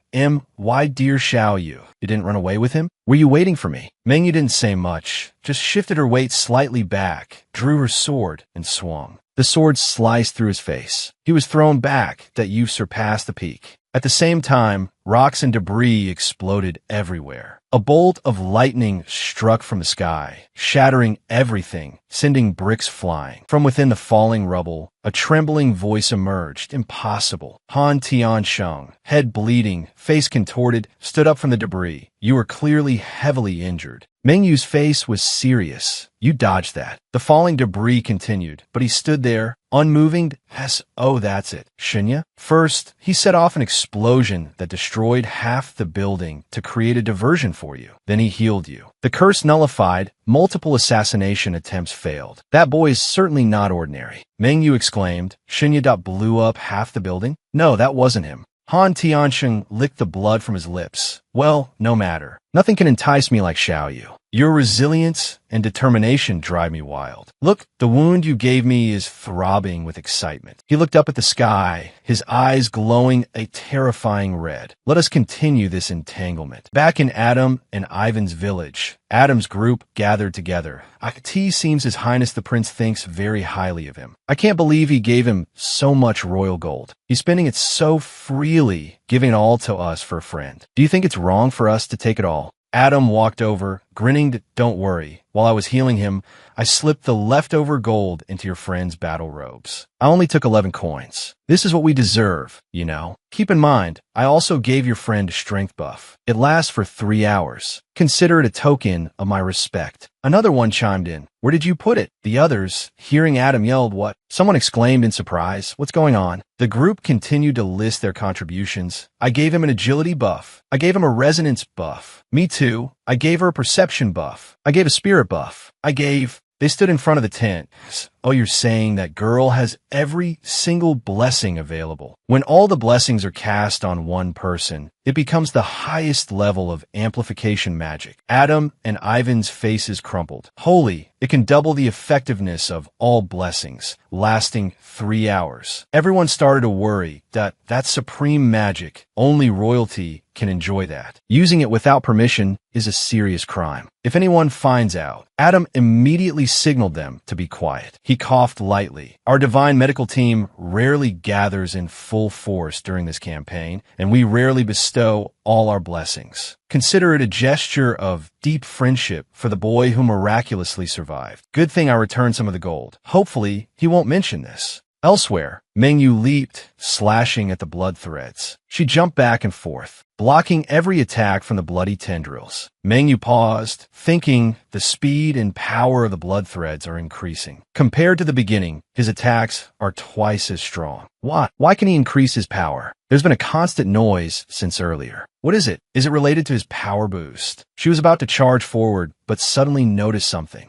She stopped and slashed at a nearby wall. The sound was coming from there. A pile of skulls burst from the broken wall, screaming in agony. Her face suddenly darkened. The skulls continued their chaotic screaming. Han Tiansheng stood to the side, punching the wall, causing cracks to spread. That you've discovered the gift I prepared for you. Tears streamed down his face as he smiled. Listen, they're singing to celebrate us. The wall completely crumbled, revealing 2,000 skulls, all shrieking in a piercing cacophony. He knelt down, presenting a box containing a ring. This is our wedding song. The bloody skulls continued their incessant babbling, blood demon myriad life curse. A pair of feet ran swiftly forward. Shinya sprinted through a pile of corpses, muttering to himself. Phylan said, finally, you're being smart this time. We need to take advantage of this moment and escape the building to safety. Shinya retorted, frustrated. Are you kidding? We're one step away from the truth. Phylan was bewildered. You ran down here to escape, didn't you? Shinya kicked open a door. Look around. All the bodies are suddenly chanting. It must be the Skinwalker's doing. We have to find a way to help Mengyu. Phylan, try to stop him. You can't get involved in a fight at this level. That pervert is relying on countless blood magic spells, constantly increasing his power. Listen to me, just run. But Shinya didn't stop, continuing to kick the door. You're right. At this level, I die the moment I charged in. But we can provide support indirectly. Phylan asked. Indirect support? How? And what are you even looking for?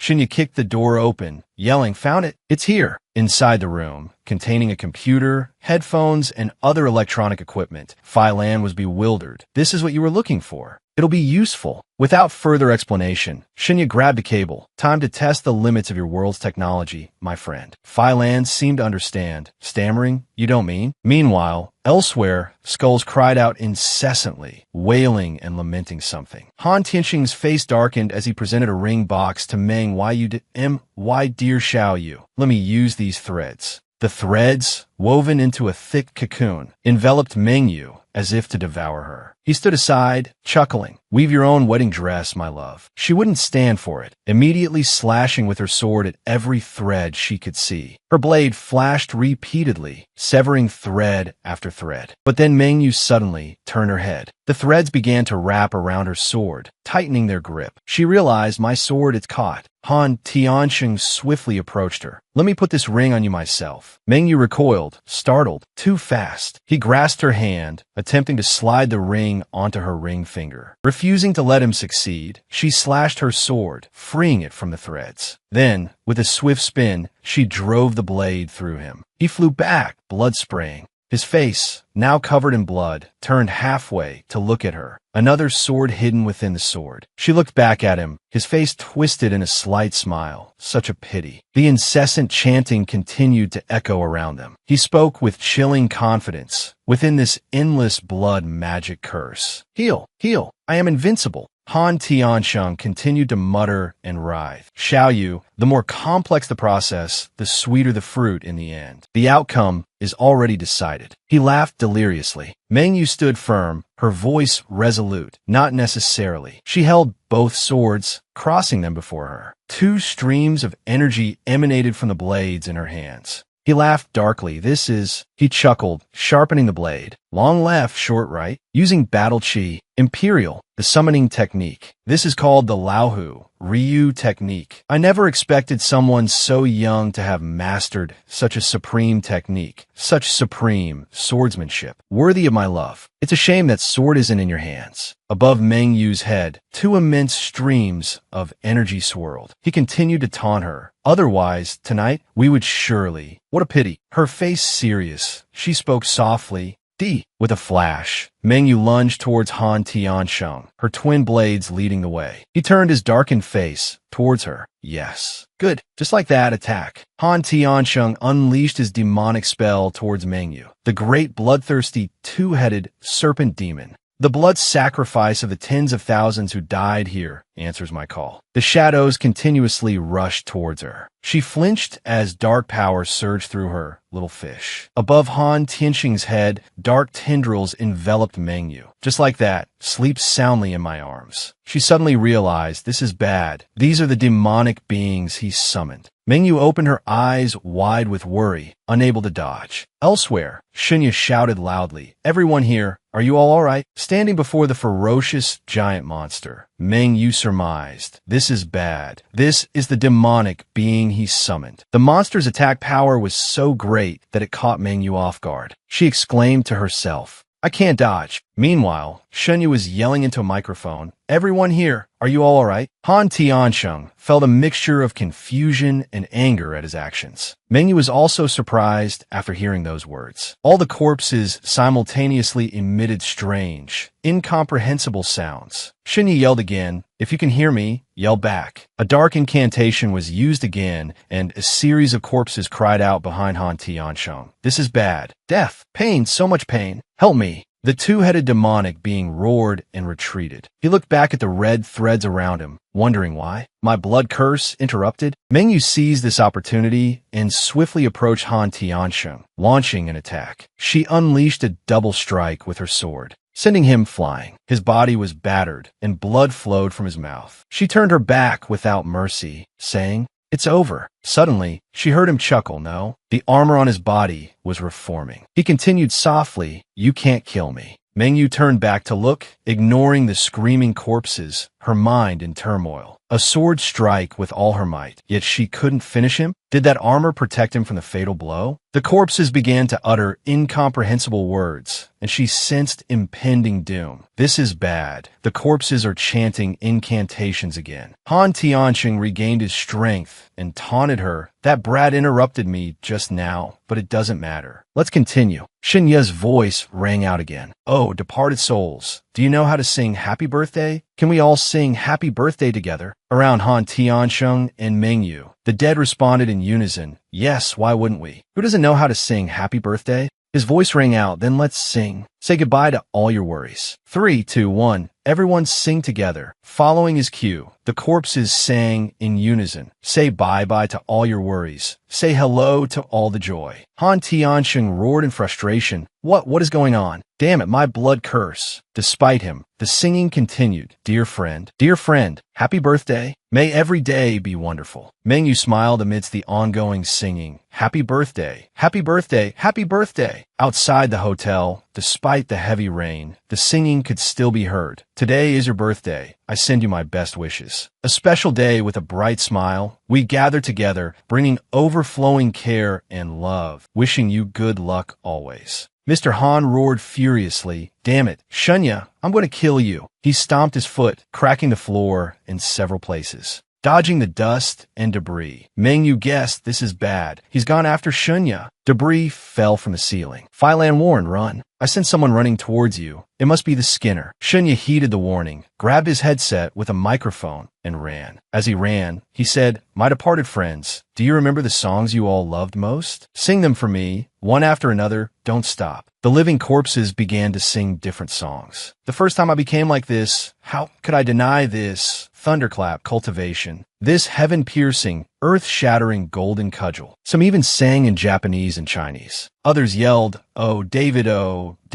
wrapped the buns but forgot the filling. Ignoring the cacophony, that. MR, unintercepted Senya. He gritted his teeth. Found you, Shunya. A sword slashed down, startling him back. Mengyu landed between them, urging Shunya, I'll hold him off. Run. Shunya replied cleverly, you got here fast. He's all yours. Good luck. Mr. Han threatened as Shunya ran. Listen here, brat. If you dare run, I'll kill your parents. Mengyu reassured and urged Shunya, ignore him. Just run. Mr. Han, seeing this, shouted, fine, I'll kill your whole family. I'll eat them right in front of you. Shunya continued running, and after disappearing behind a door, he gave Mr. Han the middle finger. Despite his screaming, I'll skin them. I'm going right now. Shunya paced in circles, muttering, what should I do? What should I do? Phylan consoled him, my brother, I know you're angry, but you haven't learned any fighting techniques yet. How can you get involved in their fight? You'll die for sure if you make a wrong move. Seeing him silent, Phylan continued, and that dark whisper thing was just a fluke. Don't overestimate yourself. Shunya sighed, try to accept it. You're right. He took off his ring and asked, now, if it were you, could you defeat the Skinner? Phylan, enraged, snapped, are you looking down on me? Their level of fighting is like children playing war. If I were at my peak, I could crush him with one hand. His voice suddenly lowered, but talking about this is pointless. I'm too badly injured to act. Of the 36 stratagems, running away is best. Shunya chuckled. Good. It seems we could talk about something else then. Phylan asked in a raised voice, what are you planning now? Shunya lowered his voice. We have a transactional agreement, right? Phylan replied, yes. So what are you getting at? Shunya said, I want to make a deal with you. Then he spoke seriously. I'll help you recover your strength, and you help me deal with him. What do you say? Phylan was so surprised he asked, help me recover my strength. Shunya inquired, last time, on the battlefield outside the tunnel, didn't you tell me how to heal your kind? You use a special kind of incantation, then take a specific object to create a sacrificial altar, then trap a group of undead or living beings inside, drain their power, and you can recover immediately. Phylan replied, that's right, this method can restore someone to peak condition instantly, even if they're on their last breath. Sensing something amiss, Phylan stammered, wait, don't tell me you're planning to use the dead people in the hotel. Shunya looked up at the pile of corpses and asked, will these dead people satisfy the conditions for healing you? Phylan explained, the souls here have all been stripped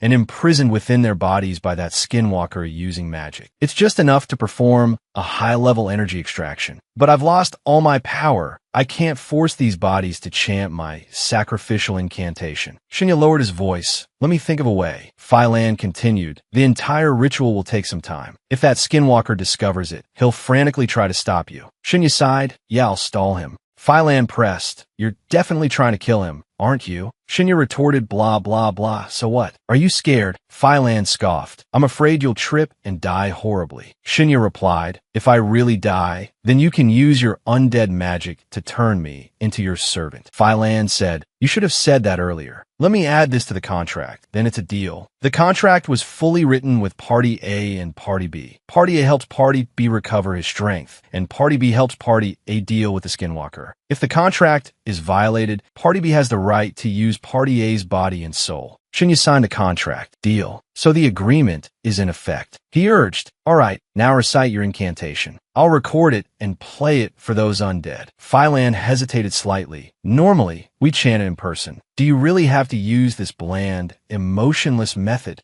Shunya listened, then helplessly advised, look, buddy, I know you're angry, but let me tell you right now you're just ahead. You can't interfere in their battle. You might reach out and get yourself killed. Recording it is the safest way. Don't overestimate yourself. Unable to stand Shunya, Shunyu's condescending tone, Phi Lan compromised. Fine. To recover my strength, I'll endure it. He began to chant while Shunya started recording. After the recording finished, Phi Lan gestured, leaving the rest to Shunya. Okay, now, it's your show. Shunya replied seriously. Okay, I'll control everything with my mind. Now, focus all attribute points on agility. The system announced, agility has reached 10.1. Immediately, Shunya's speed increased. As he ran, he yelled as loud as he could, "Oh, deceased ones, please be quiet. I'm going to play a listening comprehension test. Listen carefully, and after listening, please repeat it together. Pay attention, don't miss a single word." The corpses began to revive as they heard the incantation. O restless shadows of the deep abyss beneath the underworld, use the power of our skeletal remains to form an altar, helping one cross the line between life and death. Mr. Han and Mengyu, who were in the midst of battle, were also surprised to hear the incantation. Upon the banquet table of souls, burdened with worries, complete the endless throne of bones. Implore the mercy of the Most High. O dark bone mother, O king of the flesh-eating demons, O sovereign Mictlantecuhtli. Shunya continued running around the hotel, shouting even louder, "Please grant me your blessing. Let me spread your majesty throughout all beings." The listening test is over. Has everyone memorized it? Let's recite it together. Unleash the dark whispers. All the corpses recited in unison. O ghosts lingering in the abyss at the bottom of the underworld, transform the wishful force of the souls of your remains into an altar. Mr. Han realized, gritting his teeth, this is an incantation. That brat is controlling the corpses. We must kill him immediately. Phi Lan observed the surroundings triumphantly. Success. The soul fire is blazing. Shunya asked while running, I have to wait until the incantation is finished, right? Phi Lan instructed him, yes, this is only the first step, but it's also the crucial one. Now you have to dodge that skinwalker. He will definitely risk everything to stop you. Shunya ran along the sides of the staircase, the corpses still reciting the incantation, helping him cross the line between life and death. Phi Lan's voice echoed, guiding him. Follow these souls to the rooftop. That's where the soul fire converges. Sendya simply replied, okay. The corpses continued reciting, upon this abundant banquet table of souls. Behind Shunya, Mr. Han had caught up, threatening, you damn bastard, what are you doing? Shunya exclaimed in surprise. So fast? By the staircase, the corpses continued reciting. Join us in completing the endless throne of bones. Shunya continued to run, leaving behind the furious Mr. Han, who yelled while chasing him, don't even think about escaping. While furiously chasing Shunya, Mr. Han suddenly stopped, struck by 2 slashes. Mengyu appeared, her attacks landing on him. Her sword strikes continued to assault him, each precise blow landing more brutally than the last. He was injured to the point of bleeding from his mouth. Observing this, Mengyu thought, oh no, he's so focused on chasing and killing Shunya that he's not even bothering to dodge my attacks.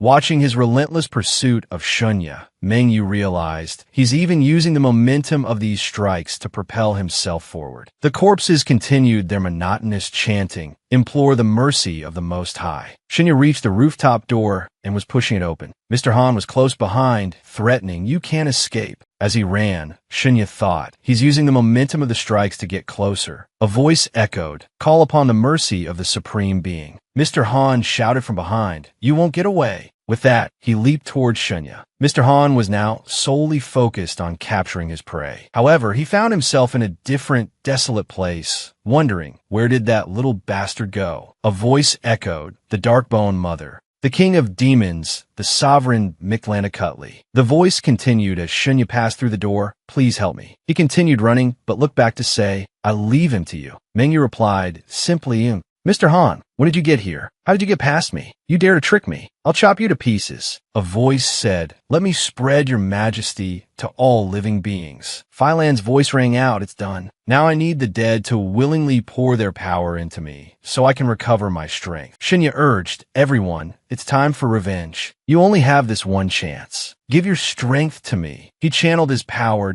O lost souls, gather here. Let us together Suddenly, someone shouted, Shinya, watch out. Mengyu fought and warned simultaneously, to kill you. He'll stop at nothing. Mr. Han, filled with murderous intent, roared die. He lunged, striking his opponent. Seeing this, Mengyu cried out, Shinya. Mr. Han was suddenly taken aback. He watched in astonishment as his opponent dissolved in illusion. Shinya, standing to the side, began to channel his power intensely. O lost souls, heed my call. Let us together. Mr. Han, still disoriented, muttered, Since when? Shinya shouted a command. Kill him. Each wailing, resentful spirit groaned. Revenge. A whirlwind swirled around the area, shaking the surroundings. The cries of hatred continued unabated. Revenge. All that power converged around the jade pendant. Mr. Han charged forward confidently. Kill me? You're joking. You think you can kill me? Suddenly, something attacked him from his blind spot. A long sword, several feet in length, plunged deep into Mr. Han. Mengyu, watching from the side, couldn't help but be surprised. This is... Mr. Han, grievously wounded, lay there, unable to move. As rain began to fall, Shinya spoke. I wasn't joking. I said I'd kill you, and I will. A day late, a second late, would be my fault. Shinya stood proudly atop the massive skeletal figure that had wielded the sword, and continued, Now you die. His face was cold and emotionless, standing before all those Mr. Han had killed. Mr. Han still managed to utter a few words. Calamity? You can summon calamity. Looking up at Shinya, Mengyu thought, Calamity? So this is his trump card. Shinya commanded, Finish him. Fai Lan, following the command, raised his sword and swung it down. Mr. Han, still lying there, shouted, Don't you dare. Bloody tendrils began to rise, confusing Fai Lan. He taunted, These threads are the power you're so proud of. With a single, effortless wave of his hand, Fai Lan severed the red tendrils. Not even worth a single blow. Mr. Han was utterly astonished. What? Fai Lan scoffed. A wretch like you doesn't even deserve my personal attention. He voiced the sentiment he had long held within. Countless souls are wailing in my ears. They've been bound for too long. It's time. The surrounding space suddenly brightened, blindingly. So T.O. set them free. The entire scene, with its densely packed rooftops, blazed with light. The souls revived. One by one, the souls could now move, their eyes glowing brightly in the dark night. Mengyu walked among them, remaining as vigilant as possible. Fai Lan stood in the pouring rain, gesturing and proclaiming, Resentful spirits, the time for revenge has come. Mr. Han crawled. Try to escape. Damn it, I can't control them. Did you steal my technique? He struggled, conjuring weak, silken threads. Damn it. Using the threads, Mr. Han swung himself up and away from the crowd. Seeing this, Fai Lan said, Trying to run? He opened his mouth and unleashed a brilliant golden stream of power directly at him. Mr. Han was engulfed by the power, stunned. My body. Fai Lan continued, Don't be tense. It's just a soul-suppressing technique to restrain you. It can cause your soul and body to tremble, temporarily depriving you of the ability to move, but there's no real harm. Mr. Han retorted, Well, tell me that sooner. Let's add this to the contract. Then it's a deal. Fai Lan continued, as the resentful spirits hungered for Mr. Han. After all, right now, they all crave your living flesh. In an instant, they lunged, devouring the prey they had long awaited. Piece by piece, spirit by spirit, they tore at him without hesitation. Fai Lan added, Humans always think that killing the murderer can sever hatred, but in the end, the dead will awaken and drag you into the abyss. A blood-curdling scream echoed from the center of the throng.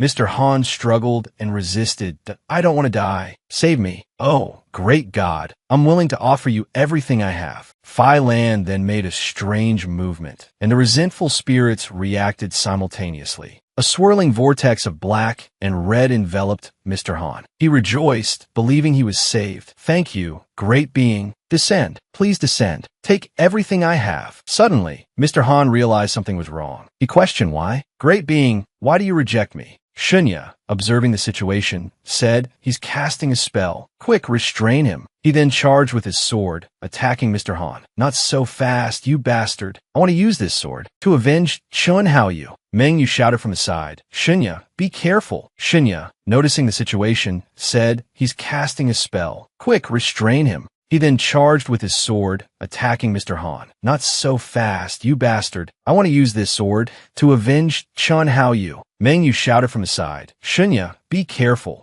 Mr. Han thought, fools. Even though the great god didn't come personally, his shadow still protects me. An unexpected attack severely injured Shunya Dai. Shunya, on the ground, said, such an unpredictable move. He continued, idiot, falling for the same trick twice. Mr. Han was furious. Damn it, a clone again. Shunya aimed his gun at Mr. Han. Take this. The bullet hit a resentful spirit behind Mr. Han. Both Fai Lan and Shunya were speechless with embarrassment. Shunya quickly tried to recover from the awkward situation. Sorry, I haven't practiced with a gun, so my aim is off. But that doesn't matter. Go, Firen. Use your flames. Kill him. Fai Lan raised his sword and thrust it skyward. Mr. Han was struck in an instant, unable to react. That guy reacted strangely, dissipating a thick, bizarre aura in the air. Fai Lan quickly noticed and warned, careful. He shielded me, using bone-white palm. Fai Lan urgently explained, what's going on? The moment the guy expired, something ominous scattered from his body. Some unknown entity tried to ambush you.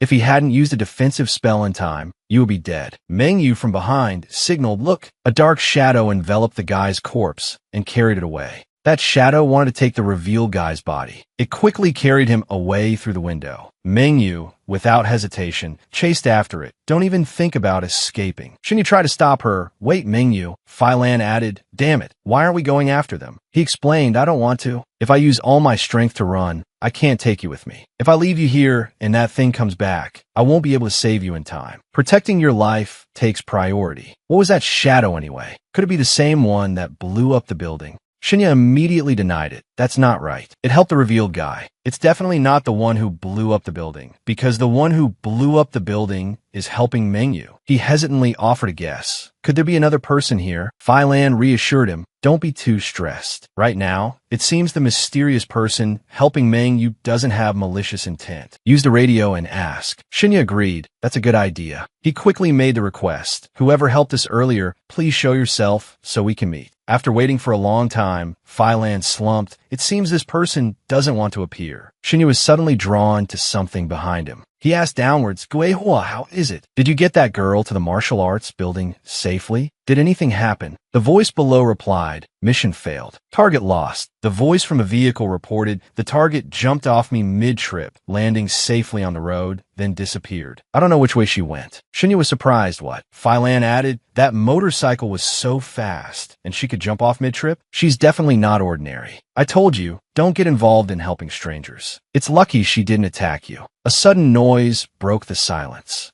A notification appeared on the phone screen. Meng Yu sent a message. His expression changed. This is... A sudden noise broke the silence. A notification appeared on the phone screen. Meng Yu sent a message. His expression changed. This is... The scene rewound to Tan Don, standing peacefully by the lake, watching the sunset. Someone asked her, Tan Don, what kind of boyfriend do you hope to find in the future? She replied, a boyfriend? I've never thought about it. The person said, you can start thinking about it now. After all, you're about to grow up. Who knows how many outstanding young men are eagerly waiting. Tan Don hesitated, not responding. Then she recalled a memory from the past. When I was little, I visited the Shun family once. My sister and I were chased by a fierce dog. Shunya stopped the dog. He was very kind. I've always remembered him. She softly continued, if I had to find a boyfriend, I hope he'd be like him. Suddenly, the video became distorted with static and cut off. Cut to the source of the voice. Who is that Shunya kid? Those guys sound smug. We've investigated him. He's completely ordinary. He won't have any contact with her. Have you figured out Tan Don's intentions? Where she goes looking for him? The person's back is turned. The deputy is in charge of this task. You guys figured out. I don't want to see that kid appear in front of my beloved Tan Don. The others confidently affirmed, don't worry, boss. This doesn't even require us to personally handle it. Scheming smiles appear. Hire someone to do it. Make it look like an accident. Simple. It's just a matter of recruitment. The video cuts out, but a voice continues. Yeah, hire someone to take him out.